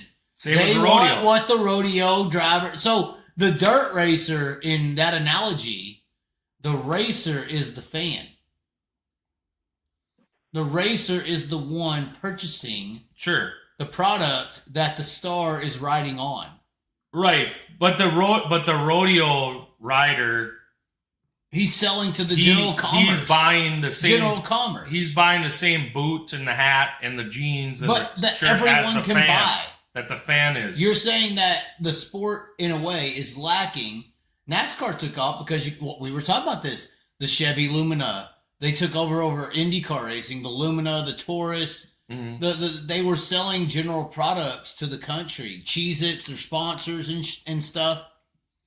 It's almost the same analogy when you think about the reason dirt racing is a niche. Is because it doesn't have that commerce-based selling point. But what's interesting is the PBR, which is this national touring... And it's horrible. It's the worst I've ever been to, by the way. The PBR 18,000 is the National Touring Rodeo. And it's just rodeo. They don't do barrel racing. They don't do any of the other stuff. No, it's a clown that talks for 3 hours. It's just You've a barrel. Been to him, right? You've been to him? Have you been to a PBR? Yeah, I used to fuck around with rodeo. So that you know how boring it is. Well, it's horrible. It's a niche sport. The clown is the show. But here's the deal. Then there's another sanctioning body, the NFR. Okay, so high limit, and they do a lot of other things. Barrel racing, the tying, all that stuff, right? So, do the people in the sport think the NFR or the PBR are any worse or any better? This is the difference in the dirt world, and this is where the stupidity of the sport is. A rodeo person in rodeo recognizes that the PBR is a world champion and the NFR are world champions. That's it. Okay. None is better than another. Okay. Why do they act like there's a division in racing? Why would you divide your product like that?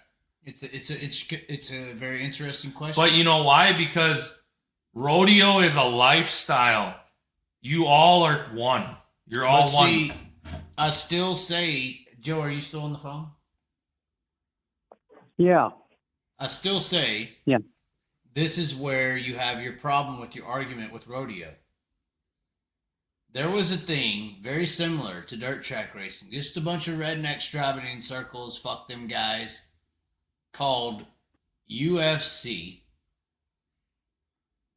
You ain't fucking buying their gloves. The regular guy. You ain't buying their trunk brands. Other fighters might want to be. But they did go from a fucking, in the 90s, fucking cage fighting was for some fucking skinhead Nazis in a fucking back room somewhere. Sure, well, just like and then rodeos it took for off. Cowboys. It got exposed to people. I still think, and I'm not saying us three, we're on the phone, we're on this show right now because of dirt racing. We're on this phone because we still see the value in the girl. We still think that she is that badass. and we think she's that badass because we visually see her be that badass all the fucking time. And I'll tell you right, if I was to go down the street and they knew what a sprint car was and they don't like it, okay. They do. I'm okay. No, they don't, dude. You're wrong. I promoted the sport. You're fucking wrong. Bro. Anyone that likes You're racing fucking wrong. They don't know. Okay, who likes racing? Has seen it. That's the problem with NASCAR. I said it from day one. NASCAR is destroying motorsports because people think racing is NASCAR. But here's the deal. They don't look past that at all. Here's the deal. The exposure for the sport's in the shitter. But we have the best tasting burger on the block, and no one's even let people try it yet. That's the problem. It's a the peanut fucking butter. British guys in love with dirt racing. It's a peanut butter bacon burger. It's different. No, So it's the best fucking tasting People want a product. cheeseburger. I'm sorry. So here's the facts. The PBR and the NFR rodeo. So you get all worked up. You have an unhealthy romanticism I don't have an unhealthy with dirt track racing that I is just going to make you have a heart attack someday. No, I've been in the issue. Like, just see what it is. It's an entertainment. I just source. don't know It's why niche. it's so. I don't know why it's so hard for people to see that the sport is not promoted. The sport right now is promoted to the fan base that already exists. You got track promoters worried up the about money. You got track promoters worried about flow and dirt vision. What? Well, but that's How are you worried about flow and dirt? No regular guy's gonna buy a fucking flow subscription. You need to be worried about getting people to the fucking track. Doniel, here's my wrap up, and this is the point. No, it's not. Because I like giving points, and you like to rant and cry. It's not. Here's the facts. It's. The PBR, the rodeo people realize that that's a national touring act that's focusing on one thing, and that's its niche, and that's the world champion of that. Right. The NFR focuses on all things rodeo, and they recognize it as that. Okay. They don't sit there and say, we're better than one another. They don't create these divides and whatnot. So what has happened through the years? They've created this divide from asphalt versus dirt. Yes. Asphalt to dirt no, should that's be the boxing problem. to MMA. No, Boxing to that's the MMA. problem. No, So you're then wrong. you guys, You're wrong. Anyway, asphalt and dirt is UFC, WWE. Why? No. They are owned by the same company now because they see value in both. So here's what happens. Well, here's my point. If you listen, quit being a girl. No, we don't you'll have a understand. real leader in dirt. Nobody's doing It doesn't, right. right? You know why? So now imagine rodeo decides, well, we're going to decide that the NFR and the PBR are going to fight each other now. The fuck is wrong with you? Why would you fight each other? And that's the problem. Dirt racing now has decided we can't fight the asphalt battle anymore, so we're going to fight each other and fucking implode. And that's the stupidity, and that's what kills it off, because if the fan base can't even say, hey, we're all cowboys united as one in this dirt world, right? Just like the rodeo guys. Hey, we're all cowboys riding a fucking horse or a bull. Let's stay together on this. You're PBR, I'm NFR, you're this sanctioned body, I'm that. Rock on, you're the man, so am I. Instead, it's high limit outlaws. It's NARC versus this, and it's IRA versus MOA, and it's, whatever. Because it's all at the end stupidity. of the day, there only has to be one. You understand that? And that's that's when niches die. No. And you see it, and that's why the fan base does not keep growing. Professional wrestling used to be a niche. Right, but... Yeah, and how did it grow? Do we need to bring your fucking hoodie over? Of WCW versus WWE? No, that promoted the sport because they had somebody to compete against. That's why wrestling sucks today, because there's no competition. It was national television that exposed but it was also competitive. National It television was competitive. exposure. There's no national exposure. But you were competing, so they were pushing the limits on both sides, trying to beat someone else. But like I said a few weeks ago, and Broke Joe just mentioned it previous, you bring in, let's just say you expose the masses, you put it on national TV on a Monday night, Monday Night Football is off season. We're going to have Monday Night Dirt Track Racing, and millions of people are watching it. Okay. and then you bring them out to the track, and it's heat races that are parades, and it's farming for hours, and it's fucking around and boring ass interviews, and then fucking the track again for an hour, and then a 15-minute heat feature, and then it's like, please come back for this 6-hour time where you just sat on your ass and saw 20 minutes of entertainment. Yeah, there's a lot of issues. There's wow. some good, hold on. Now, there's you're cherry picking. Your whore. Your crack picking. addict No, whore. You're trying to say, my crack addict whore is ready to get dolled up and be ready for the wedding day. Picking. Nope, Yeah, she ain't ready. Yeah, you are. Because there's plenty of races that are 2.5 hours and done perfectly timed and great races and all that stuff. They can't stay consistent. You're cherry picking. They can't stay consistent, just like the whore. She can act right for a few days, and then she goes back to the crack. That's because nobody's done it right. We can fix her. You can fix her all you want. I just see it for what it is. It's a great entertainment source, but I ain't going to live my life saying I'm going to fix dirt racing. I just know you could. I see it for what it right is. now. You're telling people how to do it. I'm not telling anyone how to do it. I'm just saying they've created now their own infighting, which is what causes the demise of all. Well, and that's the problem, to elevate any sport. If I want to tell somebody, hey, come and watch the sprint car thing, for instance. The issue is I have to say, okay, so who's the best football team? Well, whoever won the NFL championship. Who's the best basketball team? Well, whoever won the NBA title. Who's the best stock car asphalt driver? Whoever won NASCAR. Who's the best this or that or the other? Whoever won Formula One's the best F1 driver. We used to have that in sprint cars. Who's the best sprint car driver? Well, whoever won World of Outlaws. Now, we can't fucking say that anymore. Right, but the rodeo it destroyed could be the same thing, the same analogy. Your rodeo fails. No, you don't get it. You're missing the boat. No, it's a niche sport. I don't want to be rodeo. Rodeo's a failure. Let me explain to you. Well, sprint car racing's failed. It is failing. So you gotta understand. It don't need to work on a failing business model. Listen, honey. It's a failing business model. Rodeo does not sell. Calm down, Callum. Rodeo does not sell. Yes, it does, because they have. If you go on major cable networks, they have a channel. Y'all seen rodeo here, on listen. Facebook or anything? Please show me the screenshots where rodeo is in your face any time of the day. I haven't seen a bull ride in like 20 years. You gotta understand something. They realize they're a niche. They're nothing. They're nobodies. Well, you're not listening. It's the truth. Listen, you're being a woman. Be quiet. It's facts. I don't see rodeo anywhere in my life. Don't be a woman. They're losers. Be a man and listen. Rodeo is losers. Be a man and listen. Don't follow a loser mentality, people, please. I will show you a winner mentality. Okay. Major cable networks have a channel called the Cowboy Channel, and it's all rodeo. And like you're saying, you're talking about, there's no world champion. That's called segregation. Listen, woman. It's segregation. Listen, Chazette, listen. So here's the deal. They have multiple world champions because there's different sanctioning bodies, and nobody sits there and goes, well, who is the real world champion? They don't give a shit because they realize there's different sanctioning bodies. That's nothing new. That's not a big deal. Okay. So, no, but the only people that seem to think that's a big issue is within dirt track racing, and then they're causing it to implode on itself, a niche sport.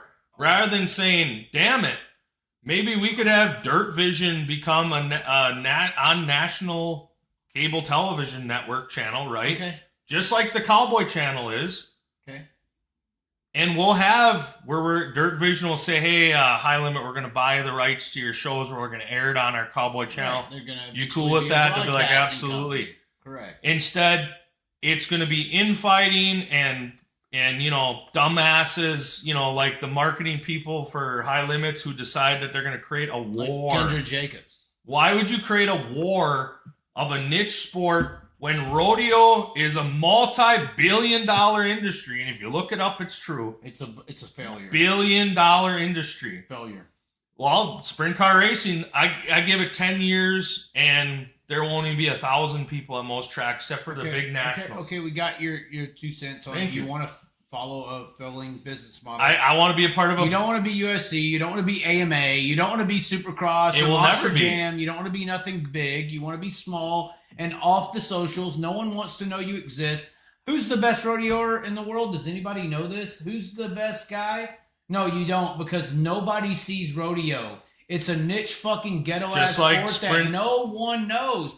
Okay. Why are you mad at just like rodeo? sprint cars. Are you no, mad? I'm just saying, if you want to follow a business model, follow successful ones. Which one? Don't follow.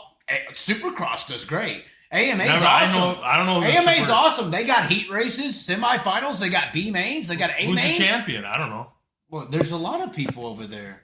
I don't know who the Did champion. you don't know about Lawrence T. Law? Okay, but anyway, I don't know. I'm just saying there's But you other just said hold on. that's the There's pinnacle. other business models besides broke ass bum rodeo with a horrible product. $1 billion to follow. rodeo. $1 billion There's rodeo. this NFL. There's all these other things. But anyways, Broke Okay. Joe has been here. People are asking, where did Joe go? Well, Joe I had- just started to go down. I mean, Joe, I apologize, Joe. I have respect for Joe, so I'm stopping the show and letting him. I respond. apologize, Joe. I had a 2-minute statement to make No, that you didn't. took It's 20 been minutes. 45 minutes. Joe. Well, I had the Chaz ratting on. No, I sat here and listened to you explain everything, and then I responded. You didn't like Well. it, and since I responded in the way you didn't like, I'm a feminist now. This is You're how you still operate. going. You're still it's going. a narcissist. But anyway, You're still talking. Joe, are you there? Yes. I apologize. I had a 2-minute statement. I stopped the apologize. show. I recognized you were still here. I apologize. No one exists but Spike. I won't say anything more. Oh God! Now he's offended. This is No, how I'm he not works. offended. I said my piece. Joe. Wow, you guys like talking. Holy mackerel. That was good. That was good. You want my view on this half-hour ramble fest you guys were on? Thank you. He said it was only 2 minutes, but I had a 2 minutes. underestimating his size is definitely something that happens, probably. Well, I just can't get past Chaz. It's 5 minutes of action, and you're there for 5 hours. Right. You keep trying to say the word. That's cherry picking, and you know Let him it, talk. though. Let him talk. That's cherry picking. You had your hour. It's cherry picking. You can talk for an hour. I can't say 30 seconds. No, but you wanna can't. talk over I me. Let him can't talk. let a lie go. It's a lie. Hey, Y'all quiet. are lying. There's 2 hour and 30-minute shows all the time with action and going and It's a making. show for you because Y'all are gonna pick these 1 or 2 examples where it's a fucking farm fest. That's not every night. It's you a have show- to be fair in Hey, your judgment. let him talk. You have to be fair in your judgment. You can't just nitpick or cherry Let pick him talk. one example that's horrible. It's a show can't you do because it. you got your camera rolling the whole You time. can't fucking cherry pick one side. You have to be fair in your Okay. judgments. It's Let a him talk. 2 hour and it's a 2 hour and 50-minute show with 6 minutes of action. Does that sound closer? Not true. Okay, how many hours do you think the show is, and how much of action Okay, is so there? I do believe that sprint car racing is failing in filling, because once again, I went to PBR as he referenced. I go to these bigger events to research, and PBR bull riding was maybe a minute and a half of action, and it was a 3-hour show. Dirt racing is lacking in putting on a show with their quality 8-minute action. We fucking fail at being able to produce entertainment. And this is what Jeremy was losing his mind about. This is what Elliot was calling about. He is pissed off because he went to a fucking event that really, yeah, there was a hockey game going, but they only scored a goal like on 3 plays or something. You know, there's only truly, besides watching men roll around on ice skates, you're only watching a play or a goal happen 20 seconds, 30 seconds, or even an NFL football game, a touchdown scored or a field goal. We lack big time on filling that dead space. That is a problem. That's right. But you can't say Let 6 Joe talk. hours and 5 hours and all this Let shit Joe because talk. it's not true. It's factual. Let Joe talk. But this, I don't know if you remember in the 90s when it really looked like sprint car racing was going to get very big. Yes. And it was on TNN or yeah, TNT ESPN, Live. Mhm. And these teams, you know, Sammy had the Channel Lock car, Yeah. and Steve. Big sponsors. Had the Joey Valley Saldana League. talks about it. Yeah, big money. It it was on live TV, and it had every chance if it was going to go somewhere. But obviously the ratings weren't there. If the ratings, it all comes down to ratings on TV. If the ratings were there, it would have continued. But obviously the public did not support it, so it went off the air. And you're thinking if it's promoted right, it can get to those heights, that it can get to heights that me and Spike just don't think it's possible. Now, let me just say this. A proper sprint car race with a top and a bottom groove and quality drivers is like almost the greatest thing you can see in sports. Exactly. That's what I was. Okay. Grandview. Okay, what was your opinion of Grandview? I thought that was amazing. Well, it was a good race. I wouldn't say it was amazing. Right. But it was as far as racing products. If I want to bring a friend to the race, a hockey game or the road, when it starts. Right. You're gonna have someone sit in the stand. I'm talking about California. You're gonna sit in the stands for 3 or 4 hours before the main even starts, and that you don't go to a Warrior game to watch Steph Curry, and you sit for 3 hours waiting for the game to start. And these delays. Well, okay, so this is where I would supply the Supercross reply, because they have a very similar format to sprint car racing that appeals to people for multiple hours. It's about presentation. That's part of it. But also, like out here, the crowds got so bad that the promoters want to make back gate money, so they put 4 or 5 other classes out there. So they dilute the product. Because they're lazy, Joe. They're lazy promoters. Watch Steph Curry play, and after 5 minutes, they bring out a volleyball tournament for 5 minutes. Right. So you're saying, Joe, they're lazy and they don't want to go out and get people. This is why I go back to the Flow Dirt Vision argument. You're so fucking lazy to get new people to the track that you would rather just pay more money and get hopeless people who want to be Dale Earnhardt Sr. to pay a pit pass with his family. Okay. You bring up Earnhardt Sr. Let's get to something Spike said too, a ways back. Okay. Earnhardt Sr. He, besides being a great driver, he had charisma. He had personality. Personality, yes. We like that, yes. This is a Spike. None of these sprint car drivers, they're like robots. This is embarrassing. The whole sport looks embarrassing visually to me.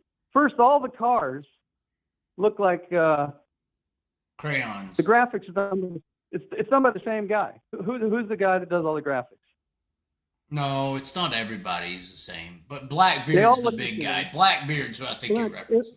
Look at Blackbeard has helped make the sport look horrible.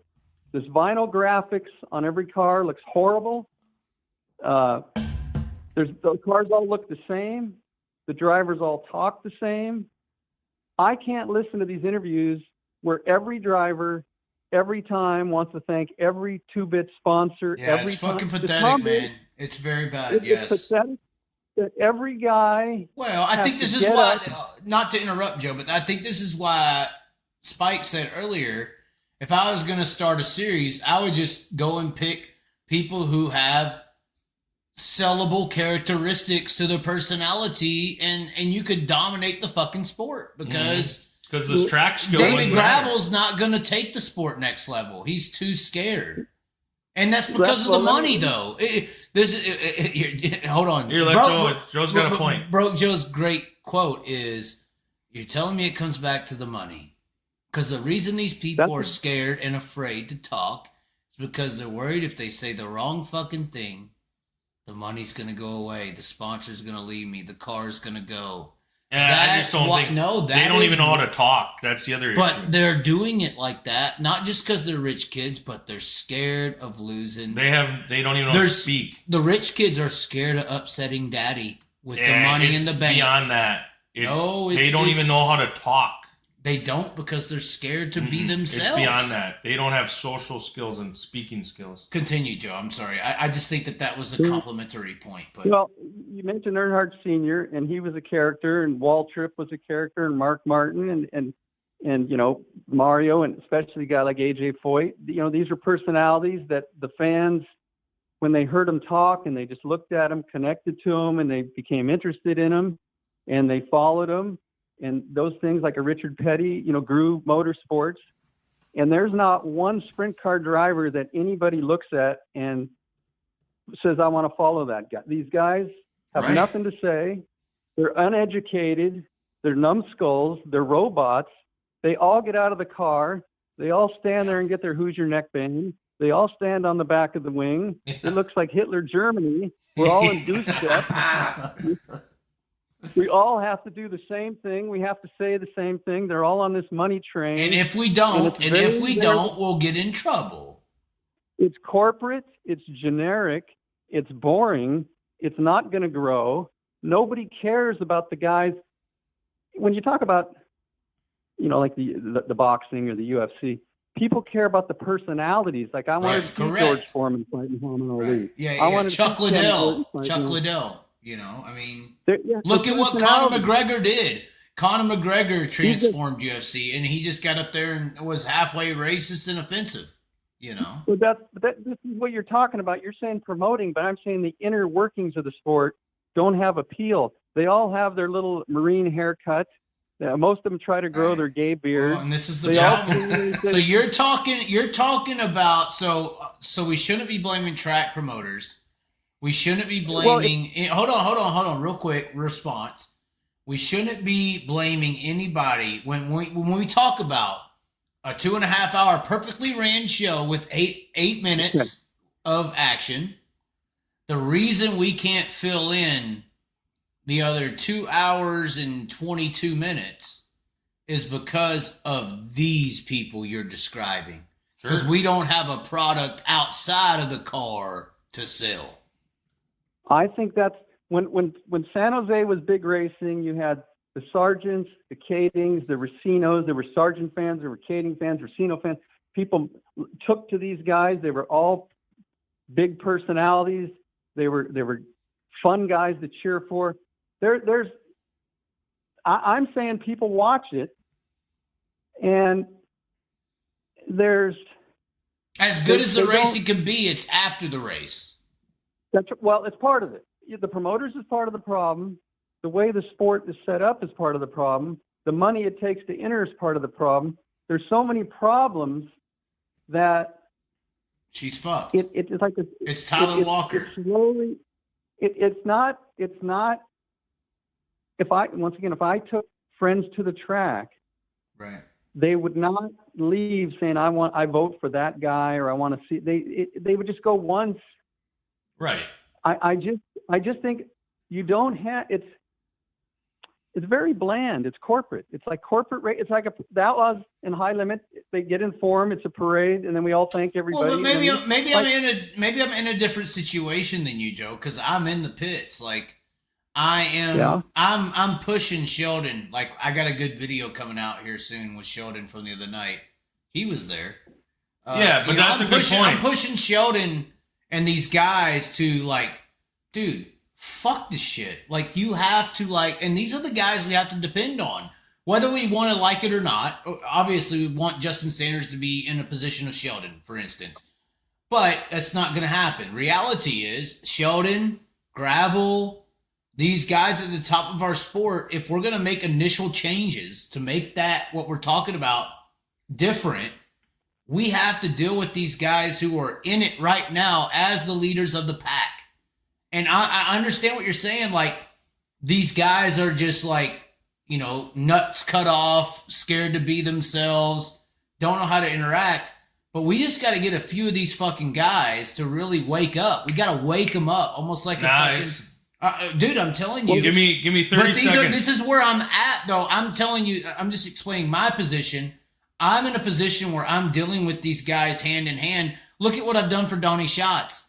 Honestly, there's so many more people right now that are fans of Donnie Schatz just because of my interviews of me being able to break this fucking shell that Donnie never broke. They say when they watch me talk to Donnie, it's like, this is the guy I've never known in my life. Sure. You know, so we gotta, I'm out here trying to break these fucking shells on these clammed up ass little fucking, you know, David Gravels. David Gravel's actually a good guy, an entertaining guy. But when he pulls that fucking camera out on himself or whatever, or gets an interview, he's fucking it up because he's scared. Well, 30 seconds. They're scared to death. Give me 30 seconds. These people are scared, man. 3-0, 30 seconds. There's when you were in the pits, you were like, hey, hang out and watch me talk to these guys. And I said, dude, I'm going to go watch like the Legends and the Micros race because I have no interest being around these guys. Okay. Because it's boring. They're boring people. It wasn't boring, though. But it's entertaining to you because you're creating content. Doing something. And you're making them come out of their shell. But you're like basically saying, watch this cocoon for 6 weeks, open up, and then watch a butterfly come out of it. And I go, dude, how about you just call me when the butterfly comes out? Because I don't give a fuck about the cocoon process. And on a flip side, number 2, there's a girl driver was from the midgets, Taylor Reimer. When they would interview her, she would barely look at the camera. It was sad. And she would talk very monotone. I watch her now when she's racing asphalt, and she looks at the camera and she used to be like, yes, it was a very good race, and our team did great, and I hope we do better next time. Now she goes, it was a wonderful time, and I was so thankful to be here, and I want to thank my sponsors, and thank you all the fans for being here. That ain't someone said, hey, you need to come out of your shell. She took classes. She must have been taught public speaking at some point now in the past year where they said, listen, you're getting into asphalt. We want to take you to the next level. You got to work on your speaking skills. So all these guys, set them down. All these guys, you can tell Gravel and all them, hey man, you got to come out of your shell. They don't know what that means. No, but I'm putting them in position. But they need to go through some public speaking routines and coaching. I guarantee you that, and the NASCAR coaches may be doing a very good job at Absolutely. this. Because they're doing what I'm doing with these guys. They're doing it. Yes, they are. Because what I'm doing is I'm forcing it. They're teaching them. See, the difference is, for some reason in racing, when a guy goes to asphalt, oh, this is my shot. This is the big time. No. No. Oh, why did Taylor change? Who did she listen to? Some executive who knows how to make her famous sat her down and said, hey, if you want to do better, if you want to be best, if you want to look this way or that way, you have to work on your speaking. You have to do this. You have to be that. I'm doing it in more so of a blunt dirt track slider job way. I'm taking my camera and I'm like putting them in a position where they have to act normal. Yeah, I'm not prepping them. I'm just getting them talk dirty, more or less. Like, no, here's the deal. It's not talk dirty. Well maybe, whatever. Yeah, it's maybe. dirty on the business of dirt. I'm saying you're acting like some man in a suit convinced all these dirt kids to somehow become personality. You call it. And I'm explaining to you. You said that's what trafficking they are is. not. It's not some man in a suit that is conning them into having personality. It's their daddy. No. Yeah. Like you think everything backwards. No, well, then explain to him in trafficking because that's what you said, right? Listen, honey.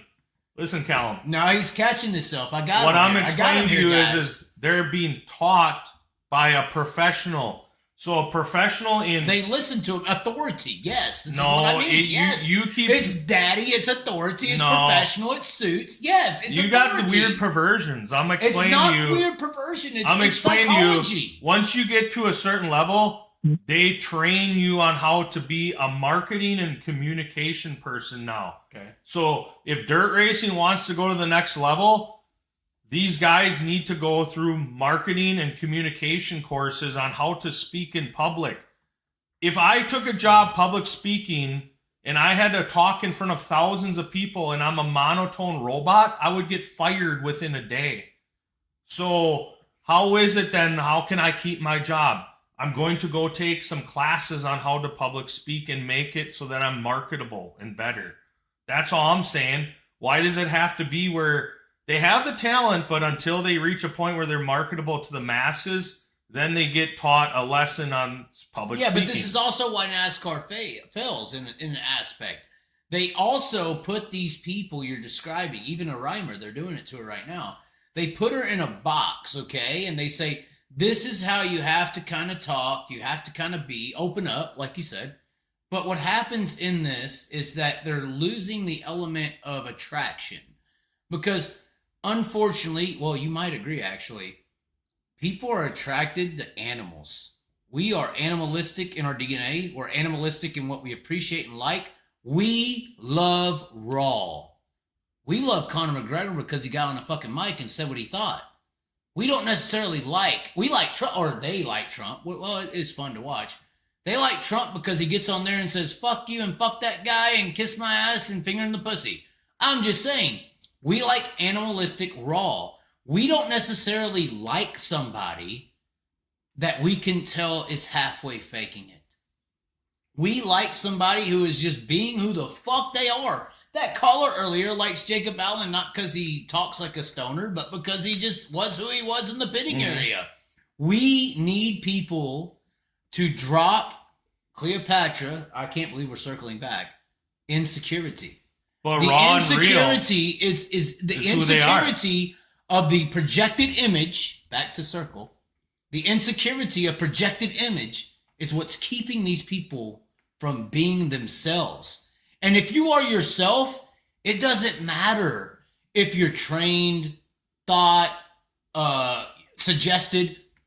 People are going to like you, and they're not. The problem is, back to insecurity, a lot of these people are wanting people to like them. They're worried whoever. It's in their fucking mind when they're having these interviews. I got to thank this sponsor, that sponsor, because I got all these people I need to appreciate, make sure I don't look bad. So it's just the people It's a self-image issue.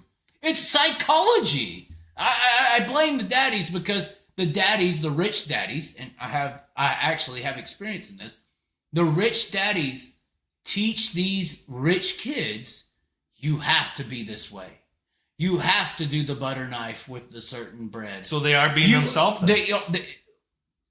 They are not being themselves because they have been confined since birth. This is a lifelong issue. This is why racing is a microcosm of the real world. I love when Joe said this because it's very true. This life that they are living is based on conformity in the highest levels we know. And even in your suggestion with NASCAR, they are teaching them a form of conformity, and that's why they are listening, because an authority from a higher level is telling them this is how you have to be successful, instead of just being you. If Taylor Reimer got on a mic and was the fucking college party hoe that she was on a mic and just fucking, catch me outside girl, she would take off bigger than all of them. Instantly. Oh yeah. Buzz balls. You're thinking. I'm not saying white trash. I'm just saying if you will just be who you fucking are on camera, but they are. You will succeed. They are being who they are, and that's what I'm explaining to you is because the sport is created. The spirit. Vanilla midgets. No, the spirit. Even when these rich girls and kids, and this is why I even had a chance, are conformed from daddy or whatever since birth, there's something in us that says we're not supposed to fucking be this. We're supposed to be more than what we are. We have this inner self. They're not, though, because we have an inner self that is fighting the conformity at all periods of time. This is why anarchy is even halfway successful, because we have something in us that wants to beat it all. We want to be free. That's sad. Humans want to be free. You're missing the point. They want to be free. David Gravel is a boring human being. No, David Gravel is awesome. There ain't no amount of classes that he can take. He might be able to speak a little better, but he's a boring vanilla midget. No, he just needs to drop his insecurity. He's very small. I think I'm just saying. Imagine how much do you think David Gravel was bullied? What I'm saying. How much do you think David Gravel was bullied in high school? Because I know you're right. Hey, who cares? David Gravel was walking by, slap him on the face. Tell him to get over it. Like, here's the deal. The fact of the matter is, the ones that are marketable and have personality and that are able to be made money with, get the hell out of dirt. Dirt's a stepping stone to something better. And sprint cars is namely. There's not. And all the drivers in it know it, and the ones that stay now are vanilla midgets. No, the ones that are staying right now has something you ain't got, Spike, and that's belief. In what? That they're going to be mediocre? That dirt is going to become bigger than it is. There are people who believe this. And it will, and then where are you going to have it? There's people investing a lot of money into that belief right now. I'm just telling you, man, the people they've created, the vanilla midget era, it's over. And it's going to be it's over, right? And it's going to kill it off. You know that era is over, right? The vanilla midgets are everywhere. Okay. Joe's here. ready. Joe's here. Joe's ready. He's loaded up. He's got a gun. He's going to fire. Thank you. All right, we're going to be quiet. Hold on. I'm going to time mark this for you, Joe. We are listening to you. Your call is 1 hour, 31 minutes, and 45 seconds. Go. All right, we're going to be quiet. Broke Joe talked as much as a sprint car As much show as you want. action. I'm just marking it, so if you say I cut you off in 30 seconds and it's been 5 minutes, I don't want to hear it. But go ahead, Joe. Okay, first off, okay, the one outlaw driver who is probably the most observant, the most opinionated, the sharpest guy, that if he told the truth would be by far the best guy to listen to. Do you know who it is? No. I would say Donnie. I'll let you go. Okay. Spike, your guess? The one outlaw driver that would be the best to listen to with an opinion? When he's not on said camera. it. If he said it, yeah. Oh, that you could learn from about the business of racing? No, he's talking about like just exposing it all, kind of. Am I right on that, Joe? No. Or what do you mean? Like just saying it like it please. is? Explain your question then. Yeah, say it like it is. This guy, when you get him off to the side, he's just most observant. He grew up in it. He knows it. He's smart. He's a winner. The smart. Hold on. I know who he's gonna say. The smart answer is Donnie. His answer is Buddy Kofoid. No, Continue. not Buddy. Kofoid. No, I would say Well, we're gonna get to it. Okay. a current driver. You want me? I'll just tell you. Gio sells it. Gio. Gio's the man. Oh God. You got Gio talking. Okay, but I'm gonna change. Let's change course a little bit, Chaz. It's 1 o'clock in the morning here. I'm being quiet. Hey, it's 1:33. You We're got gonna 2 minutes. I'm done. Keep going. Keep going. I got a conspiracy theory. that no one's talked about that I want you and Spike to ramble on about while I go to bed. Okay, you ready for this? Okay. Hold on. No. The Gio sells you. You have to explain. There's nothing to explain. I already explained it. What do you mean? No, you haven't. You said Gio's the guy. Although Gio's very vocal, he's very expressive. He's on talk shows. It doesn't seem like he is holding anything back. So I'm confused. Oh, he's holding everything back. He's just being corporate. He's just being nice. Okay, no, I want to change the course of this. People get bored. New subject. 1 o'clock in the morning. Okay, I got a conspiracy theory that no one's brought up yet. Chaz, this is what I add to your show. It don't have nothing to do with Tyler Courtney or the T-shirts or nothing. No. This is better. Okay. Oh God, this is bad. Buddy Kofoid fell under the Toyota wing with hopes of going to NASCAR. Correct. You run this midget. You win these midget races. You win these championships. You can be the next Larson. You could be the next Bell. They put this in Buddy's head. Buddy has the talent. I said this on my shows, Joe. I hope you know this. You're interrupting me. Why? I agree with you 100%. That's what I'm saying. Okay. Keep going. Okay. Buddy did everything. He won 2 championships. He won 20-something midget races. He did everything. They put him in a couple pavement cars. They said, you're no good. But what they've now done, here's the conspiracy. Okay. Chaz, you haven't thought this yet. I'm thinking way ahead of you. If I cut you off, it's because I probably have, but continue. They started the High Limit Series, right? Charter. Larson has NASCAR connections. He went to Jason Myers, said, listen, you get Corey Day to run Corey the High Day's the Limit. boy. Yeah, I said this. Yeah.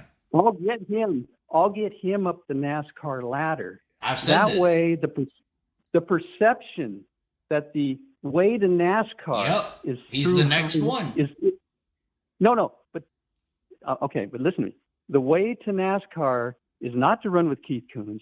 It's to run the high limit series. High limit, correct. Yes. I've said So, this, yes. So that's what they're playing. Now Corey Day, who's done nothing compared to Buddy.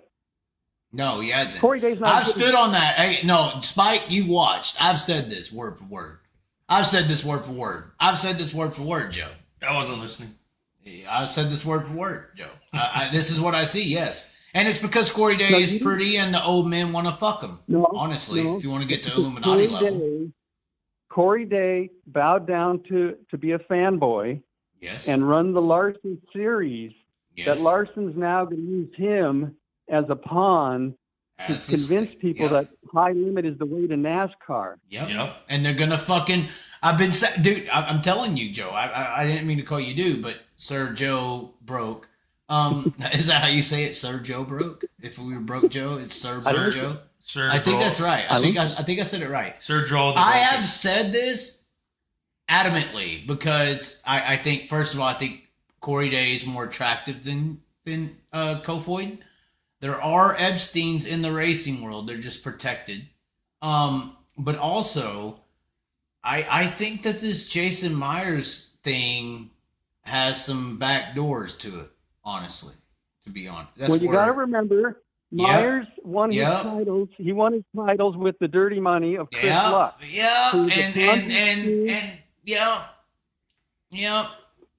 We talked about this, Joe.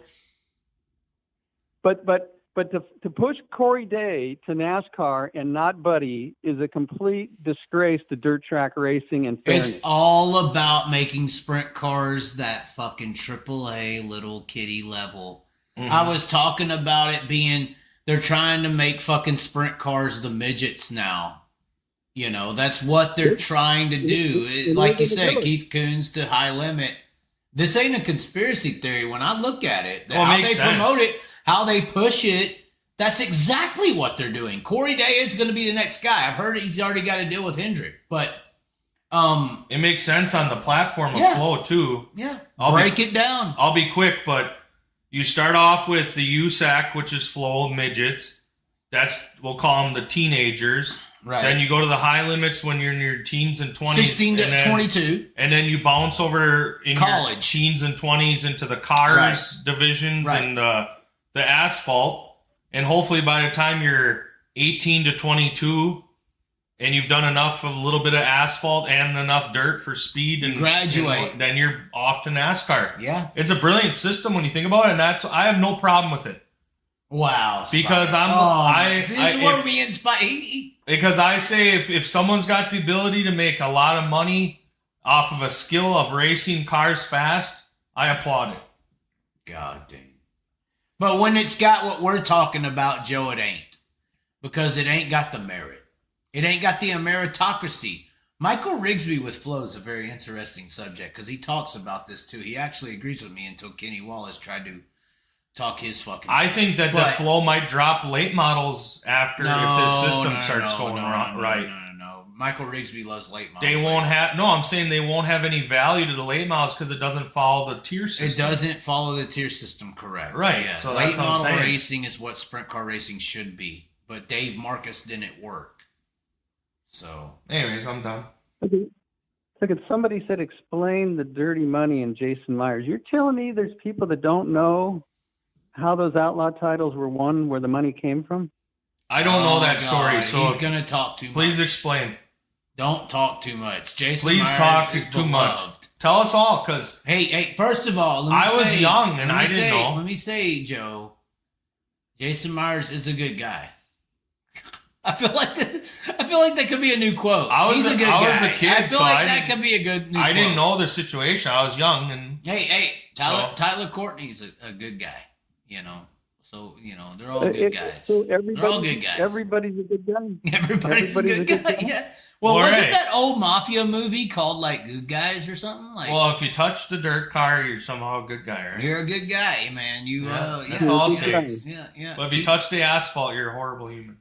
Shut up. See, he just. Anyways, all right. They want to know about the Jason Myers story. Yeah, please. Well, just look up Chris Luck and GLR Investments. Hold on. How do you spell these things? Hold on. Chris Luck? Luck like the luck of a draw? Luck? Yeah. Guy went to prison for his, stealing money, Ponzi scheme investments of people's retirements. And when this all started going down, Jason Myers suddenly retired. All of a sudden, want to spend time with the family. Wow. There's been a lot of that in NASCAR through the years too. Hold on. It was Chris Luck, like with a C or a KRS. How do we spell it? LUCK. LUCK. Chris Luck Investments. GLR Investments. GLR Investments. Can we actually look this up right now? That's funny because actually there's a few teams in NASCAR and Xfinity that did that quite a bit. Oh yeah, that's all fucking racing's been. So it makes sense that they would do it in dirt as well, because at dirt at the time, Outlaws would have been very high on profitability. So I've been told that. God. Hold on. Oh my God! Just one little search. Look what we saw here. $60 million fraud? Yeah, there you go. That's got to be one of the biggest in U.S. history. Oh my God. 60. There you go. Not 5 or 10. Oh my God. Was it just in dirt racing? racing? It says Scott Valley Investment Company, although that's what came up with this GLR. So he funded racing? It says racing? Northern United of California. It's 2012. This is the right time frame. So he funded the team or what? Oh my God. Is that the guy that funded the racing team or what? His name's on the car. Oh, okay. Wow. I'll have to look that up. But why would you say that why would you say that Jason's responsible for what happened there? Why would that judge Jason's character? Why did he quit racing all of a sudden? I understand what you're saying, but if you're Jason Myers, you're running a car, the guy's giving you money to run the car, this fucking happens, don't you have some loyalty to the guy to not like say, hey, my car owner's a fraud, fuck him, I'm quitting because he got caught? Like, what? No. Not if what do you mean? Well, hold on. What do you expect Jason Myers to do in that situation? Seriously, Joe. What do you expect him to do? You expect him to burn the bridge? You expect him to just trash this guy who supported him his whole career? Or whatever? His whole outlaw career, at least. What do you expect Jason Myers to do? Where is Jason Myers and his character being judged in this scenario? That's my question. Well, he was involved with a criminal. Okay, but what did he do? He didn't do nothing wrong, technically, correct? They spent the money. Well, I mean, do you not? I mean, if you all of a sudden become a fraudulent person, is Justin supposed to trash you, or like that's what I'm saying? Like, if North Pole Plastering or say the Metries, say Metries get caught tomorrow. They were laundering money into a racing operation. Is Justin supposed to just trash the Mitri team and the owners? Yeah, that's right. That's right. He's supposed to trash him. The guy's a criminal. Because the guy's a criminal. That's why, because he's a criminal.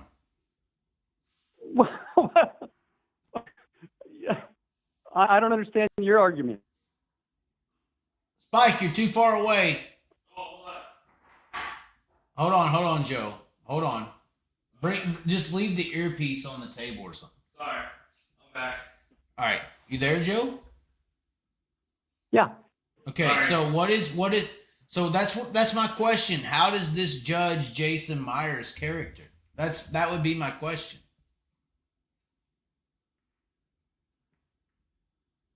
Well, what do you mean? Well, how does that make a guy who was funding him is a piece of shit? Okay. Yeah. And Jason Myers, it looks like to me to save face on the investor of his race team who believed in him, that made his dreams come true. He just all right, I'm going to retire for family. I'm not going to trash this guy who supported me. He did the wrong things, but what is he supposed to do, Joe? Is he supposed to say, fuck this son of a bitch con artist, I need a ride. I mean, what is he supposed to do? How does that judge Jason Myers? How does that define how much of a hit to Jason Myers' character does that escape button do for you? I don't know if that makes Jason Myers a bad guy to me. That's what I'm saying. Of course not.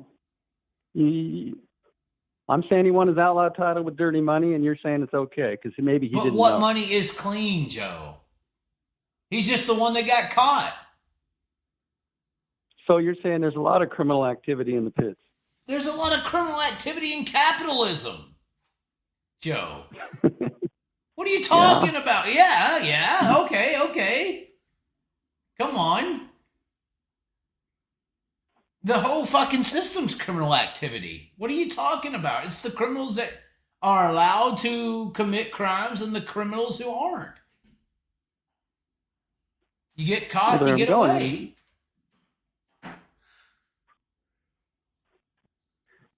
What's your point? I'm asking your point, Joe. I just don't see Jason Myers, him. I don't see Jason Myers, the person, being judged negatively in that scenario because his guy got caught doing what everyone else is doing. Everyone's doing it? Everyone's doing $60 million Ponzi schemes and stealing people's retirement money to fund an outlaw team. Everybody's doing it? Have you ever heard of COVID? That's a lot more money. It's a lot more money. I'm just saying, Joe. If we want to talk about people who are taking money, 60 million is very fucking low compared to the other criminals that are making way more than that. You're deflecting. I asked the question, you go on a tangent. What is? I didn't go on a tangent. What is the deflection? I'm answering you. I'm saying, okay, Jason Myers' guy got caught with this $60 million fraud scheme, or his Wolf of Wall Street. It sounds like very similar. He got caught in this scheme. He got, arrested. And I'm saying, okay, yeah, that guy, he could be a piece of shit. But people in that industry do a very similar thing. Okay, I know this. This is knowledge. So I know that people do these types of schemes. Jason Myers lost his funding to his team because of it. And instead of, I guess, trashing this guy who got caught, he just exited out as smooth as he could without, destroying a guy who supported him for years. And I don't know if that makes me feel any differently about Jason Myers. It can make me feel differently about that guy. I just don't know how that affects my opinion of Jason Myers and his character. Well, yeah, you're not a very good judge of people, I guess. So what do you think that means when Jason Myers covers for him? What do you think that means? He's an accessory to the crime. Okay. Did he sell the racing equipment and give some of it, all the money and the winnings back to the people's retirements that they stole from? Did he do that? The moral thing?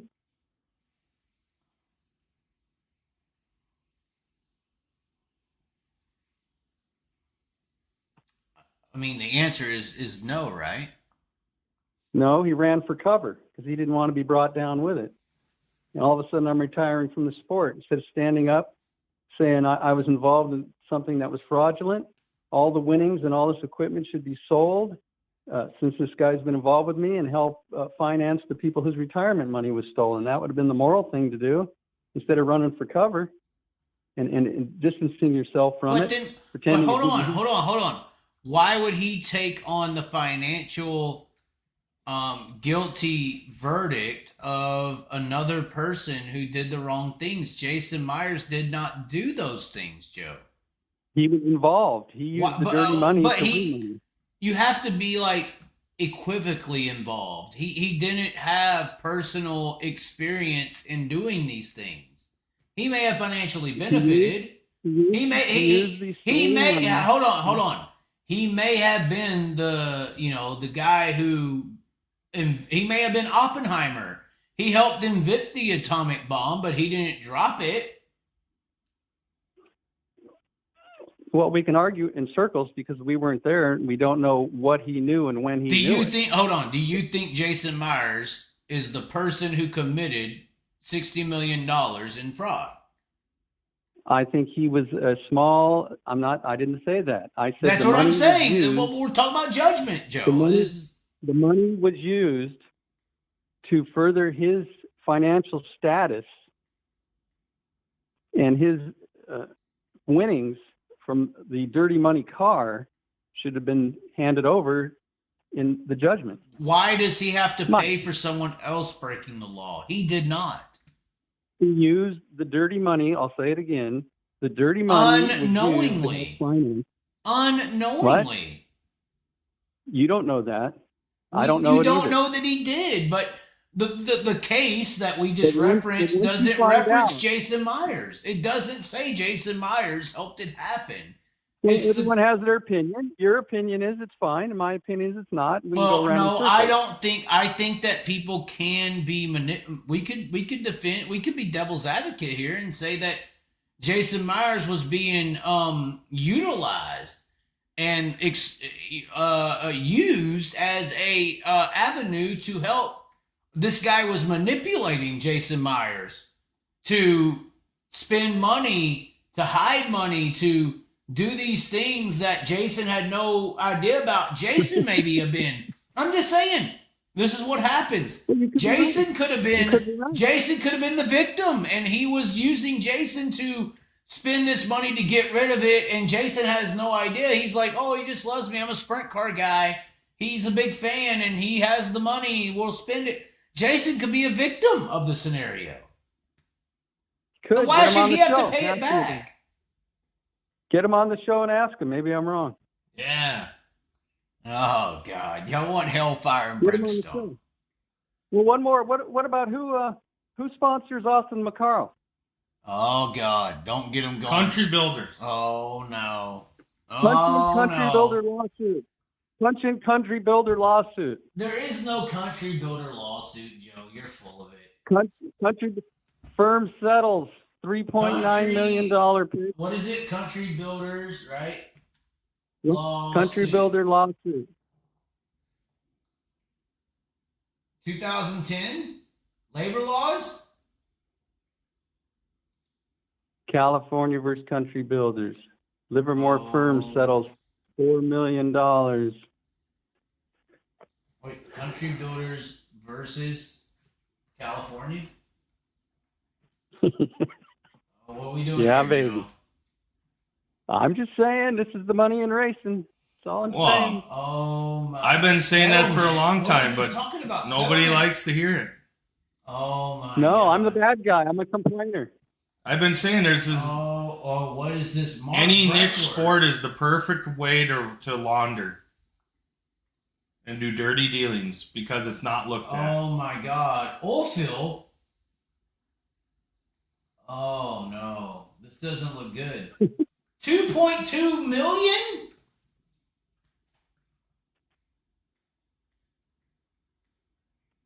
They were stealing money from the. Yeah, baby. That's like 10 years of sprint car sponsorship for the McCarl. Let's go racing. Gas it up. Oh my God, Joe! What are you doing? I like it. Well, let's do a part 2 another time. Of the legal. Wants to leave. For the legal I'm just trying to educate the sport you want to elevate, Chaz. That's all. I love it. I've been saying this for years. Jason Myers could be a victim. I've been saying this for years. It's a money laundering scheme. He could be a victim, Joe. You got to look at it from all angles, not just one. I'm agreeing with you. He could be. Come on, get him on the show. Have him explain explain the whole thing. You think he wants to do that? Do you think he wants to potentially ruin? No. Yeah, that's what I would think. He's been told not to talk, guaranteed. He's been told. And that's his legal counsel probably told him, get rid of everything now before this thing goes into trial. That's right. There you go. Spike's right on. Oh my God! Because y'all are wrong. Because the minute you get rid of all this shit and you don't exist, they ain't gonna look at it. That's right. What do you mean that's right? Well, if you hang on to it, then it's gonna go to trial. Oh, so he got rid of it, so no evidence, no case. Well, at least on that portion of it, but as far as he had proper counsel on that. I guarantee someone said, you get rid of it. Maybe it was the guy that was doing the scam. Told him, sell this shit as soon as you can and just play dumb. And quit the sport. Yep, and quit. That's right. Don't, because all of a sudden you roll on the track with a new hauler and a new car, the authorities are going to show up and go, where'd you afford that? Just sell it all and ride off into the sunset.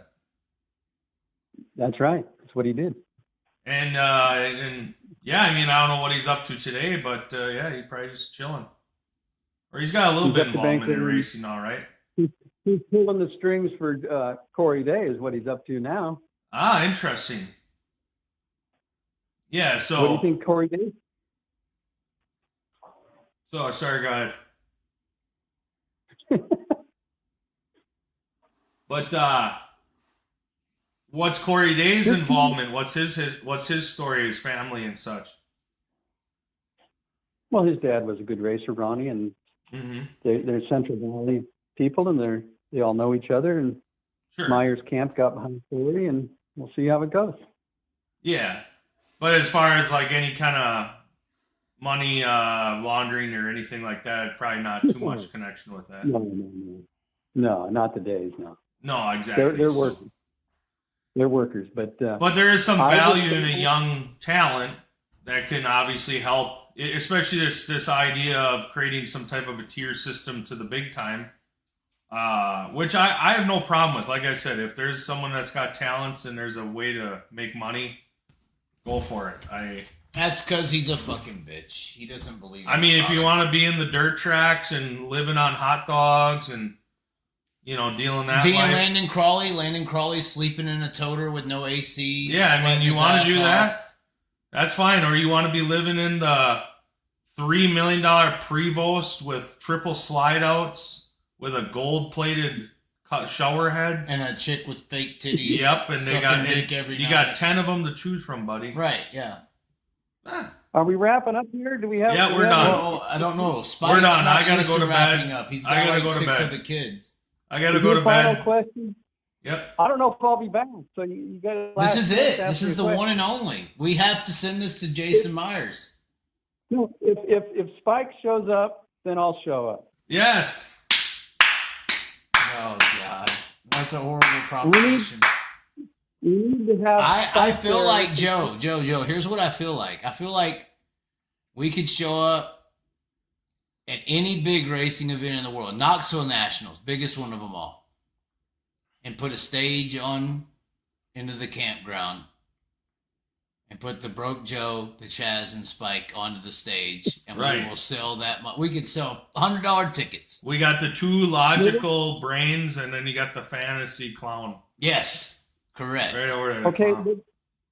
This is a show, Broke Joe. Broke Joe he's a wannabe comic. And musician. We can actually sing good songs. He tried to serenade me one night. I said no. But hopefully he's laughing. He may have took that serious. He is from California. But Broke Joe. He's playing. Oh, look at him. There he is. He's going. I got him going.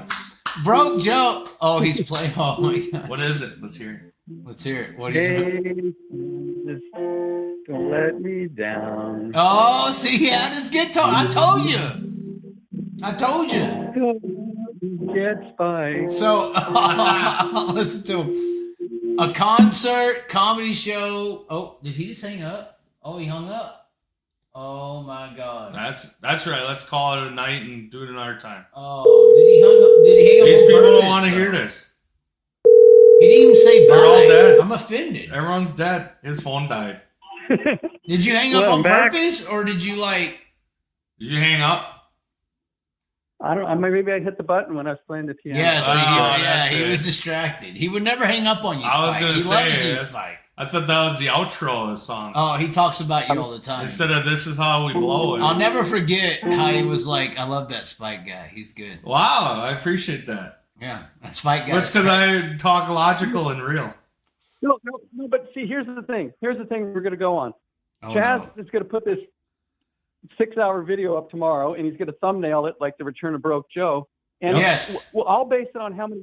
I'll base it on how many views it gets. If I get 1,700 views, there's no point coming back on. Right. If we can get what's like 6,000? Would that be a good number for a show like this? A dirt video. What's the best you've ever had on our live show? Yeah, like 5,000, like a good 5,000 better than average. I mean, Yeah, five's up there. Well, I mean, recently it's been trending upward. I mean, it's been Like, what would you? $2,000 would be a home recently run? my lives have been around the 3,000, which is a lot. So if we can get 3,000 plus, that's a home run. Below 3,000, We could destroy Dirt Tracker in a year if we work together. I'm on the But NASCAR where- plan. So well, let me ask, where are you guys at? Are you at Spike's house? Where We you at? are in the first radio station in the United States of America. This Yeah, is we not are. a lie. We are actually, Joe, you're playing music. I have This is the first radio station in the United States of America. Is where I've we're got at. I got a little investment in this place. My one friend's the vice president of operations. My other friend owns it, and I got a small share in it, so I can use the man cave anytime I want to have watch racing, relations with host, women, host Tinder. dirt track shows, whatever I want to do here. So production It's But studio. where are you first- guys at? What state? Like, what city are you in? Where you at? Oh, I'm in geographically? Where you at? Fond du Lac, Wisconsin, the home of Mercury Marine. Yes. So Chaz drove to Wisconsin. That's where he's at. Yeah, I mean, that. Don't be surprised if I He drive was somewhere. He was in Beaver Dam, which is only 20 minutes away. And I was in Indy before in Ohio. Yeah, Beaver Dam. The Outlaws are 20 minutes from. The Outlaws are. Beaver Dam is only 40 minutes from where I live. Yeah. So When's that? it just got done. It rained out. It rained today. out today. It was Friday night. It was a So doubleheader. this is a one-off. I mean, this is a one-off that Chaz just happens to be there. Yeah. That's how it goes. I mean, I Unless tried to we move run in, into each but other I down the can't. road and he does a show from the hotel. I tried to move Yeah, but I in with- can't do a show with just Chaz because he'll start yelling. I don't have Spike there to moderate. I can't shut him up either, though. I drugged his drink, but obviously I didn't put enough powder in it. So Yeah. So is Spike going to Knoxville? the Nationals, yeah, I'll be there. I'm staying in Pella. I'll be there for all 4 nights. And Chaz will be there, so we can do our next show then. Is that what we should do? That works. That could definitely happen. Well, Spike's going to start his own deal, you said, right? Yeah, I'm starting my own channel called Yeah. Spike's Tier Cuddles? System to NASCAR. So The Cuddles channel. yeah. Cuddles channel. They He all knows. think they think this. You are the cuddle. I don't know who that. There's no- I was asleep anytime Cuddle was on. So Okay. Well, I just hope to make the show better when I come on. I like when Spike talks his theories on women. That's like my favorite. Dude, it's good. The star of this show was good. oh, thank you. I didn't know this was on. I was watching Sanders win his 7th race of his last So are- 11. We So are we. documented it. We watched Chaz, it. show the man cave. Give everyone a tour of it. Oh, God, the man cave. Yeah, Come on. would Let's get love the it, camera Joe. We back. gotta show you and the Oh, viewers no. the beautiful man cave. This beautiful man cave. Oh, you did that at the start of the show? Yeah, here I'll do it. Chad, Okay, you go sit. for it. Just, yeah. Tell me if it's a good view. So, whoops. He Drop my just headphones. dropped you. Okay, hold on. I got it. All right, so he's So- putting the earphone in. If you look to the left here, this is the conference room area where we can have meetings and talk about how we're going to have the NASCAR tier system. Down there's our whiteboard where we can recreate Chase Chase Rodman. Rodman and talk about our scribbles. And then that's the first radio equipment in the world. Yeah, over here is some of the stuff from the first radio studio ever. KFIZ is the station we're at, that first one, oldest one in America. And if you look this way, we've got the Chaz and the fireplace where we Those that don't sign up for the tier system, we throw them in there. Yeah. And then here's the big screen. Pick it up. Oh. There you go. You good? There's the big screen where we show the racing on. And then there's the couch. There's this a lot is of the couch. semen on the couch. The couch where certain things happen. Oh, God. Like me sleeping during high limits farming the track all night. Oh, God. And then that's the view. And then down the hall's nice bathroom, huge kitchen, another meeting table. Upstairs is all the studios. And I got an office up there too, so. Yeah. Well, this, I kind of trying to figure out, Spike, you're a barber by trade? Yeah, I own a private high-end barbershop in Green Bay, which is about less than an hour from here. How do you get up and work out first thing in the morning? Yeah, so I go up and I'm at the gym by either 5A, usually about 5A, sometimes 6 in the morning. And then how old are you? How old are you? Late 30? What's your age? I'm 42. You're 42. Chaz, what are you, about 36 now? Yes. Are you? How old are you really? Yeah. Are you 36? Yeah. You're a young kid. So Only a Spike, couple you years work back. out every morning before work. You work out. Yeah, I go. I try to put in hour and a half, so 45 minutes of weights, sometimes a little longer, and 45 minutes of cardio. I try to put in a 5K on the elliptical or treadmill, and then on the weekends I like to run a 5K outside if it's nice out. And if it's winter time, I'll hit the gym doing weights as well. In the summertime, sometimes might skip it on one of the weekend days just so because if I'm going to the races or something, that's enough activity. So. Wow. Did that impress you, Chaz? Yeah. It should. I'm scared. I don't sleep enough, but that's okay. So I like the fact that when I retire from working, if I do, I can go to the races, and I like that Spike will be my bodyguard.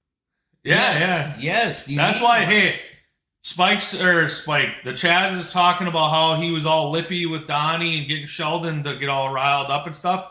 You know why? Because I was 10 feet away, so that's how he gets all.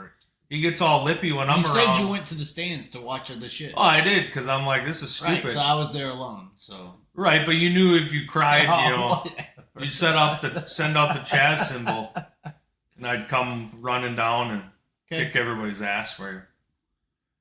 Although we are still acknowledging I went from 450 pounds to 190, so that's not easy. We did weigh him on the Outlaws scale last night. It's bad. Not the high limit scale because they don't use those, but the Outlaw scale. And I surprisingly in the morning was 250, but on the Outlaw scales I was 265. So they really 267. So they really outweigh you on those scales. They give guys some generous extra weight, and the Chaz was about 400. So. That's a lie. Well, what it was. 320, I think. Wait. How tall is Spike? How tall are you? I say I'm 5'10", but 5'7", but I'm truthfully 5'7.5". Yeah. And you weigh what? 250. 67. Wow. Well, 250. I'm 5'7" and I weigh 150. That's amazing. Yeah, I got a lot of mass on me. I mean, I've been working out since I was 14, though. So. You ever take steroids? Yeah. Huh. It's part of life. He was a professional wrestler. Actually, no, like he was an actual like wrestler guy. Did you wrestle in high school? No. I did, yeah. No, I did in high school as well. Well, that's how they usually come up. But he was an actual. What weight class? What weight class? I was a heavyweight. Wow. When I was in high school, I played the football, soccer and baseball, but to me, the guys who worked out the hardest were the wrestlers and the water polo guys. Yeah, wrestlers are savage fucks. Yeah, we would run. We had to run around the gym and up cement stairs, through a mezzanine, down cement stairs for 20 minutes, and that was just the start. And then we had to do mat rolls and cherry pickers, and then we had to wrestle each other for like over an hour, and then we had to do weights every day. It sucked, but it taught me good conditioning. So. Wow. I was fun. I played football too. And then, back then they'd make fun of you if you wrestled, They'd be like, what are you wrestling for? You're gay, you roll on the mat with other guys. I'd be like, yeah, okay, cool. Well, show up sometime and we'll see if you can make it through our workouts. And the football guys on our team that would rip on us, they'd get gassed out in about 3 minutes. So, what position on the football team? Well, I was just offensive line, and it was a small private school, so obviously I had to play defense too. So we had to play everything because our team was small and we were terrible in a small conference. So one thing about these drivers, I think you talked about it. I don't think any of these drivers are very athletic, and I think in high school, I don't think most of them go to school anymore. They're all homeschooled. Yeah, and they only want to get in a sport where their parents' money can tilt the play field. I don't think any of them could stand on their feet and go out and play a real sport when all the masses can go. When you have a football team and you have 100 guys go out for a football team, they probably wouldn't make it. That's why they went to racing. Yep. Well, and that's where I see, quite frankly, and I know people don't like hearing this, but the Toyota program, they make them go work out and they make them get trainers or something and stay athletic. If you ever watch some of their Instagrams and stuff, and I think that's smart. I don't know how you could muscle a car. Your heart rate's up, you're breathing heavy, and you're trying to hold a wheel. I mean, you got to be an athlete. I think that's part of the Toyota dog and pony scam. Once they take all your parents' money, they want you to pretend like this is a job that, it's really a fake. It's fraudulent. Yeah, it's an image. But like with Justin, I kept telling him how Jerry Rice and Walter Payton used to run hills and get in shape, and Justin does stuff like that now. Yeah, and it's funny that's good. Like, because the one thing I think that happens is I don't care how great you are if you don't keep that cardiovascular ability within you. Just the cardio, the breathing and the lung space and all that. It was a few weeks ago, short story, but the IRAs ran a race, and it was in Cedar Lake, and I was watching it on Dirt Vision. So the young girl, Maddie, is interviewing the drivers after their heat races, and they were all huffing and puffing, from Jake Newman to and even this Estison, I think might have been one.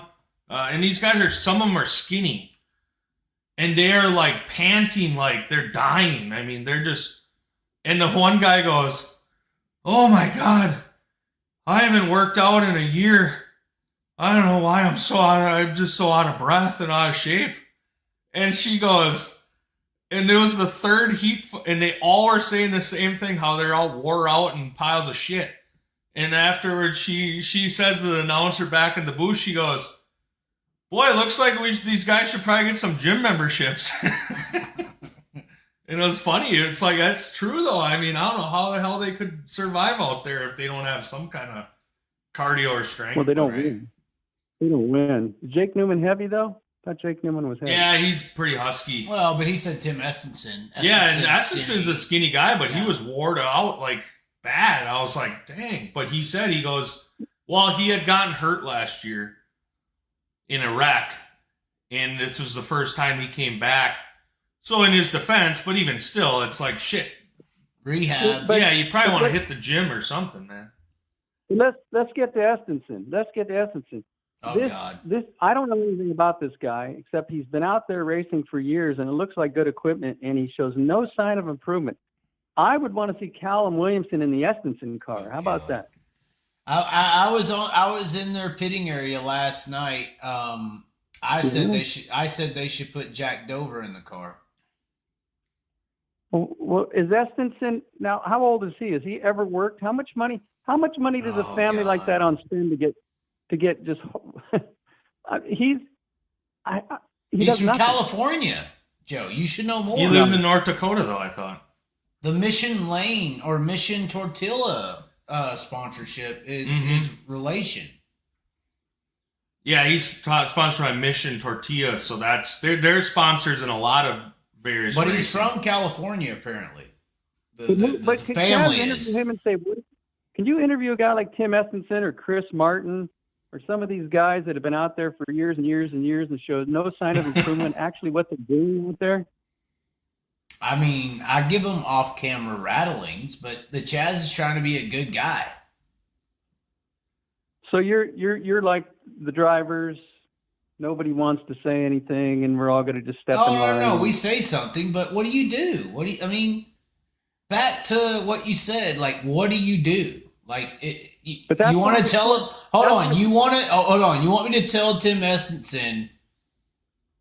Your family should not spend any more money. They know, Joe. They know. Ask him what his dream is. Where does he think this is going, Tim? Tim, we've been watching you closely. We're behind you. These results are not what we think. What can we do to turn this around? Right. But it's the ego. You're fighting egos, bro, Joe. You're fighting egos. No, I'm just asking the guy a question. I'm asking. No. You know what you're doing there, Joe. You're not stupid. You're breaking him down. No, but it's a good question. It's a good question because you asked Danny Sams, the number 3, the same question, and he had an honest, transparent answer. I mean, I would imagine a Tim Estenson would say, well, I'd love to race full-time with the Outlaws someday, right? I can't imagine he's like, well, I'm just going to be a regional scab and keep sucking off of the Mission money because my dad's friends with them. No, you'd be surprised. Tim Estenson would probably say something like that. Yeah, he would. Which, honestly, a lot of these rich kids, or some of them, are very aware of their privilege. Well, and I've noticed through the racing world, and it's because of this whole money laundering and such, that a lot of times it's not necessarily the most talented drivers that get the best sponsorships. It's the ones where there is a connection to some money, some corporation, and they have ability to win over, whether it's because of friends, family, etc., or at least a good proposal. And they're like, "Hey, I like this Tim kid. Let's sponsor him." And well, where do you go? I'm about 25 different states all throughout from January till November. Oh my God. Okay, absolutely. You know, what do you need? 150,000, 200,000? That's pennies, you know. They're like, of course, it's a free billboard. So I get it. But that's not the case. I mean, how old is he? Oh, he's only 20s. 20 maybe. 20s, early. So the dream's alive, that he's going to get better and start winning races. That's what he believes. I mean, I have 2 answers to that, but I guess, yeah. I think they all have that dream. Well, I still think like a 30-year-old who worked to get his way out there can have that same dream. But, yeah, you're right. But nothing wrong with the dream until it's not realistic anymore. See, Joe is flashing back to that day he described where he went out there, what was it, hampered. See, he's laughing. That's right. Went out there, hampered, got into the car. Hey, I ain't forgot it, Joe. Mm-hmm. Went out there and cut a perfect fucking lap. And then another guy went out there all over the fucking track and was like, what was it? How many tenths faster? Half a second? Yeah, about that, yeah. Half a second faster than Joe. And Joe looked at himself in the mirror of the trailer and said, this ain't it. I can't do it. It's over. I bet I can imagine. And he had to I think he said literally, I sold it all and I was done. And I went back to working. What I had was this is him flashing back. He's judging them as he judges himself. I like it. This is what he does. It's self-reflection. Mentorship. Joe. Yes. Yeah, when does Tim Estenson get up and say, I'm never going to be at a level where someone would hire me and I could make money as a driver? That's my question. He's already hired and making money in theory, right? Right. Well, this is what they do. The Matt Wood Racing. Who hired him? Or sorry, Tim Estenson or Mission. Yeah, the Mission. Yeah, I mean, you should see. He's got a full-on World of Outlaws professional. It's an outlaw, yeah. Like I saw the Mission tortilla hauler roll past my house on the way to Plymouth one time, and I was like, "What the hell?" I thought, because Road America, I live about 20 minutes from Road America. I thought, is this a Road America road course team? No, it's a sprint car team going to run the IRAs at Plymouth. I thought, holy shit. Somebody just put in the comments, Joe, somebody put in the comments, Estenson Trucking sold for $305 million in 2017. Tim Estenson owns a American, what does it say, flat track team as well. So yeah, that's true. They have the money. They could race for the rest of their lives and never win a fucking race, Joe. I seen their ad the other day. They could race the rest of their lives and never make $1, and that's fine. Yeah. But they don't have. They have the. Are they talking the son owns this or the dad? Who's dad? Daddy. Yeah. Dad uncle. sold it. I think it's uncle. I'm sorry. I think it's uncle. I don't know. So they have no problem with losing. This is your Tarleton Colmacedo argument. Although Coles did good in that 16 car, but it's the same argument. There's the a same lot song of and dance, Joe. There's a lot of guys in the Midwest that race sprint cars, and this is no fault of them, that have amazing sponsorships, and I'm talking world-class, World of Outlaw haulers that are brand new damn near, that are B main at best. This is what he's talking about. And it's because they've either got some kind of a family funding or they made a good proposal to somebody's friendships. And it doesn't matter if this is just their fantasy or their dream. They'll just keep doing it. This circles back to one of Chaz's.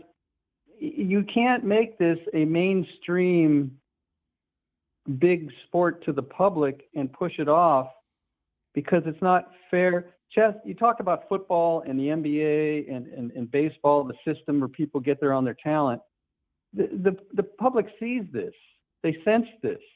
They're not going to go out and watch some rich kid on dad's money and cheer for him. Well, then how has NASCAR got away with it for so long?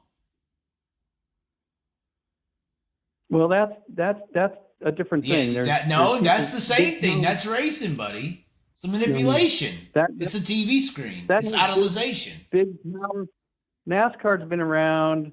It has big, powerful people behind it. Right. That control a narrative.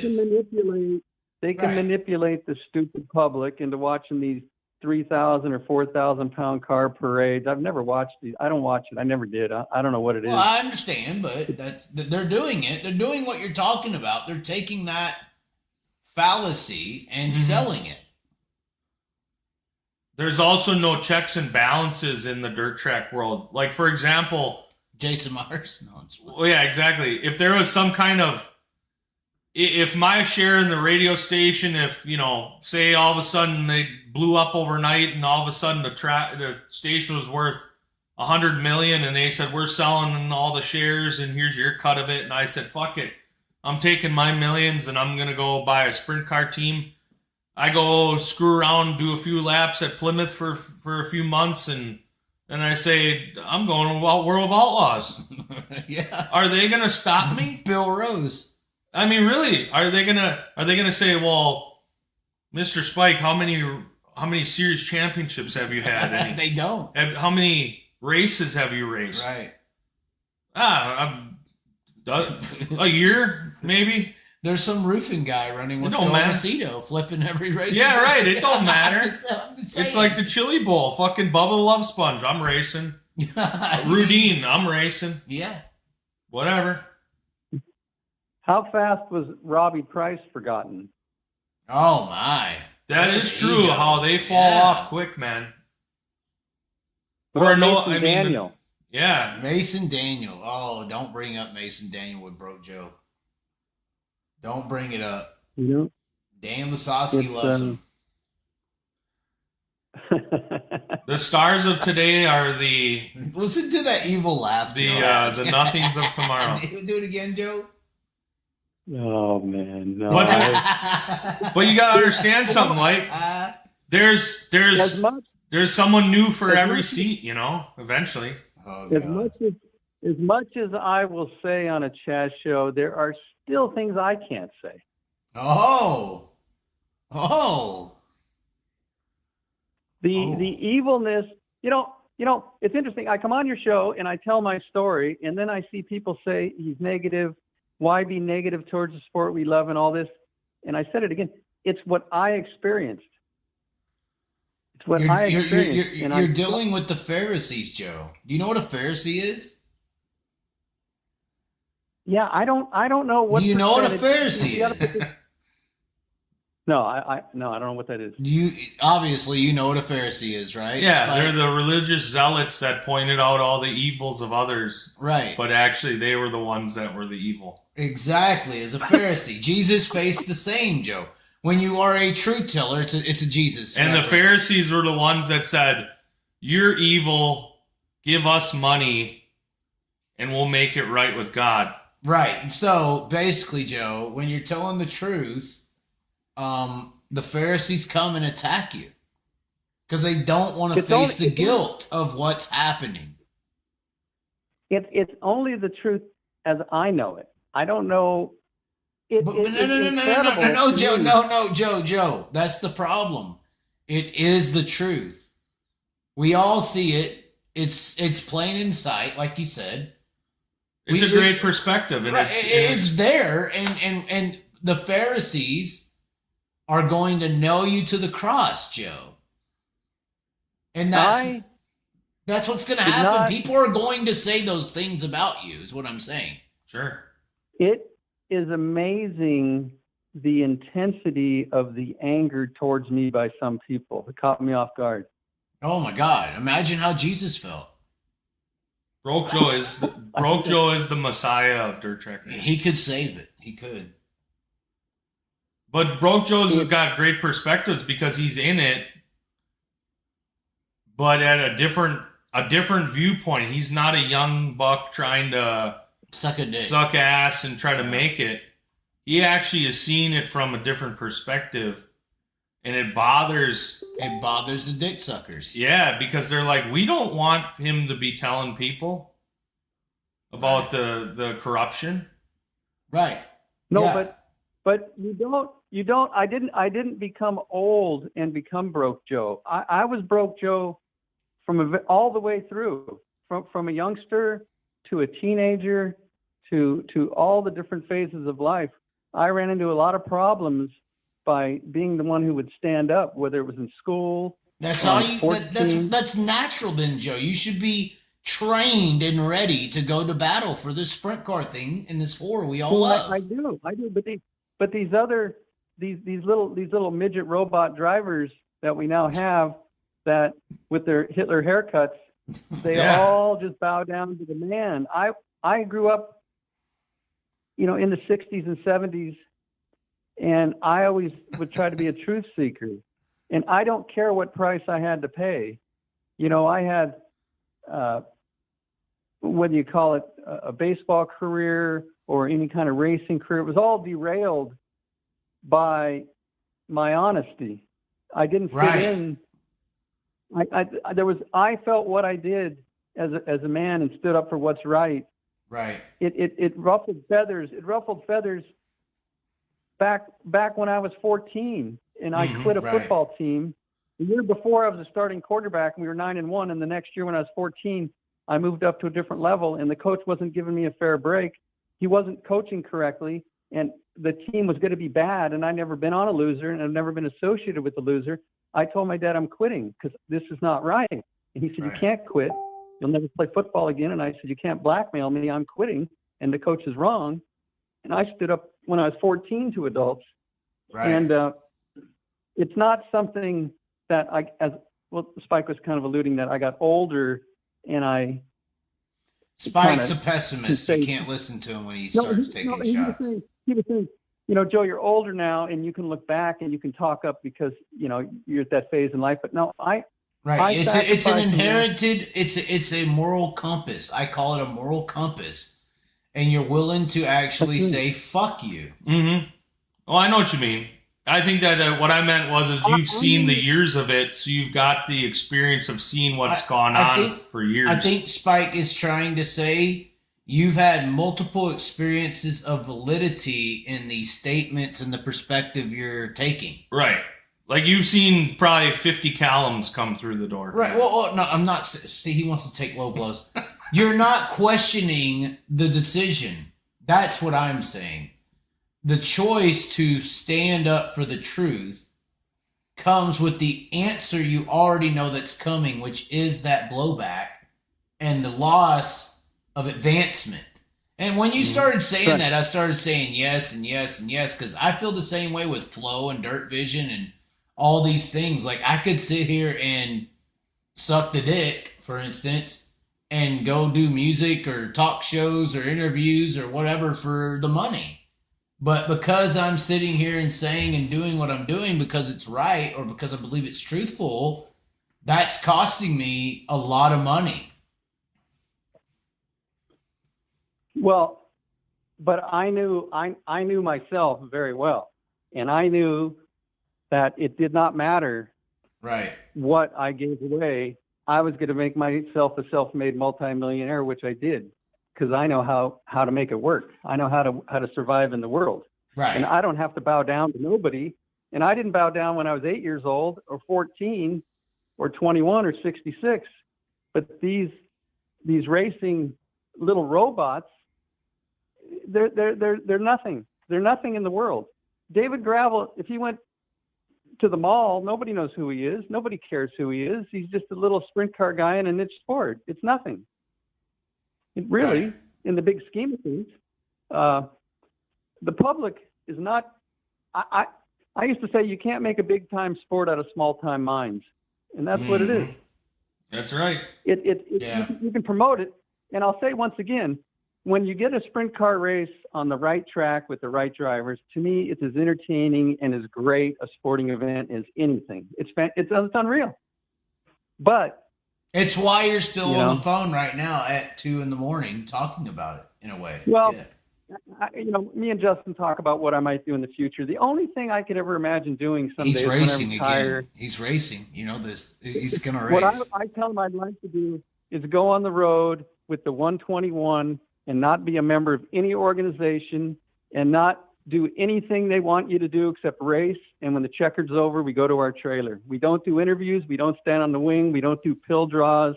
We don't do anything. We just here to race, and we're going to race clean and the best we can, and we're going home, and we'll talk to the fans. I don't like as Broke Joe as the driver. No, not. You're done. That dream's gone. You're not doing it. I'm not saying it's gone. Okay. You should race. You could beat him. You should race with Pittman, Joe. with a full face mask on, and then do the old school open face helmet. You'd be like Racer X. You'd be called, and no one would know who you are. Could you imagine the merch sales for a Broke Joe T-shirt at fucking Kings Royal? Yeah. Oh my God, you'd be a millionaire. I'm wearing it. Why? Yeah, Spike, you should be wearing your Broke Joe shirt. But why? Why are you doing a wheel spin? And your boy Tony Laporte. What kind? You're wasting a half hour. I thought my dad's idea was great. I thought my idea was great. So. I agree with the Chaz. Pull the number. All the cars are staged. Pull the number. Get to your car. We're dashing right now. Yeah, that was my idea. That would be exciting. No. Just pull the number. Just do it in the pits. Just run the dash. No, you don't want to hear the driver. No, Joe. Back to the 8 minutes and 2.5 hours. We got to do stuff in the 2 hours and 22 minutes.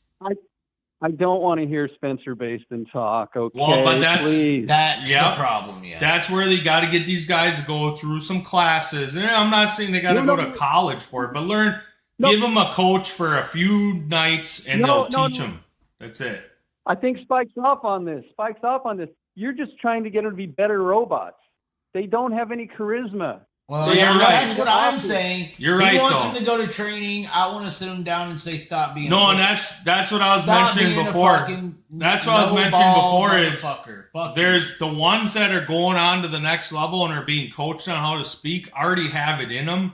No, they don't. The ones, though, that are in the position they are and are the vanilla midgets, you can't coach them because they've been taught from young on to be vanilla midgets, and they are vanilla midgets. He wants robots to act better robots, and I want... Oh, no, I'm not saying that. I want robots to be the people they are. I'm saying they are born robots. Mommy and daddy made them robots. They're not. It's called a soul, Spike. I know you don't have one. They don't have souls. No. They don't, Chaz. Chaz, you're both You're wrong. wrong. They're nobodies. They're right. Soulless capsules? What? Soulless capsules? I'm not sure what you're saying there. A soulless capsule. Like the person is Yeah. there, but the soul is not. Yeah, it's like what the music industry turned into. It's what the Right. movie industry turned into. It's what Right. corporate America influences the masses with their little robots. And I know, Chaz, you want to wake up the public, but they're too stupid. You're not gonna. Right. It's a game you're not gonna win. I mean, Broke Joe, come on, he'll talk, and some people like it, and some will hate it, and I'll be gone, and then it'll be the same thing. This is monumental. I mean, I can't Joe. think. I remember When I put my video out tomorrow, Broke Joe returns, Jeremy Elliott's gonna cream his pants. He couldn't believe it happened. there's been musicians through the years where they had offers to go next level, and their management said they're not ready yet. They're not ready yet. Which was a lie. And no. Somebody sucked And a dick and somebody didn't. they finally grew. They got them to the point where they were ready, right? Dirt track racing, sprint car racing, they're not ready yet, and they ain't gonna be ready ever for the big time. Okay. No. It's fine. It's a niche sport. Do you all you need is 3 guys who are ready. Let's be real, All you need is guys. 3 guys. The Kyle Larson All you need is 3 explosion guys. when he N-bombed and then all his disciples started showing up to the tracks. Did any of you, I don't know if y'all were going at the time, maybe, well, California probably was still shut down, but in the Midwest, we didn't give a damn and we all wanted to die, I guess, so we kept going racing, right?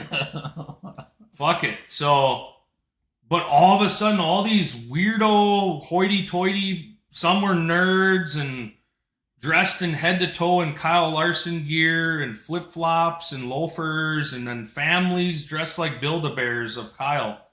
And they were the most pretentious fucks. Like, they would be like, you know, at Eldora, you get 2 inches of ass space where the number is, and you know that's all you got to sit. So if you got a few fatties, you're screwed. I remember this one asshole looked like he's from California. No offense, but he goes, "Can you guys move down?" I go, "What?" "My family, we need room." I go, "Sir, we're sitting on the numbers, man. Like, that's all you get. Like, this is it, dude. Like, you gotta make friends here. Get comfy." And it was just the most pretentious shit. So you want the masses to come about? You want tens of thousands of Kyle Larson-like disciples showing up to the dirt tracks? No. Holy shit. And guess what? We need more women. You want the Chaz to be special? You're going to have 20 of these NASCAR Chazes that are out there on their YouTube channels being dorks, showing up to the dirt tracks, doing all their video bullshit, and you're going to have to be drop kicking them out of the way to get even 2 seconds out of Donnie. Well, wait. Well, let me ask Chaz. Oh, no. I know I'm fat and I don't work out in the morning. It's fine. No. The ex-girlfriend got rid of me for the same reasons. Oh, my God. It's too late to get mad. it's too late to get into that. I've known Chaz like 5 years. Oh, Kind of been doing the same gig. fighting the good fight. Has any progress been made in this fight? That tangible progress that you can say the sport is getting bigger, or is there any like? It's like when I went to college, you had to take certain courses to graduate, or you start a business and you save money to buy a house. I mean, there's like progress. Is any progress in this Chaz crusade to make the sport bigger? Is there progress at this point in the 5 years? I mean, I feel like the payout deals changed a lot. I feel like that was a deal. Okay, that's a little progress. But I mean, in the national spotlight, we don't know the streaming number. We don't know the streaming numbers. Yeah, we don't know So that. you feel there is progress is slowly being made. That's your stance. Well, I've done a lot of work. I think that there is a lot of guys who are, I mean, y'all don't believe it, but I think a lot of guys are getting ready to are being more vocal than they ever have been. And I think that halfway has to do with me getting on here and saying you have to lead a notion. Like, you can't just tell people, hey, you need to be this way. You have to go out and be a certain way that they can follow. So I don't think that there would be too many guys out here willing to risk telling the truth if I wasn't already out here for 5 years telling that truth. And maybe they're not willing to take the same, they're not willing to jump as deep as I will, but they're at least willing to get in the water a little bit. So I think you got more vocal, opinionated dialect based on me trying to dig the trench hole to let them walk down. I think that's happening. So you feel there's been a little progress. You feel that you sense some progress coming. I mean, I'm still rolling on it's going to get big very quick. I know that's a gamble, just as bad as the sports cards were, but I mean, we're trying. We're thinking it's going somewhere, yeah. Can you explain to me why everybody stands on the tank and takes the picture with the confetti cannon? Can you explain that? Oh, God. It's their birthday party. Like they're like 5 again. He wanted me to interview the guy who does the fucking cannon. Confetti.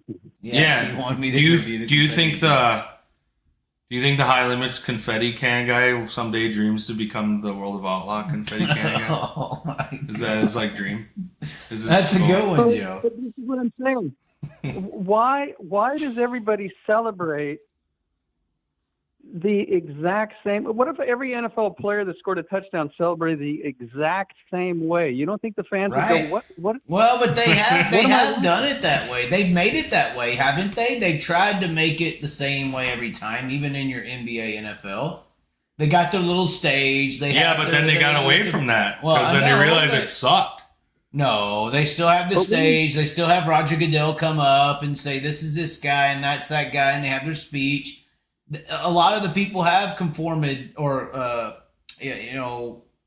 elegantly put things in line to be very systematic. Not as cookie cutter and step by step. It's not as stupid as a sprint car. Yeah, I mean, it's. I mean, holy shit! There ain't. If you should do it sometime and make a screen of all of them all lined up together, and all these celebrations, they'd all go up at the same time. The cannon, they'd all come down. And they all blah, blah, blah, blah, blah. Yeah. Alvin Kolicki went backwards on the track. Right. And, I love it. Actually, I like it when the pit reporter, commentates exactly. And he's taking off his helmet. Yeah. And he's taking off his neck restraint. He's climbing up top. And they're putting on the Hoosier neckband. Yeah. And he's climbing up top. Does. And he's doing the wing dance. You're a winner tonight. And the confetti cannon. Yeah. Same thing. And it's like, I can see this. I didn't know this was radio. They're trying to box it up and sell it. But why does everybody fall in step? I don't. The way I grew up, I'd say, well I don't want to do that. I'd get out front and fucking. Right. Here's another problem I have. Now in Victory, when you see pictures of Wolfgang or Sammy or Opperman in Victory Lane, now they have about 6 cardboard signs Yeah. all over the. What the hell is what is this? That's a part Why two, are there Joe. signs? Get the signs out. The sign didn't win the race. Get the sign out of here. I don't want to. I don't know. I know you didn't notice this, but when Justin used to drive for me, he was instructed never say my name in victory lane. I don't want to be congratulated. You earned the spot in my car. I'm proud that you're driving my car. You don't have to thank me. It's 50-50 here. Sure. You don't have to thank. How many times has Buddy Kofoid got to thank Dennis and Teresa Roth every interview he starts? Oh, okay. Do these people want to hear their name? Yes. That badly? Yes, it's loyalty. It's fucking matriarchy. It's. But I knew who was it's- in my car. He didn't have to thank me. He was told not to. Don't mention my name. But that's not how it works. What- They what- want the fucking devotion. They want the pledge of allegiance. I sponsored cars before, and they've actually apologized to me and said, "Oh, the announcer didn't announce your business," or "I'm so sorry, I forgot to mention in the heat race when we won it." I said, "Dude, I don't care." I said, "I don't need the publicity. I just do it because it's just a big ego thing for me." Right. Right? You know? I finally got Justin. Don't stand on the wing. If you notice when he won tonight, I don't know if you guys know. Yeah, he celebrated great. That What's was up with real this cheater emotion. wing? Why does he have a cheater wing on? I like the real emotion. He got the crowd all pumped up and like he's into it. Like, I will say that the last real emotion I've ever seen, authentic raw emotion in winning a race and being like, fuck yeah, emotion, was, I think it was 2019 Kings Royal Brad Sweet. Oh, when he won it. Yeah, If you watch him 175, celebrate man. that win, you're like, this dude is actually happy he won all this damn money. Yeah, the And 175K. Like, now a guy wins 175K and they're like, how's it feel to win $150,000? And he's like, I don't know. Just kind of not sure. I kind of fucked up on lap 3 and 12. And I really suck, but thanks to my crew and my owners. Yeah. Good night. Well, that's kind of that gets on the spike. We haven't mentioned Jade Avedizian. When she's interviewed. Oh, no. She ripped herself apart that second place finish at Chillicothe. I'm an Avedizian fan. Where's the career going? Where's the career going at this point? I have What is inside going on? information on this. Do you want it? Sure. It's 2:15 in the morning. The NASCAR dream, they sold them. If you just do this midget a year or two, we'll get you somewhere. Yeah. I was about to pick those up. Oh, I got it. We'll get you somewhere. No, they mortgaged the house. They sold it all. This is from hearsay. They mortgaged the house, spent every dollar they had, and nothing's happened, and it's over. Damn. She's about to be a lifetime. And I said this on my show. I said this already, in a way. And I was like, some sprint car team needs to grab her and make her a Haley Deegan or make her a fucking star of the sprint car industry. I would hire her. Like, that's a star, man. And, like, maybe I would have a touring. Put her in the David Gravel, too. I would have an all-girl racing series. Oh, my God. Fuck yeah. WNBA is so hot right now. No, I'd that's have an not how all-girl racing works, Spike. sprint car series. That's not how racing works. He just Fuck wants y'all. to jack No, off to Spike. something. Watch when I'm making No. millions. No, we only have a team based on their talent. But I think Avedizian, she's been a winner her whole life. She can do Her it. whole life she's been a winner. She used to outduel Corey Day in some of the micro races. Yeah. But Yeah. is she being mentally broken down by the Keith Coons machine? It's grinding not to a mentally halt? broken down by the Keith Coons machine. It's back to the dream being crushed before her eyes. She's only It's back to all these things I thought I could be. So that's probably a highly emotional moment in her life right now. All these things she thought was going to happen and become because of her success are crushing before her eyes. and the money's gone, and she's having to have all these realizations that you've experienced, I experienced, where the money is all that matters, and all this stuff this Chaz guy's been talking about with Broke Joe. They're just telling me, oh, they're just broken, they're bitter, and they're sad, like they say to us. And then it's happening to her before her eyes now. And she's probably in a point of her life where she is like, wow, it really don't matter how good I am if I She's don't only bring 17. the money. Yeah. 17. 17 years old, she's having to learn that it don't matter how good I am, or pretty, or nice. It reminds It's me all about the money.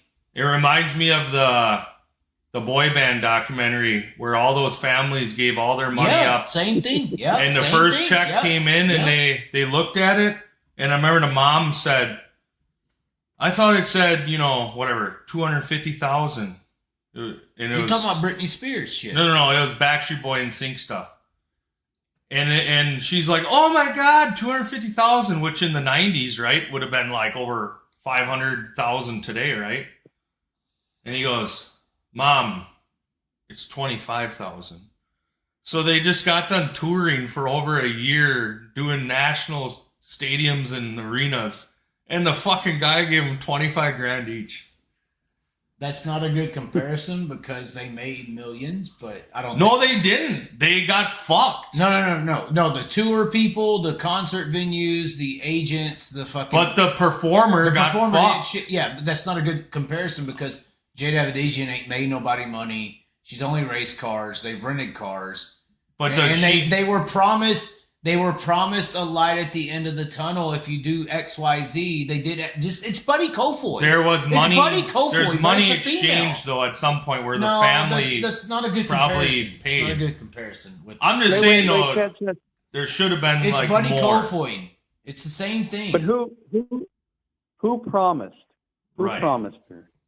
No one promised. what No individual- one promised. It's a perception. It's an image. It's an idea. Yeah, It's a belief system. It's a God. If I preach and I pray a certain way, I will make it to the promised land. And you realize that your belief is gone. But you interviewed Keith Coons, and you didn't say, "Hey, this whole thing you're selling is a fraud," to his face, did you? I'm pretty sure I brought that up at the Chili Bowl interview. If you want to go watch it again. Yeah, but he just smile. He just smiles and Yeah, and laughed it off. Yeah, but I mean, what do you want me to do? Hit him in the face while we're interviewing him? I don't know what do you want me to do? Start screaming or? No, I'm just saying you charge families $300 grand, and what are they supposed to get at? And he goes with well, if you win as much as Bell and Kyle, you get the NASCAR. No, he pirouetted. Well, no, I think I remember what he said at this point. He pirouetted and said, "No, I mean, they've went on to have great careers. Spencer Baston and Tanner Thorson, and at that time it was Buddy Kofoid hadn't came along. I was warning Kofoid, but they went and did it anyway. They don't want to listen. That's fine. But I believe he said, Baston and Thorson, they didn't make it to NASCAR, but they had great careers in dirt racing. That you can establish a name in the sport. Now, in his defense, Jade Avedian has established a name because of Keith Coons, correct? Wait. You saying Thorson has a great career in dirt racing? I mean, him and Spencer Baston do race it for a living. No. Forget Baston. Thorson has a great career in dirt racing. That's what you're telling me. He's had opportunities to be. That's not no. You're saying he's had a great career. Didn't he just marry someone into money so he could go out? Well, he also drove a sprint car team off a cliff, literally. Yeah. Okay. Before that. Yeah. So he had opportunities. If you drive a sprint car team off a cliff, you might lose opportunities. So he sucks. You said he had a great career. You said no. I was saying that when Coons was when that was being brought up about they don't just go to NASCAR and Larson and Bell sold the dream. I believe I'd have to go re-listen, but I believe he pirouetted to guys come in here and they establish a name and You can become a dirt. You can have a good career racing dirt, by starting off here. Which, I mean. But who had a good career starting off there? Well, without Tanner Thorson. Without him driving a race team off a cliff, he might have had a better career. Oh, my thing died. He's a high limit mid packer. My ear died. But he's getting the opportunity just because of who he is, though. Because he married Stevie Smith's daughter. That is a whole nother subject. Part 2 coming soon. Well, no, he has no career. He's a nobody. He's a mid pack, high limit guy that's going nowhere. He could. He has the opportunity. He has the opportunity. We're talking about what he is. We're talking about opportunities. I said opportunity. No, I didn't say. Doesn't have the ability, though. He married into money. He has no opportunity. Prior to that, he was in a 3 car that he drove off the cliff. Hold on, what was he in? What was he in last year? Or the year before? Nothing. He was in a midget team that he had developed. He started a race team. Yeah, where'd that go? Where'd the midget team He was in go? With Hayden Reidenbold. The problem with Tanner Thorson that I've heard is that he's an asshole. And personalities do take you away. So, but you said he had a great career launched by Keith Kunz, and I see. No, I said that's what the argument would be to the guys who do the Keith Kunz deal, but don't go anywhere. They can establish a name racing for Keith, just like Jada, and in his defense, just like Jade Abedisian has done. We're talking about Jade Abedisian. There's other girls that are just as good as Jade.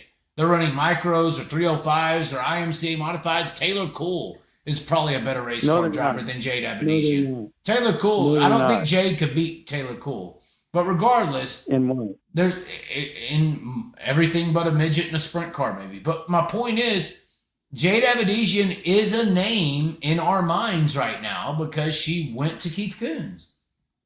That's why. They promoted her, but they promoted her. That's who it is. That's what's going on. That's what he's saying. You can build a name at a very young age if you rent my cars. And she did. And it leads to what? Whatever you can do with it. You ain't going to go to NASCAR, but you might. All right. I'm saying Spike's saying we have to go. I know you want to argue, Joe, and it's fine. Keith Kunz is a fraud. And you guys got to have a Keith Kunz is a fraud. Hold on. Do a part 2 tomorrow. He's a fraud. He holds people back. He takes hundreds and hundreds of thousands of dollars and promises things that never happen. He got Bell and Larson through.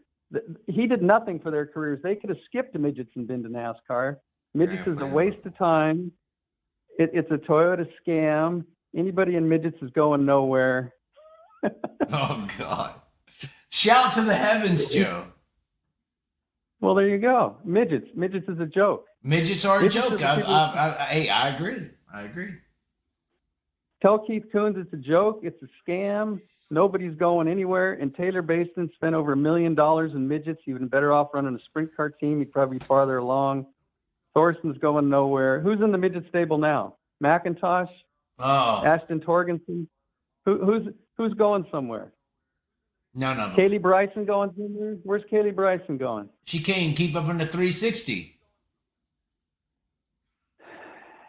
I wish I had a scam that good. Oh. Silver Crown. Silver Crown. You can't win in a midget. You go run a Silver Crown race in a big giant car when the track slicks off and they go 20 miles an hour in the corner. Yeah, great racing. Yeah, and Brady Bacon had to break leading the race for her to win. He was 9 seconds ahead, Joe. Brady Bacon was 9 seconds ahead and broke. And that's how she won that race. You didn't hear nothing about that, though, did you? Brady Bacon. I know. I'm just saying, all you heard about was Kaylee Bryson winning the Silver Crown race. You didn't hear about, Brady Bacon being 9 seconds ahead and breaking. Is it opening any doors for her to go anywhere? They're selling the ticket, not me. Just like the P. Diddy thing will be uncovered, someday the Keith Kunz thing will be uncovered. Oh, my. For what it really is. What is it really? My. What are we selling? What is it really? A scheme. It's a talent agency.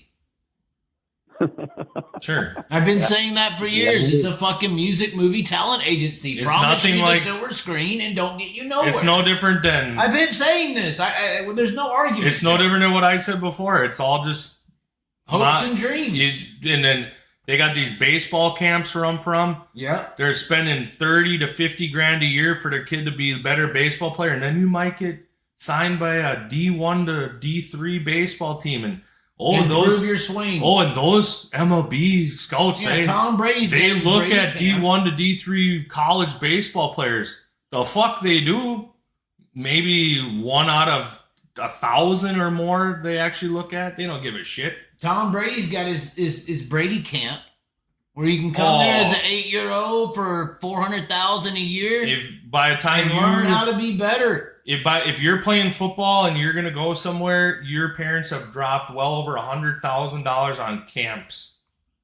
And then you got college. some dude out of the ghetto that's just better than you, ain't spent a dollar, that throws better and runs better, and he's gonna go to the NFL and you ain't. Well, now they're getting it where it's someone's got to sponsor him to even be in. Well, that's where that whole thing happened. Yeah, their business. That sure. movie or whatever, where that rich white family sponsored the black kid, and then remember he sued him later, saying that the Michael Orr story. Yeah, or whatever. The offensive lineman. Yeah, like Sandra Bullock. Yeah, that whole thing. That was a sponsorship. It's like this thoroughbred we could make money off of.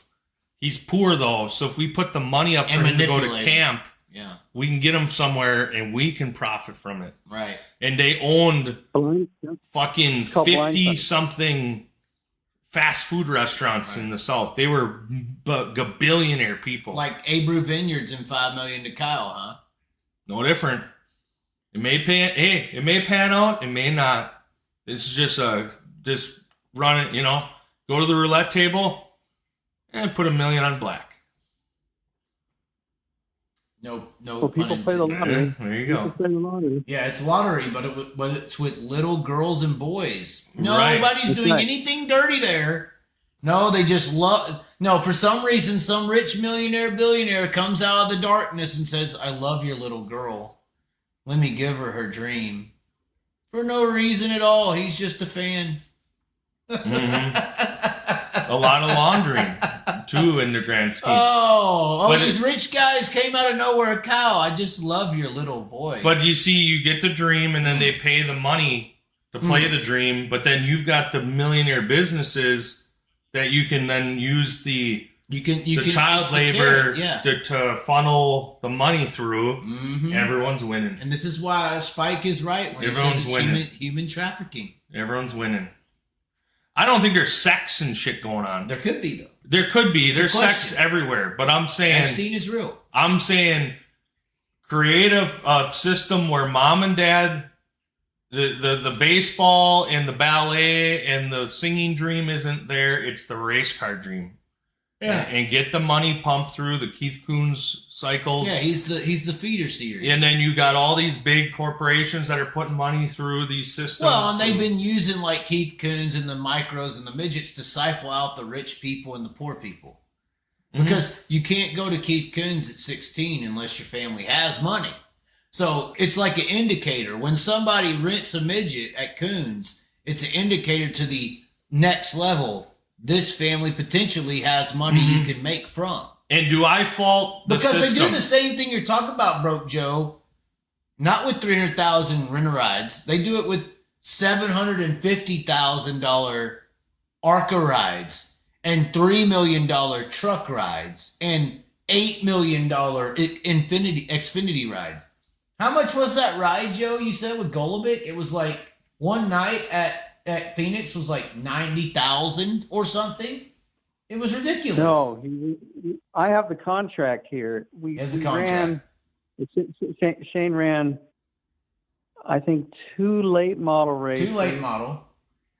And 3 K&N races. And what was the bill? And it was. This is 2015 or something?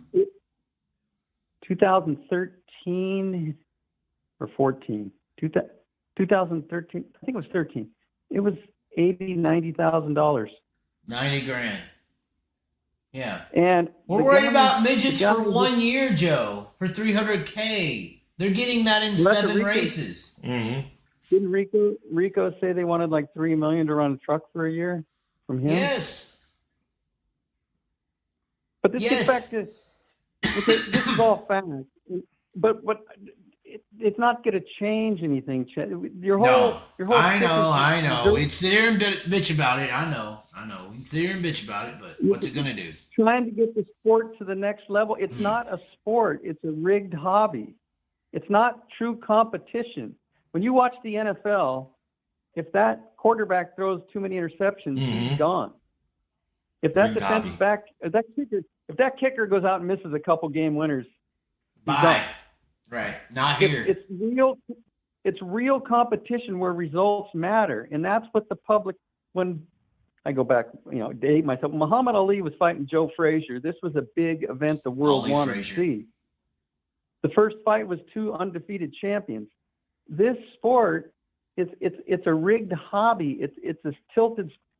I see Ty Gibbs is in NASCAR. Ty Yeah. Gibbs, the Dillon boys. What? Nobody cares. It's They have Shane no Gulliver, fans. but a bigger level. Nobody cares. Nobody Yeah. cares about Tim Espenson. He has no fans. How many shirts does he sell? It's not true competition. If you had true competition in the dirt level, and I'm not a fan, I don't know late models, but Chaz, maybe it's like that in the late He's model on world late more in models. sprint car world. Payment, though. No, Dirt. He's saying Oh. Spike can't hear you. His ideal broke. Yeah, my headphone died. But the sport can never get above the niche level when it's a rigged hobby. The public's not going to gravitate toward. But they already gravitate to NASCAR and IndyCar and F1 and all the fakeness you're talking about. We in Dirt at I know, least but have they- a hint of validity. That's why I stand up for it. But We those- have a hint of it. We don't have the best. We have the best out of all the racing sports that are considered professional. Dirt is the But those- closest thing to being the professional level. It's the But those are closest. controlled by billionaires that have a stranglehold on media and the public, and Right. it's the dirt level. They're going to keep it down. That's why they do. Yes. That's right. That's why they And do. it'll Until never- gambling gets involved. Until gambling gets involved. That's when it's going to change. I don't think it ever get involved. It already is. They started dirtwager.com. I'm going to talk to the guy who started it, but gambling is here. It won't make a difference, though. Yes, it will. Okay, I know. They something gamble to that. NASCAR, it doesn't make a difference. Still same system. Did we solve any problem? Are fans going to be glad I'm back? Was anything Oh, solved? yeah, or did everybody's it- glad you're back, Joe. He's asking Did if it they're create more glad you're back. problems? Yeah. Do I have to lock Do my part 2 doors at soon. work? He Are asked if people he gonna has to show up lock here his tomorrow? doors. Did you really Yeah. have somebody show up? Honestly. Yes, I did. You yes, had them. I did. How many? One time or more than one? Just once. I haven't went to the track in over a year. Because So, of the I don't shows. know. You haven't went to the track because of the shows? No, they're too far away and they're too expensive, and I'm busy at work, and I'm not going to drive for 3 or 4 hours to pay $50 to watch a 6-hour, 5-minute show. But Because here's- are they here's waiting on another you, thing I Joe? really understand. What was that? Are they waiting to get you on the corner in between the trailers? What are they waiting for? Maybe. His But autograph. let me point out one more thing that's ruined the sport, Spike. Spike, one last thing. Oh, One hold last on. thing. Spike, you need to hear this. Hold on, Joe. Let me put this away so you can hear him. We may have some background noise, but People might be waking Hold on. up on the East Coast.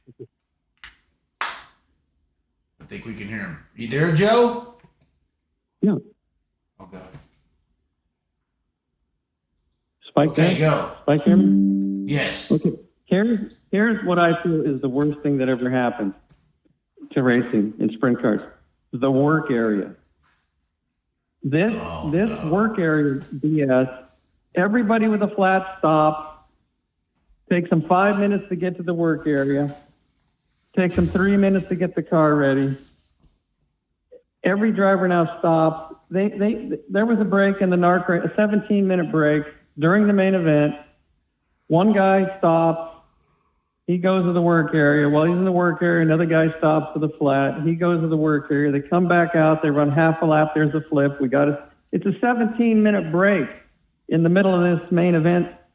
You don't go to a Warrior game and there's not a 17-minute break during the game. Mm-hmm. What is the point of the work area? To let the rich people play. Listen, here's my rule. If you stop on the track, you're done for the night. It'll give cleaner racing. It'll speed up the show. Well, Spike had the idea of putting, and it's a good idea, a 2-minute work clock. When the guys stop, the clock starts, and when it's done, it's like the end. No. You can't touch the car again. It's over. Yeah, have it on the screen. We start the race. If you have a problem, you're done for the night. We don't need No, that's one way of handling it. But if you're going to do, let's just say they are going to do the work area, there has to be some transparency. The 2 minutes has to be on the big screen, on the TV screen, and an official needs to be there counting it down, blowing a horn when there's a minute left, 30 seconds, and then the countdown. And the fans, imagine if they like the guy, they're going to cheer when he gets out. Like if it's David Gravel. And when the guy can't make it out with 10, 9, 8, and then he don't get it out in time, everyone cheers because they hate the guy. Right. But when does the 2 minutes start? After it takes them 5 minutes to get there? Well, but that's where you got to get the fraudulentness out of it, because you ever notice when it's the pet pony, then suddenly, looks like they got to repair part of the fence. Right, debris. Oh, looks like they got to. Tractor tires need to be measured, moved adjusted. around a little bit. Yeah. All of a sudden, this 2 minutes became 10 minutes because That's they're right. fucking around all over the track for the guy, and then finally they see him push off, and it's like, oh wow, the fence is beautiful again. Wow. All right, great. Let's go green. Yeah, green. Here we go. I would solve all this by not having a work area. It's fair for everybody. I get it, yeah, and that's where.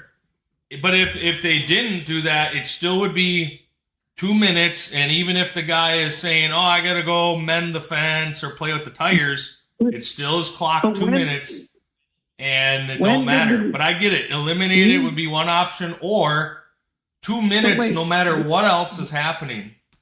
I don't care if the whole side of the grandstand's burned down. You still only get 2 minutes. Sorry. 2 minutes. That's it. Why do these things that didn't ever exist come into existence?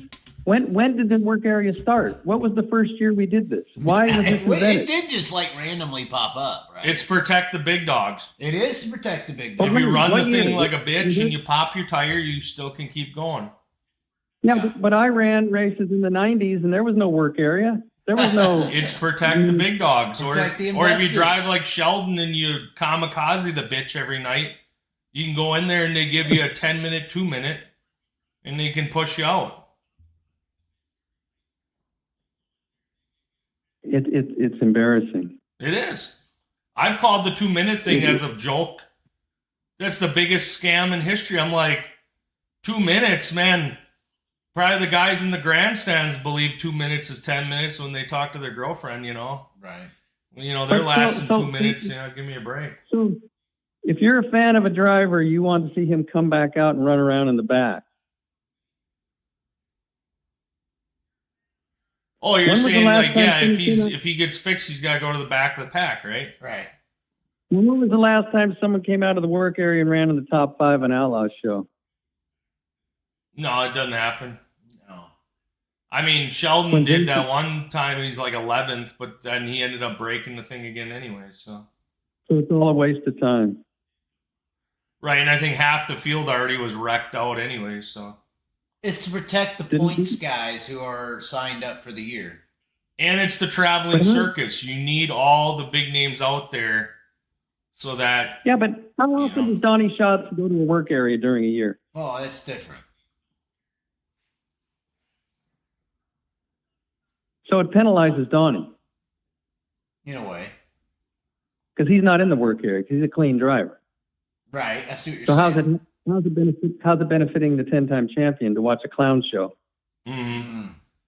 It's the more visibility of a car, the more the traveling circus can keep going down the road, and the more T-shirts that sell. That's really what it is. Yeah, but the camera's not on the guy in 22nd place. No, but They get the laughed. fans that love him are.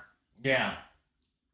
If your guy goes to the pits because he flatted out, you're like, fuck, let's go home. So you're saying what the NBA should do is if Steph Curry starts the game going 0 for 5 on threes, they ought to give him a couple threes so his fans, Yeah. Well, No, give him 2 minutes to think about it. they just put him on the bench. Give him 2 minutes to do a free throw drill. Yeah. if you sign up to go watch, you pay to watch Aaron Judge on the Yankees and he goes 0 for 4, you say, wait a minute, let him bat again because, I paid to see him. Well, give him 2 minutes to go to the You're batting cage. talking about actual sports. Well, right. This is That's what an it is. exhibition traveling circus. Hobby. Really. It's a manipulated hobby that Chaz, I don't know what level you think it can. What level could it get to? I mean, what would be I'm your trying to dream get state? to the level to where we can be like IndyCar and NASCAR, to where a driver doesn't even have to show up and race the race. We just let them fucking skip it and give them a waiver. It's Kyle Larson. Yeah, I mean, yeah, exactly. You want to bitch about 2 minutes in the work area? A dude didn't even fucking race. They're going to be like, all right, you're cool. Well, what was the flyers they're handing out? The Outlaws. Yeah, exactly. The high limit posters they're handing out at Exactly. Beaver Dam. It was Come see Kyle. 10 to 12 regular font, right? And then a bold ass size 50 font. Kyle Larson. Right. The whole paper said Kyle Larson. I'm just saying, with Joe, little print that said high limit sprint car series. And you're talking about favoring a guy in the work area for 2 minutes to get him back on the track because he's a draw for the fans, a That's what it showman or is. something. But you're not going to be critical of NASCAR literally letting Kyle Larson not run a race at all? Not I don't even want there. to. Not even there. I don't fault I NASCAR don't- for that either. I'm just saying, if you want to get to a certain level, I mean, NASCAR did the right thing. They're like, hey, you didn't race, so you're not eligible, dude. wait, is that the sun coming up? Yeah, let's be Oh done. my God. Joe, Spike's been trying to tell me to leave, but the sun is outside right now. We got work Yeah, to do. I think Chaz is just overexcited that I called in, and he He just is. can't let He's it go. We had to get as much as we could out of you, Joe. It's kind of like you signed up for a Keith Coons ride. We're trying to milk it. Maybe tomorrow at some point we'll do it, but not late because I work on Monday. So Yeah, no, see, I don't like structure. I called in because Spike was there, and I thought it would be fun.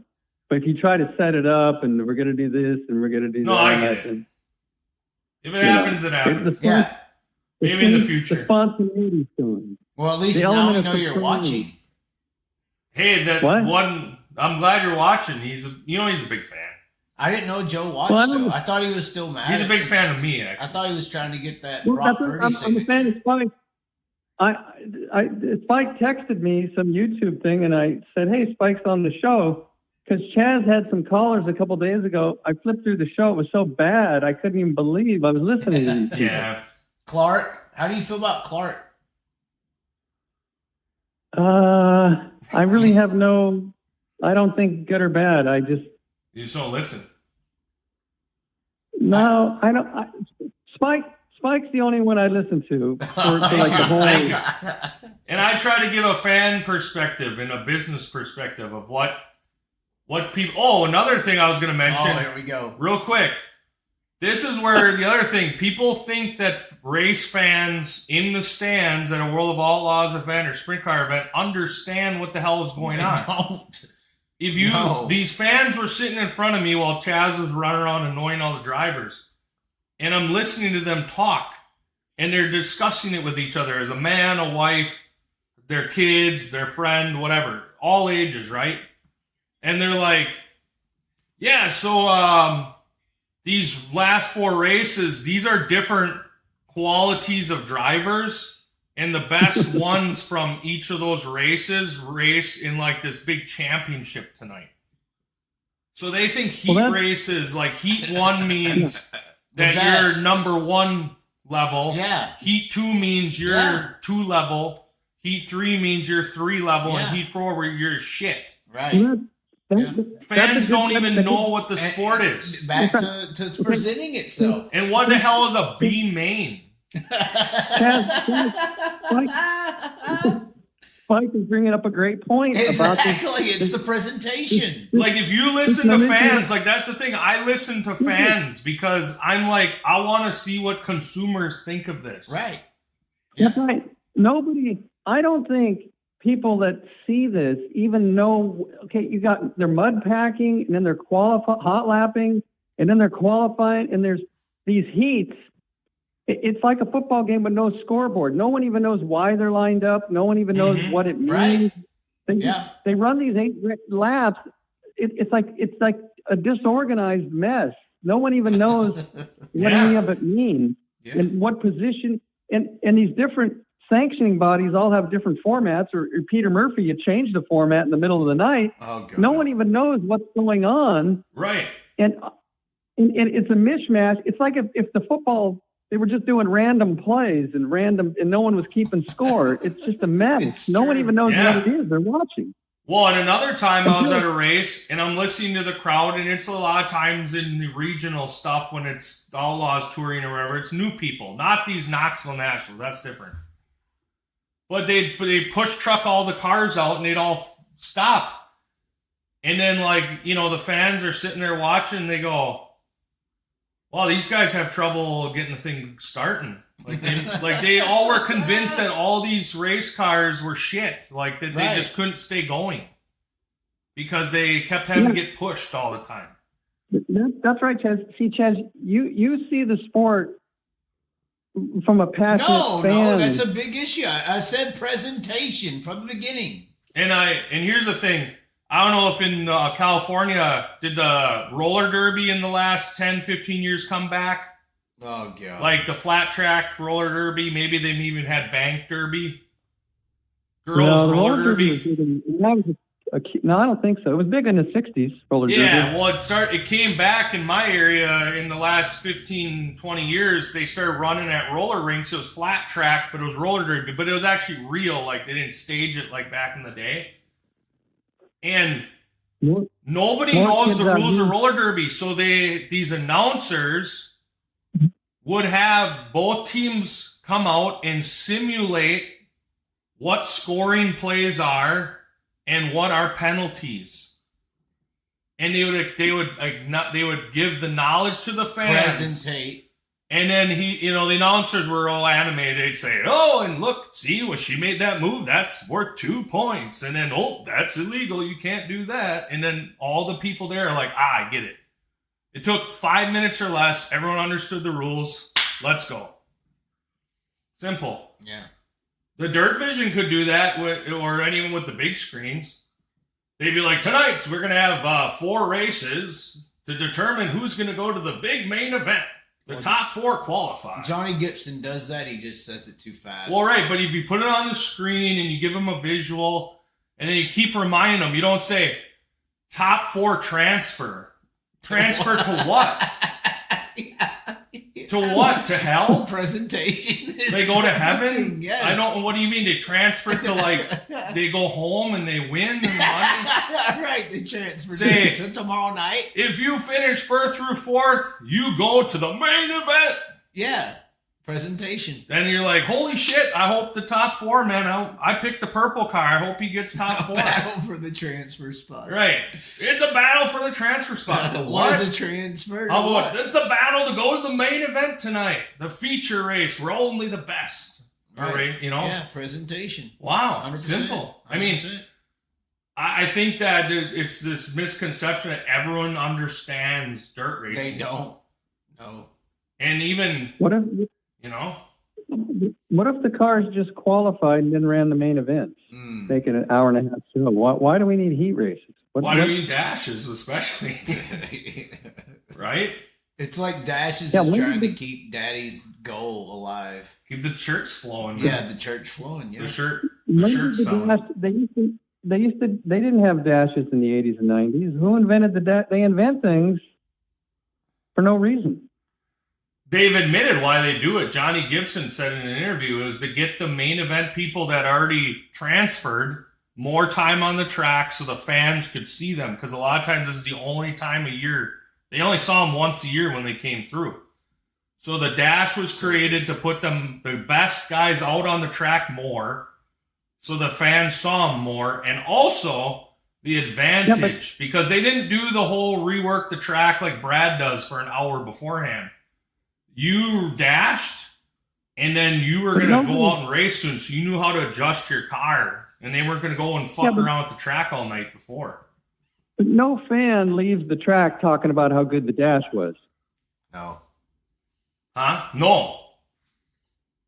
Nobody talks about the dash unless some guy who fucks up. And Yeah, like a big flip. yeah, I mean, which is now, I mean, they definitely don't anymore. They don't really even try in some. When Shane Stewart destroyed my car in a dash, that was worth us running again. Shane Stewart, Placerville, 2017? Well, I don't remember. He junked my car in a dash. I haven't seen a car junked in a dash since. I'm just pointing that out. But they come up with these ideas that just hold the sport back. People went and saw Sammy and Steve Kinzer in the 90s. I didn't say I'm not going to go because they're not running a dash. Right. So Johnny Gibson's explanation makes no sense at all. Carl Kinzer didn't need the dash to set up for the main. It's to sell hot dogs, beer, T-shirts. So right. Well, I don't know why they do a draw and a dash. Like, that's even double overkill. Well, I just don't think the sport's going to get any farther advanced in the public eye with how archaic We've admitted it tonight. Well, we're done doing the Chaz. Bring a novice to a race. Broke Joe returns. And they go, why are they drawing poker chips and why are they spinning a roulette wheel? What is that for? Well, they're going to line up for a race. Oh, like the big main event? No, like a race before the main event. Well, what happens if you win that? Well, then you got to start in the front of the main event. So then you won that? No, you didn't win yet. You just get to start in the front. It's for starting position on the speedway. But what about the number that you drew? Well, that's where you start in the race that determines where you start. What? That's a lot of steps to get to the end result here. So, like when Steph Curry's dribbling up court, they don't, like Steve Kerr doesn't roll a pair of dice to determine how much the basket's worth. Oh, God.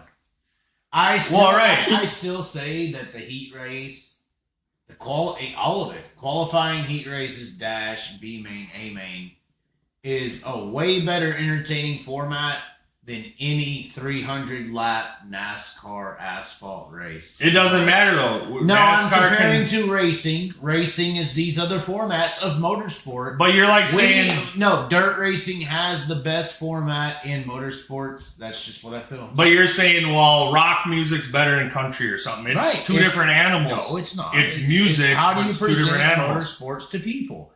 Our format is the best presenting format there is in racing. I think the NASCAR format probably makes the most sense. We can bitch about our format, but I'd rather watch all that bullshit that you just explained than cars going around the track and hoping for the fucking stage to end. I'm saying the average fan... I get what you're saying. Okay, there's two different conversations. He's talking about format. Why is the dash here? Why is all this? You're over here like, people don't even know what the fuck this stuff is. Yeah. It's not presented correctly. Sure. The argument to the format is there's no argument because our format's better than any racing format there is, period. But you're saying, period. This foreign language is better than all the languages. You have to present it correctly. So the foreign language is better, but everyone there doesn't know the foreign language. We need translators, and we don't have any. Right. Correct. So, and I'm saying these people around me aren't like the people that, call into your show. These are actually educated normal people that have brains, and they're like... That's where the money's at. And they're sitting there going, I'm going to talk out loud here to kind of understand this with my friends and family here, because I think this is what's going on here, but I really don't fucking know. Right. Wow. Sounds like a good time to me. Right. I ain't coming back. When do they actually get here to the radio station? Sundays, I don't know, probably around an hour or 6. So. Oh, fuck. We're about to get invaded. That's Joe, it is late, Joe. We better call it night. What What's the longest show you've ever had? This one. Anytime you or me are on, Fry? This one. This- so Six this and a is the half all-time fucking record? hours right now. No super chats is the either. Not one. the reward is in the conversation. I love it. This is the all-time record? I'm pretty sure. The Okay, sun's coming up, Joe. this breaks Joey Bats going to L.A. record? Oh, God. No. Yeah. I heard he got in trouble over that. Like the Cadings were No, strong Joey- they were strong arming him. You know where Joey was tonight? Oh, a strip club? No, he went to Marysville Raceway with a second-year driver, Caleb DeBem, first time leaving Ocean, and Joey wrenched him from 15th to 5th. Nice. Nice. So Joey's out there Doing he's a it. racer. He's out there doing it. That's right. That's right. All right. Okay, Row. it's 3 in the morning here. It is 6 a.m. here. 5 a.m. So I didn't realize Chaz would be this excited to hear my voice. I didn't. It's been a long broke Joe road. Okay, well, I don't know when I'll be back. If Spike's on and I have to straighten out some people, I might come on. All right. Well, thanks for calling. Okay, let's see how many views we get and see how interested the public is in this nonsense. Oh, no. Bye, Joe. Bye. See you guys. I don't know what just happened, ladies and gentlemen. We are 6 hours. I'm alone once again. I thought I had somebody with me another time in my life, and I'm left alone. Story of my life. Story of my life. Anyways, like, what do I say? Be sure to like, comment below, and as always, be sure to subscribe. We will catch you next time. PayPal and Venmo links. Send them. Bitches.